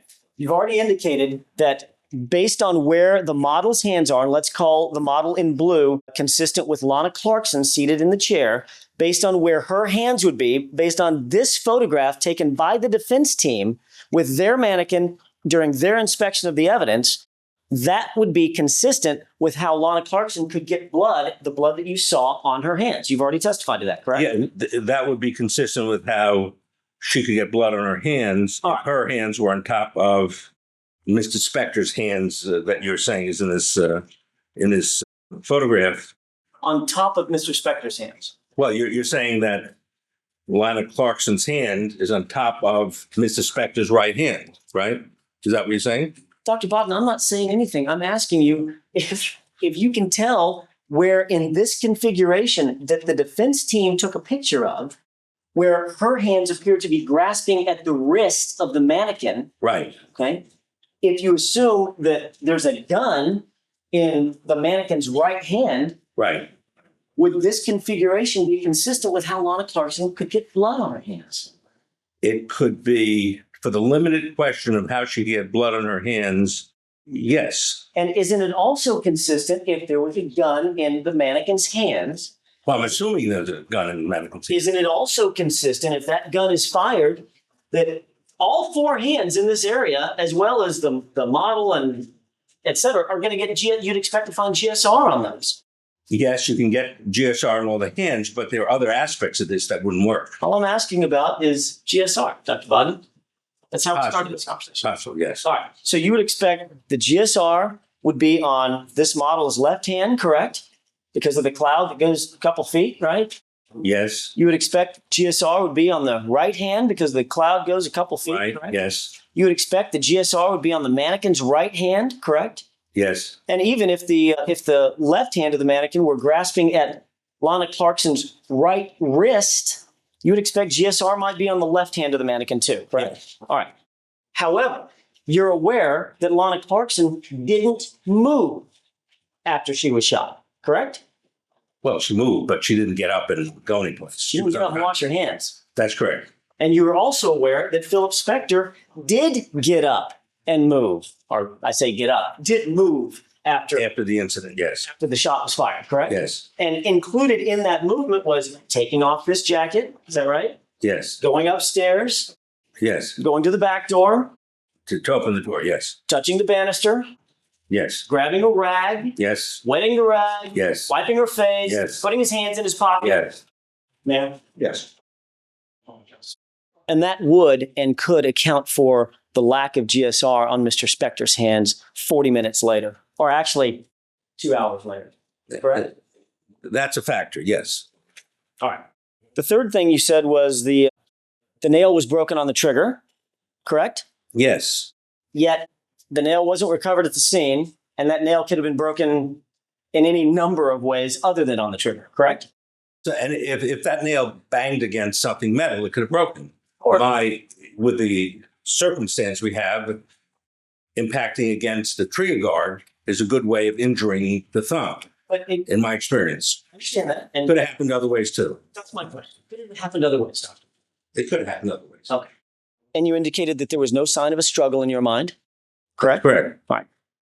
And when you say a struggle, you mean an all-out fight. We're talking about a street fight where you get skin under the nails and knocking furniture over and things like that, correct? No, but a struggle in which things are put in disarray if there were a struggle. And of course, if I were to grab Mr. Dixon's arm and he were to try to pull it away from me, and I don't let him, may not be the greatest struggle in the world, but that's a little struggle right there, isn't it? Incidentally, Is that yes or no, sir? could there be, so repeat the question, please? Sure. I'm talking about degrees of struggle. You say there's no evidence of a struggle. Certainly could be degrees of struggle. There's no evidence of an all-out brawl or fist fight, correct? Right. There's no evidence of even a small brawl. There's all levels of struggle. You're right. Right. And of course, if in the average mugging, you're from New York, you probably know more about this than we do. In the average mugging, Dr. Baden. The average money relevance to materiality. I think he's just making a point. The New York is getting safer and safer. Absolutely. letters from those in New York, we're good. Okay. With regard to the average incident where one person has a gun and the other doesn't, you have an armed person and an unarmed person, a lot of times there won't be much of a struggle because of the nature of that interaction, correct? That may happen. With regard to Mr. Spector's history, you're aware that he has a violent history with women when mixed with alcohol, correct? No, I don't know. Yes, I'm sorry. I'm going to object to this. It's not a question. I know we talked about this in the bench, but I'd like to have a running objection to all of this. Are you aware there's been testimony of a violent history? We'll do it that way. All right.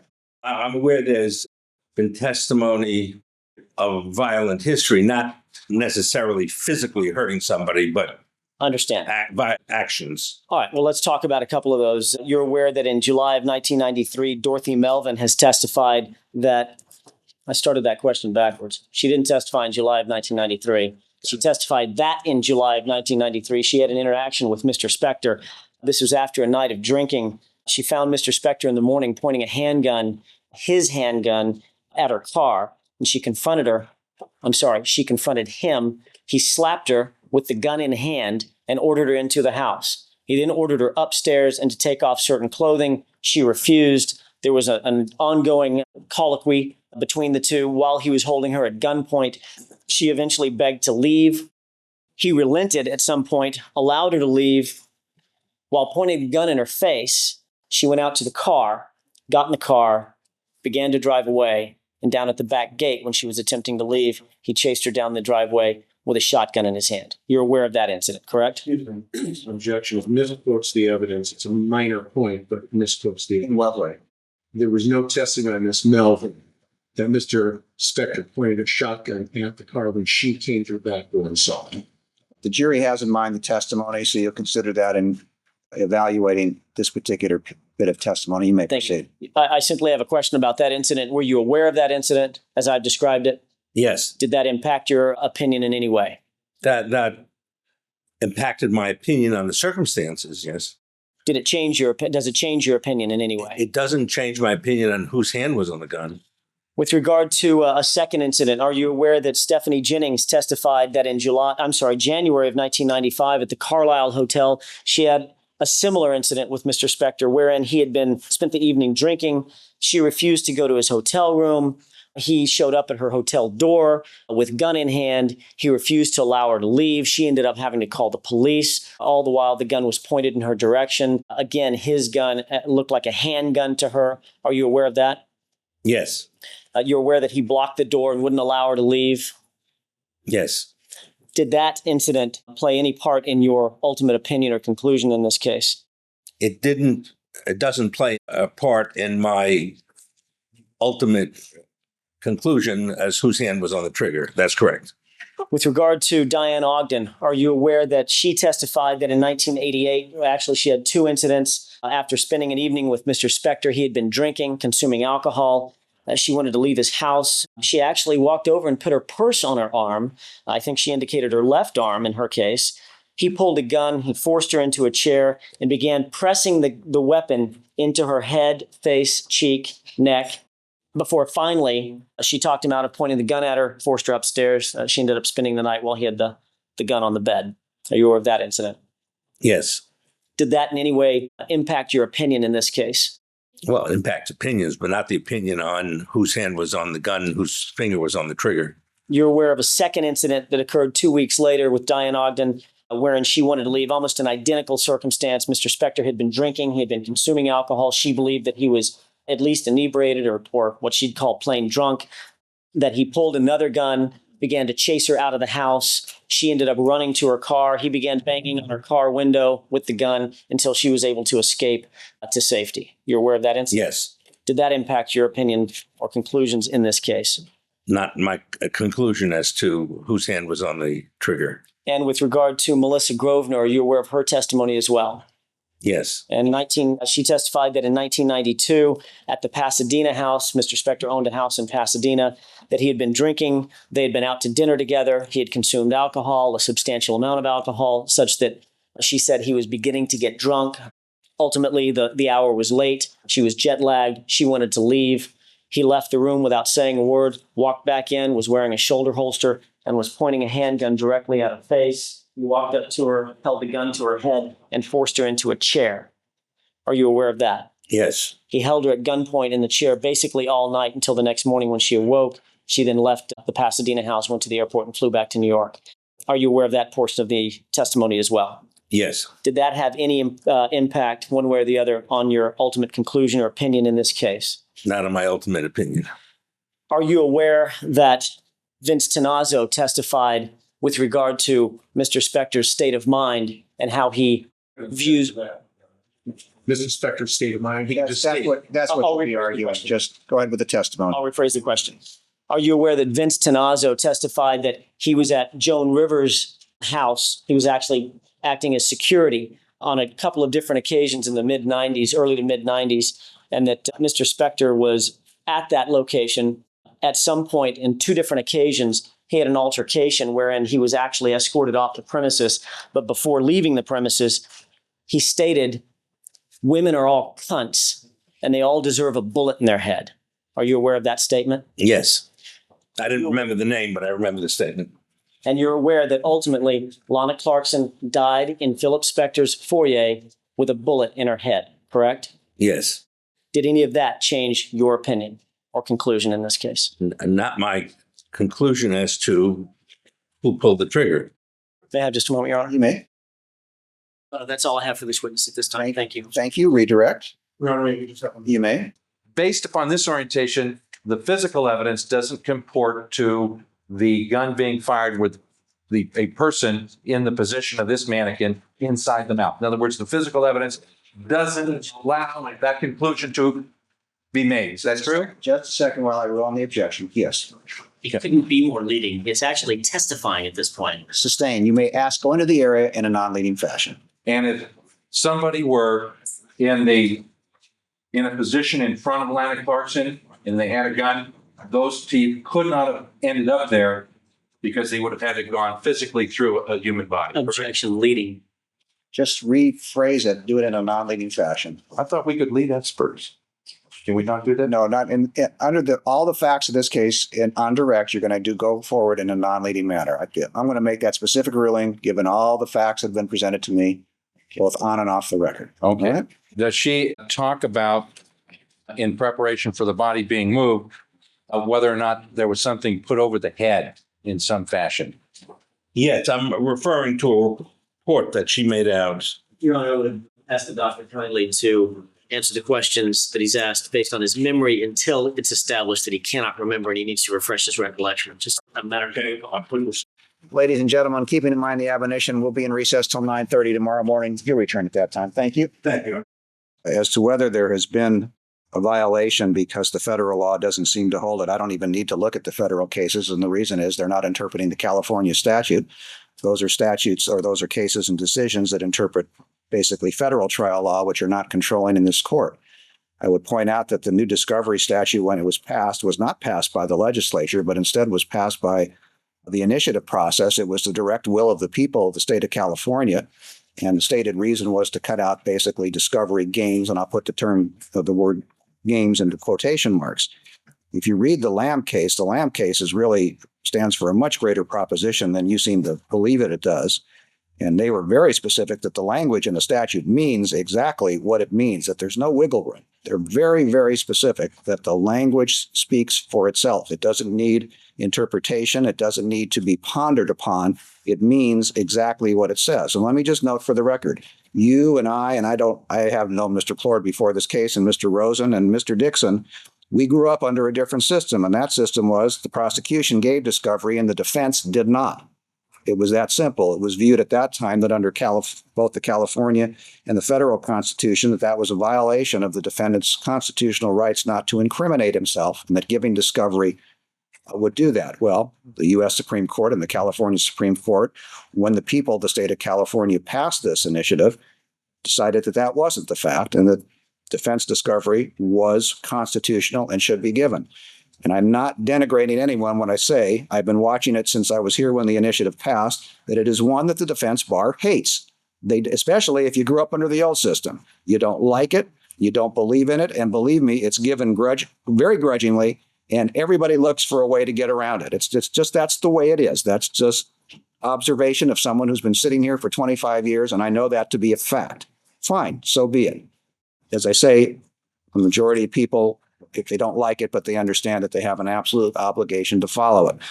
So the federal law is not controlling. What is controlling is the statute itself, and obviously a case like Lamb, which says we mean exactly what we say is printed on the paper.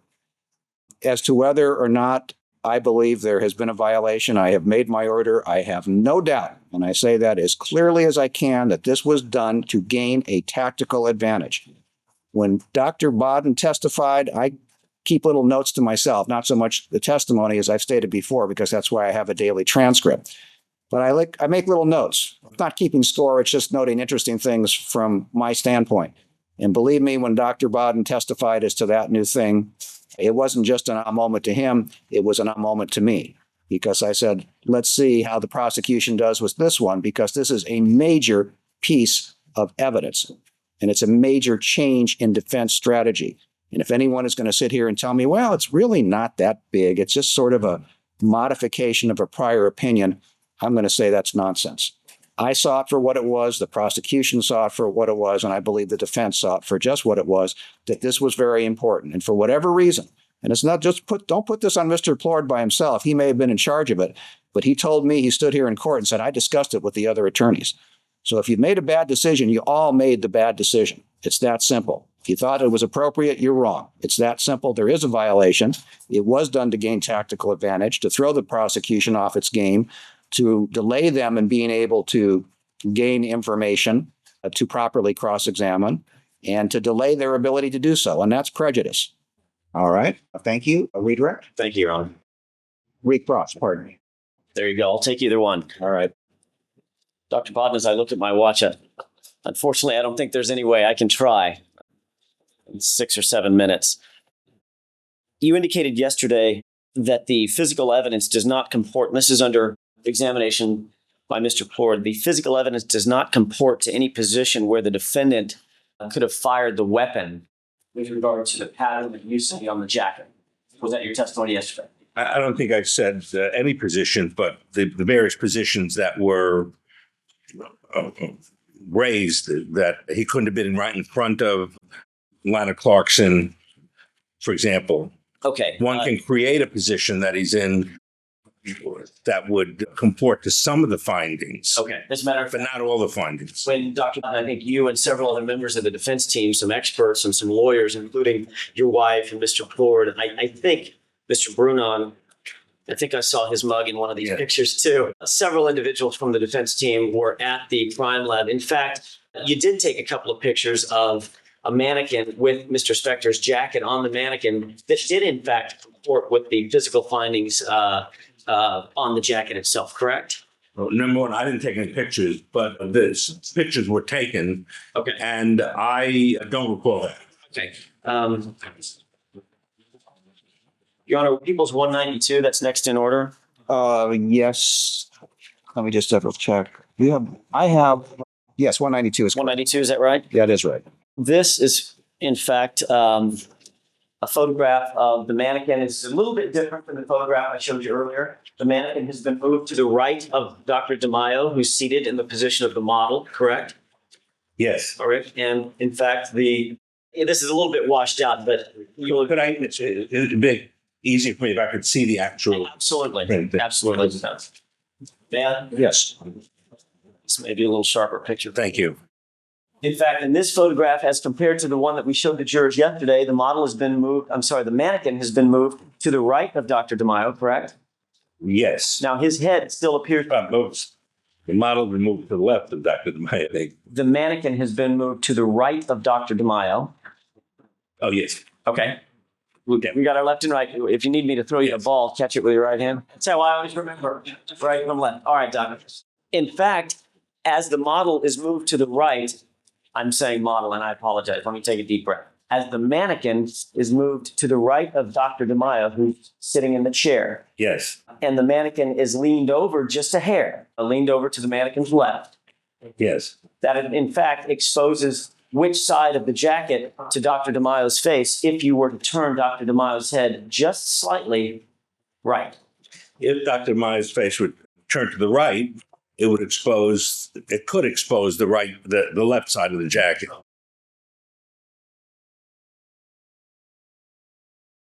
With regard to the teeth, I guess this goes almost without saying that Judge Fidler has taken issue with me saying that, because if it goes without saying, why am I saying it, right?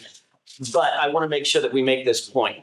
When the teeth were shattered and fractured out of the mouth, by whatever mechanism, barrel of the gun, the rear sight, blunt force trauma, gases, whatever we attribute the mechanism to, Right. as the teeth are shattered, you indicated that the lips suffered some damage because is it not stippling? What's the word I'm looking for? Well, Dr. Pena calls it pseudo-stippling. Pseudo-stippling. There are little abrasions on the lips that he describes in the autopsy. You've seen the photos. And those don't go perfectly straight when they're shattered. I mean, there's going to be an arc of kind of dissemination of materials, The correct? gases encompass the entire mouth. Okay. So, And in fact, if one of those teeth takes a little bit different trajectory, if something is standing just to the right, if something is blocking that trajectory, you might expect that tooth fragment to bounce off of that item, that object, and maybe land back on Lana Clarkson's torso area, correct? That would be an explanation for that. that's a possibility. Okay.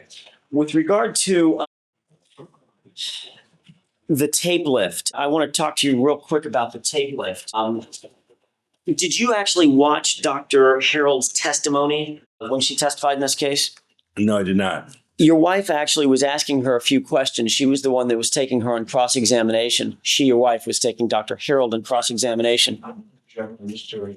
Jackson continues saying his wife. She is not serving his wife in this capacity. She is serving as one of the defense team. Well, that's up to the- Excuse me. And he should please address her as Miss Linda Kitty Baden. And that's what he has always been doing with every other witness. That is up to the jury to decide what she's here for. Bottom line is, He'll have argued. excuse me, I'm sorry. thank you. Pardon. Her status isn't important in the question, so you can just indicate it. If you want to say that Mrs. Bodden was questioning, the fact it's Fine. in the questioning is not important. Wow. Mrs. Baden was taking the witness on cross-examination. Were you aware of that, Dr. Baden? Yes. All right. And she asked a couple of questions about that note that you and Mr. Plourd were discussing, the one in parentheses, the parenthetical with the question mark. Did you see that portion of the testimony, or were you aware of that portion of Dr. Harold's testimony? I believe I don't have it here, but I believe I read through her testimony Okay. at some point, yes. Were you aware that she said during her testimony, with regard to that parenthetical, quote, I didn't say I thought it was part of a fingernail polish. By putting that question the way I made that notation in parens with the question mark, that is a way that I take notes that say, go back to that possible idea. So I'm not saying, how do I explain this? I'm not saying it's possible fingernail polish. Were you aware that that was her testimony? Yes, I saw that, but she didn't test it. That's what I was tested. She didn't do any further tests on it, as I understand. But in fact, she was not saying, I mean, not so that we don't leave anybody with a misimpression, Dr. Harold was not saying that thing on the tape lift was part of fingernail polish. You're aware of that? Well, she was backing off it a little bit. I have it part of white opaque fragment question, part of fingernail polish, and that's what I think it should look like. Well, Dr. Baden, your impression of who's backing off things and who's not is not really my question. My question is, are you aware of her testimony under oath when she was questioned about that parenthetical? And she indicated, I was not saying that it was part of the fingernail or fingernail polish. Are you aware of She did that? not include that. That's correct. Dr. Baden, thank you for joining us again this afternoon. Before we left off for the lunch break, we had brought up the subject, we had visited for a little bit at least about the GSR that was not found on Mr. Spector's jacket cuffs. And I think you talked to Mr. Plourd about that this morning a little bit, correct? I believe so, yes. All right. You're aware that the actual tape lifts, we all heard a lot about that. I don't think we need to beat that dead horse. Certain tape lifts were taken from the jacket sleeves and they were not SEM or stereo. Scanning electron microscope. That's the one. Thank you very much. Scanning electron microscope. They were not scanned for specific GSR, barium, antimony, and lead, et cetera. You're aware of that, correct? That's correct. Okay, so there was no GSR testing on those particular sticky discs. No, there's a lot more to GSR than the elements, antimony.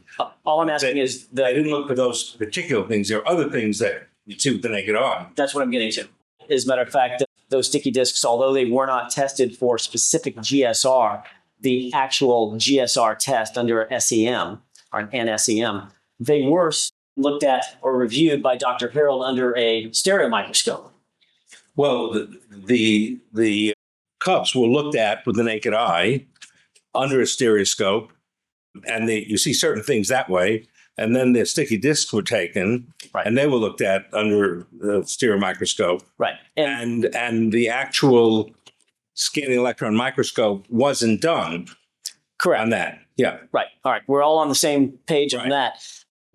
My point is, you're aware that, in fact, under the stereoscope or the stereo microscope, when the discs were looked at from the cuffs of Mr. Spector, in fact, Dr. Harold did find burnt smokeless powder on one of those discs, correct? I think she testified that she found one particle that she thought, and possibly a second particle. But as I recall, that wasn't in her original report. That was in her testimony. Correct. That's my question. I'm not asking you about where it came from. You're aware that Dr. Harold, according to her testimony in this particular trial, did in fact mark in her notes that she found a burned smokeless powder particle, and she testified in court that she found a burned smokeless powder particle, correct? Yeah, one. Okay. You indicated that at the time that you and the other folks from the defense team went to the sheriff's crime lab and did your analysis at the crime lab, one of the things that was reviewed was Lana Clarkson's jacket. Yes. And of course, we've seen the photographs. Dr. Baden, I think you'll agree with me, those photographs indicate that the jacket was placed on a mannequin in a couple of different ways, correct? Yes. All right. The jacket had been split up the back to remove it from Lana Clarkson, is that right? That it had been cut up the back at the medical examiner's office when it was removed that evening, the evening of the death from her body. Yes. So it was in two sections, correct? Yes. All right. You looked at I think you said that you looked at the left sleeve buttons, the buttons that are consistent with where I'm pointing to on my jacket, Yes. indicating my left cuff sleeve, Your Honor. Yes. And that certain samples were taken from those buttons. Yes. Okay. Those samples were taken by Mark Scott Taylor, correct? Yes. And there's a procedure for taking samples, tissue samples, blood samples, whatever, from garments. Is that right? Normal procedures. Yes. And those procedures include using a swab that may be either wetted or dry, depending on what the stuff is that you're trying to sample, correct? Not necessarily a swab. Usually, I didn't. for tissue, you don't use a swab usually. All right. I'm not saying to the exclusion of all other testing mechanisms. I'm saying that there is one technique that is the use of a swab, correct? Not if you're looking at hard tissue. Okay. Well, let's do it this way. Mark Scott Taylor used a swab, didn't he? I don't know. All right.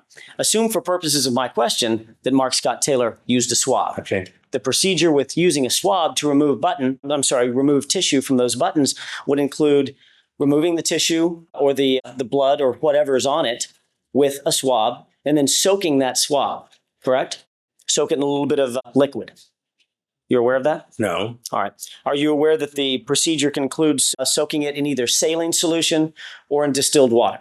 It could. It could include that. And then you take that swab after it's been soaked and whatever the material is that's been recovered has been loosened, and then that is then applied to a slide, and that's how the slides are then made.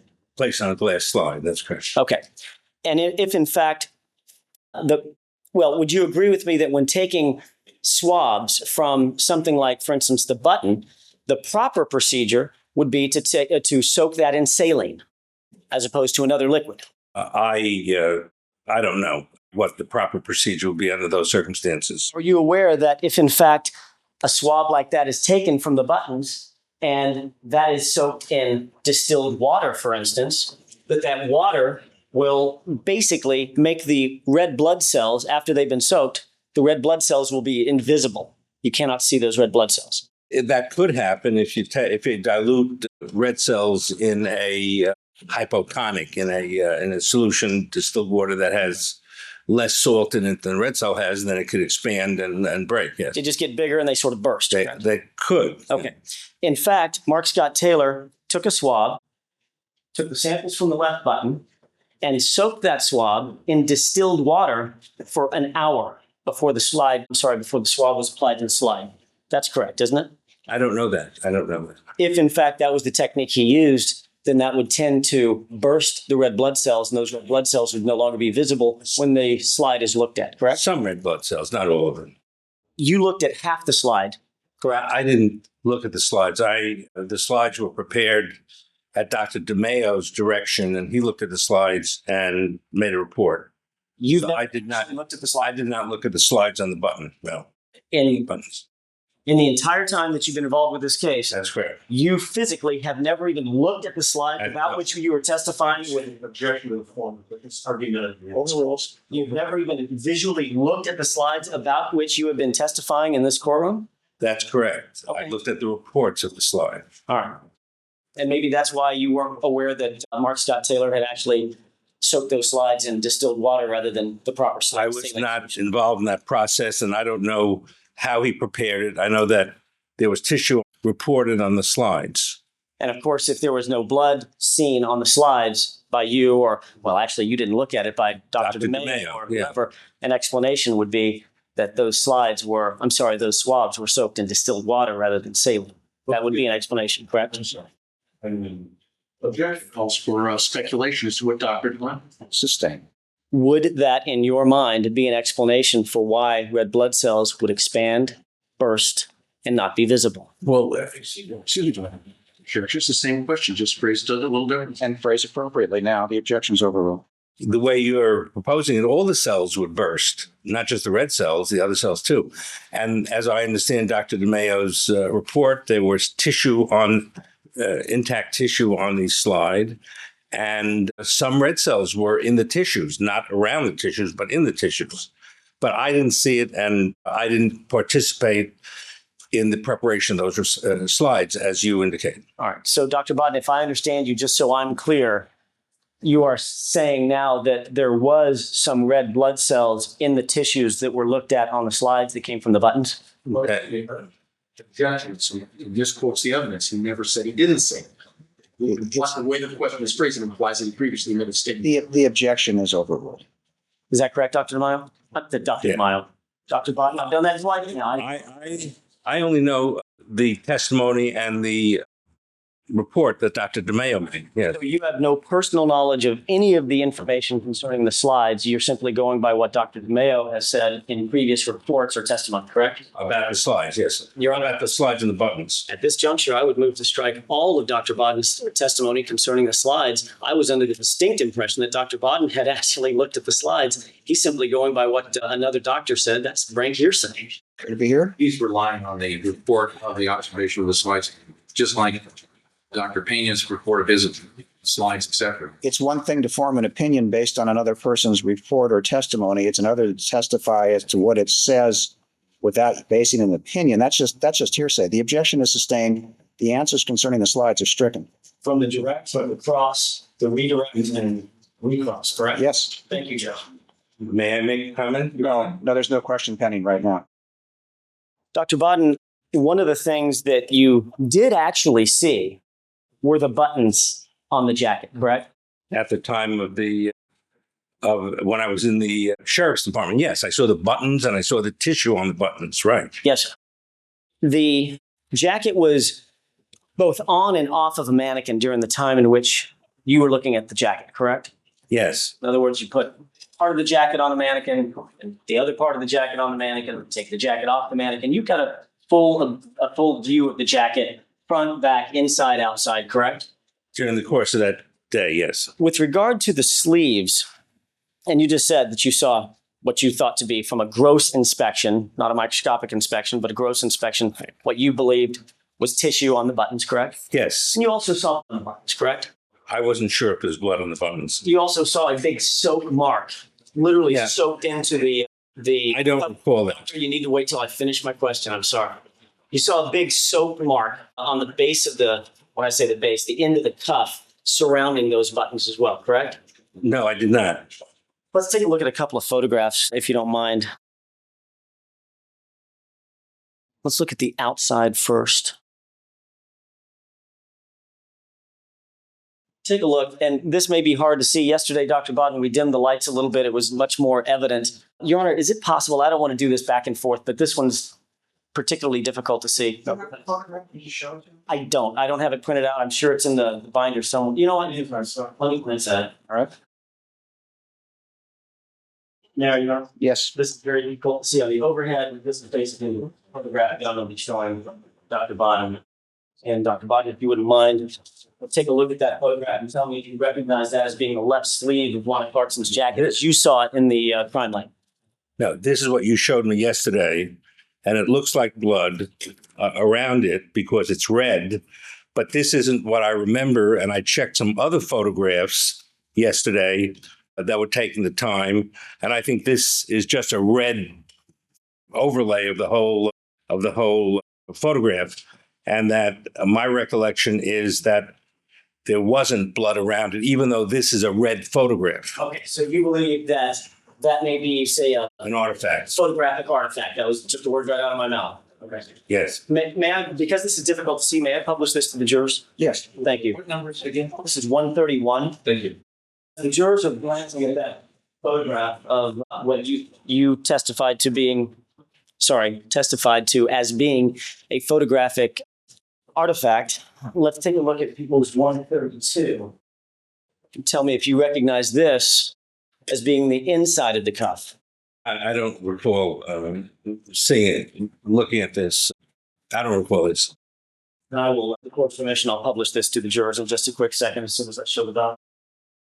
After take a look at that, that may be a little bit better quality photograph than that which is being displayed on the overhead. Do you recognize that as being the inside of the left cuff?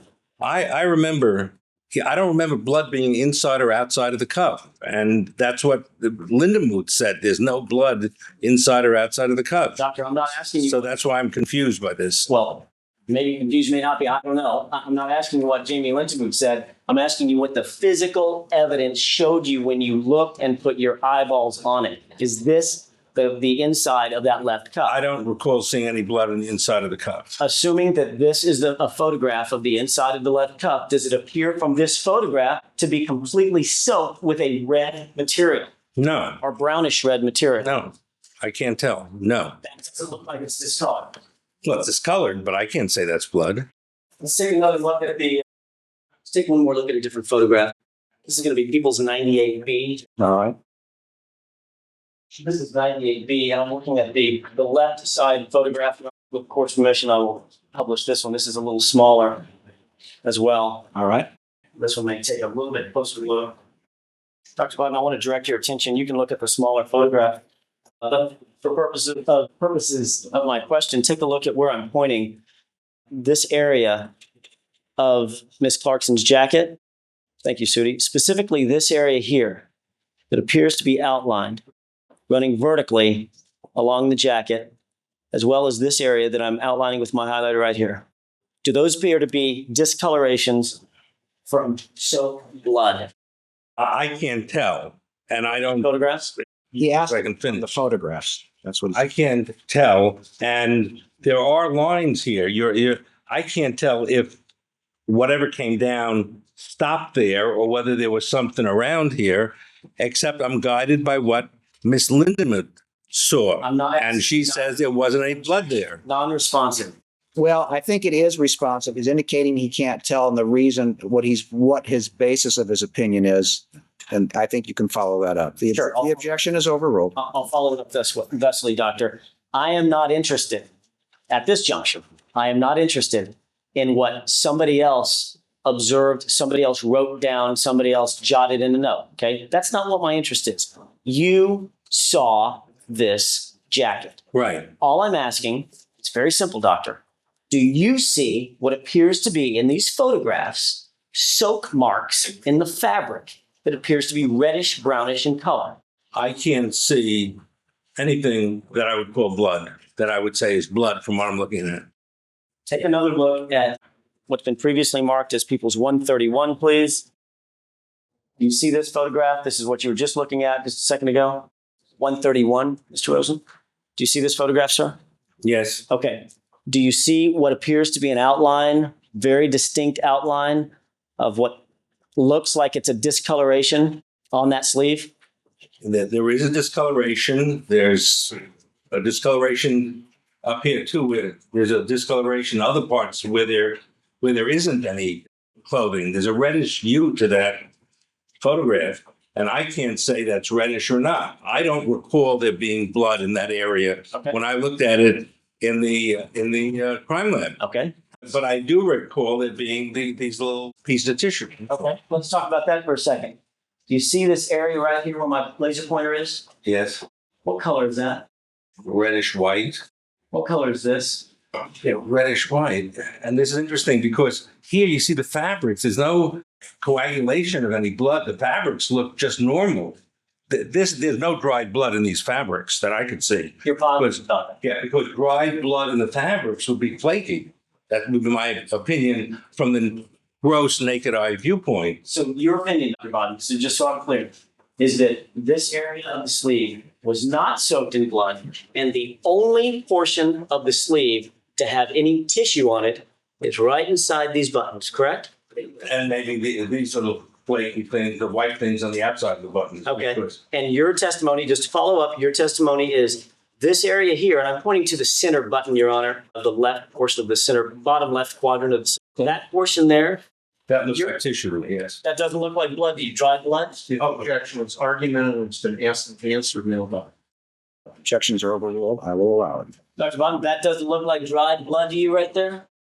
It could be dried blood in tissue, but I can't say it from looking at it with the naked eye. That you have to look at under the microscope. I see. Now, with regard to the positioning of the jacket, Sudi, can we have People's 188 on the overhead, please? You indicated that, let's take a look at the left-hand portion of the screen, if you wouldn't mind. This has previously been marked as People's 188. Your Honor, this portion of my examination would be very, very helpful if we could dim the lights just a little bit. Okay. Clerk has stepped out. Well, this is a first. The other way, Judge, if you could. You're an attorney, you get criticized. Maybe the two on the right. That's a little better. Can the jurors see? Not well. Look, it's their complaint, not mine, Judge. How's that? All right. This won't take long. Everybody's notes are going the way of the dodo. All right. Dr. Baden, you're still over there, right? Yes, I am. Making noise every once in a while. See. Dr. Baden, this is People's 188. I'd like you to take a look at this photograph and tell me if you recognize it, sir. Yes. All right. You see the position of the hand on the mannequin, the left Yes. hand. Do you see what appears to be glinting off of light Yes. at the base or the back of the jacket Yes. sleeve? What is that? Those are the three buttons you were talking about. Now, Mr. Plourd asked you, and I'm going to ask you to take a look at this as well. Mr. Plourd asked you to look at R11 yesterday. Do you recall this photograph? I'm not sure if this is a specific photograph, but I remember looking at a photograph that he asked me. Okay. Assuming this is R11, this is the photograph that Mr. Plourd asked you to look at. He asked you to take a look at these buttons here on the left. On the left sleeve, and asked you, is that consistent in your opinion with how the jacket would have been such that it was exposed to the source of tissue from the gunshot? Correct? No, my recollection, my answer was that when we oriented that jacket, the buttons could have been next to them in the direction of the oral cavity. I'm not sure this shows it, but in looking at that jacket and the left arm in various positions, it could have been in the area of the mouth. And incidentally, this is blood on the right side. This I can tell is blood. Not here. I can't say there's blood over here. I mean, relative to the last questions, this looks like blood, but this doesn't. Dr. Baden, excuse me a second. Excuse me, before Mr. Jackson, for the record, Dr. Baden was using a laser pointer to indicate on the left half of this exhibit, which shows the mannequin with the jacket fully on. When it said this looks like blood, he used a laser pointer to show the right side of the jacket as the mannequin wears it. And when he said this is not, I can't say this is blood, that would have been the left side of the jacket, and he used a laser pointer. All right. All right. With regard to that jacket on the right side, Dr. Baden, you agree with the scientific postulate that blood doesn't turn corners, or things that are flying through the air don't turn corners, correct?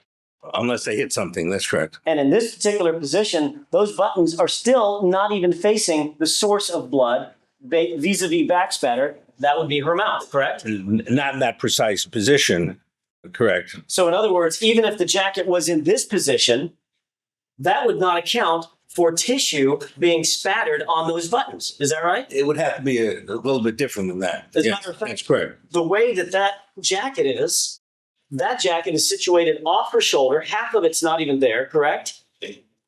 Like I've got my jacket half off my shoulder, correct? Yes. All right. Her arm is up this way, or the mannequin's arm is up this way, correct? No, it's not. It's in an awkward position. How about One could. There's an approximate human being, but it's not a real human being.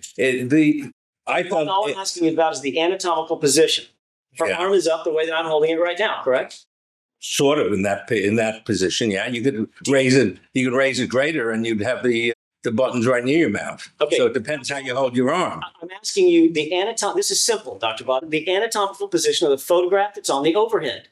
It's approximately like I've got my hand right now, correct? Approximately, but not the same way. All right, Not the same. Where are my buttons?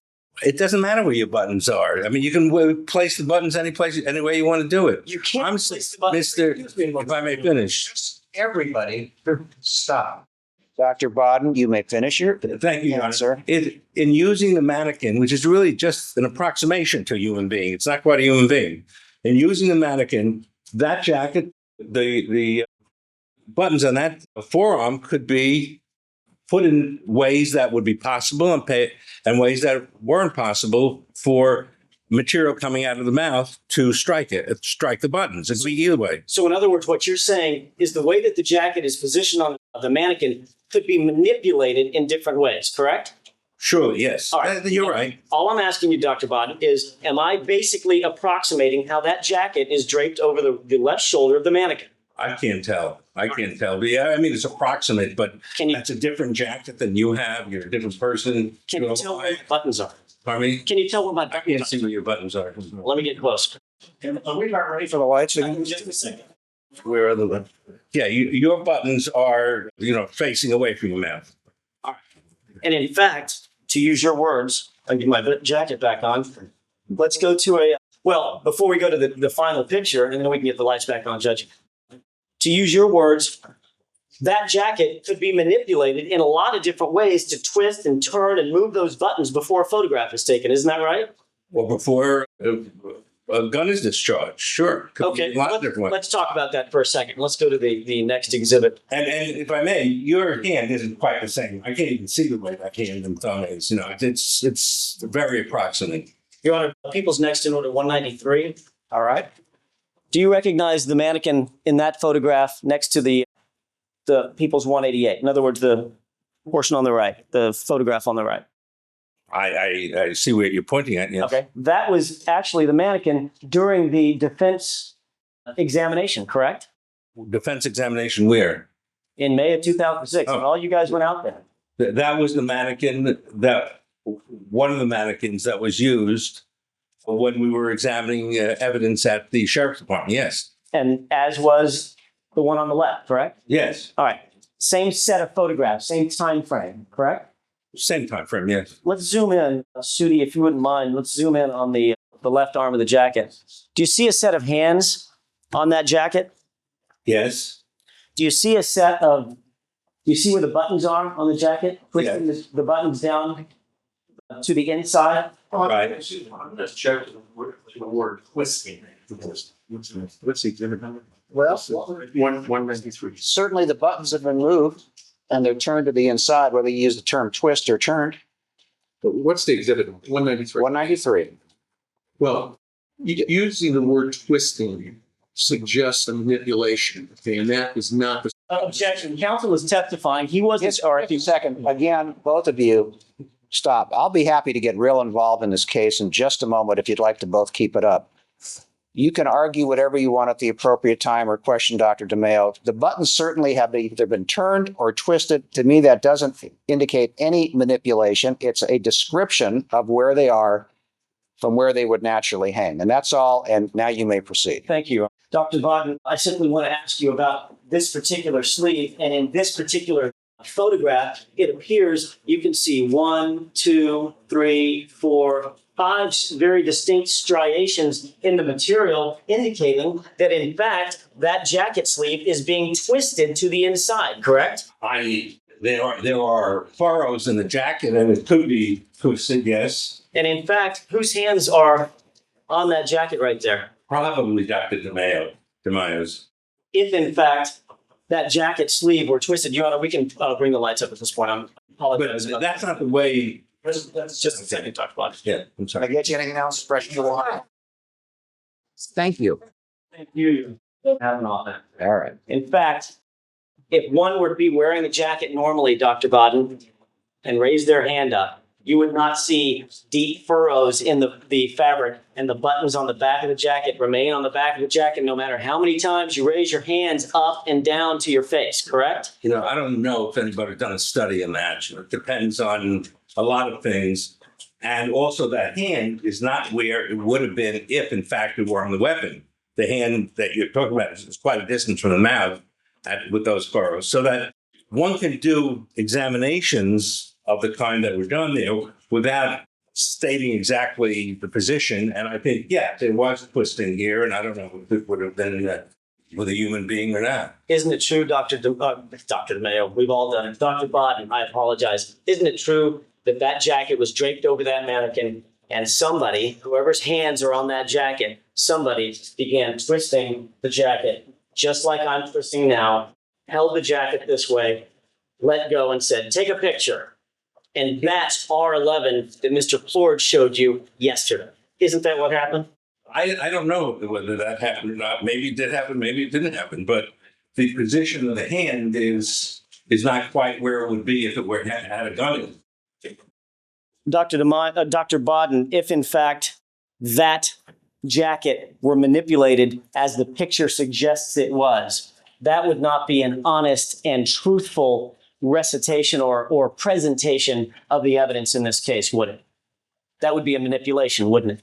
But manipulation and honesty and dishonesty are all different terms. In trying to see different potential positions that an arm could be in, one looks at lots of different possibilities. And that's what was done there. But I don't recall specifically relying on that particular photograph. In fact, that photograph and that mannequin and that jacket was manipulated such that it was attempted by the defense to turn Lana Clarkson's buttons toward her mouth so that you would then be set up later so that you could testify to this jury that her buttons were facing her mouth. So that's argumentative. Mr. Rosen, I'm sorry. if you raise your voice again, I apologize. all right. Wasn't mentioned. I understand that. The objection is sustained. You can rephrase the question in a less argumentative fashion. Sure. Did you in any way, Dr. Baden, did you personally participate in anything at that crime lab during the course of your examination of the clothing at the crime lab? Did you participate in any manipulation of that jacket such that you could then later come in with a photograph like that which Mr. Plourd showed you to say, see, the buttons are facing her mouth? Did you do that or no? I'd have to answer that. I can't answer that yes or no. You can go ahead and answer it in your own bounds. I participated in trying to orient the jacket, a jacket that was severely mishandled by the prosecution or by the crime lab, a jacket that had been in which purge fluids came onto when it shouldn't have been, a jacket that was cut up the middle that shouldn't have been cut up the middle. So we get a jacket to look at that's been mishandled by those people responsible, and we try to figure out how it could have been in Lana Clarkson. And I think that the fact that the crime lab or mishandled the jacket shouldn't be punishment for Mr. Spector. We tried to do the best we could. At this point, Your Honor. Move to Charlie, Dr. Baden, when I give you an opportunity to explain, it means I don't expect you to answer yes or no. I don't intend you to do what you're doing right now. The objection is sustained. The answer is now stricken. You may start over again. And the long and short of it is, Dr. Baden, somebody at the crime lab with you, with the defense, whomever, somebody at that crime lab was manipulating her jacket and twisting her sleeve and bending her arm, the mannequin's arm, in such a way that you could stop and take a quick picture. And then at a later date, have a picture shown to you like Mr. Plourd showed to you when you said, oh, yes, ladies and gentlemen, this is how the buttons would have been facing her. Isn't that what was going on? You're absolutely wrong, Mr. Jackson. All right. Thank you. That's all I have, Your Honor. Correct? Thank you. Thank you. Nothing further. Thank you. Recross. Thank you. You're not being excused at this time, Doctor, but you may step down. Thank you. All right. Do you have another witness? No. All right. No. We need to work with scheduling. All right. All right, ladies and gentlemen, for today, we have finished with witnesses. Normally, we would resume on Monday. However, I understand one of the jurors has now has a motion they have to meet and get those cases now. It's not running late actually yet, but the savings are not coming. I have some problem moving forward. And we missed by plenty. We might finish with witnesses and so we're getting close again, but both parties have given me sort of an overview of where we're going. It depends upon which witnesses actually end up testifying as to how long that's going to be. So I would say that's why we finish it, not next week, beginning of the week thereafter, and then we'll have some time for the jury instruction conference and then get ready for argument. So that's where we're at. Keep in mind the admonition, and we will see you at 9:30 on Tuesday morning.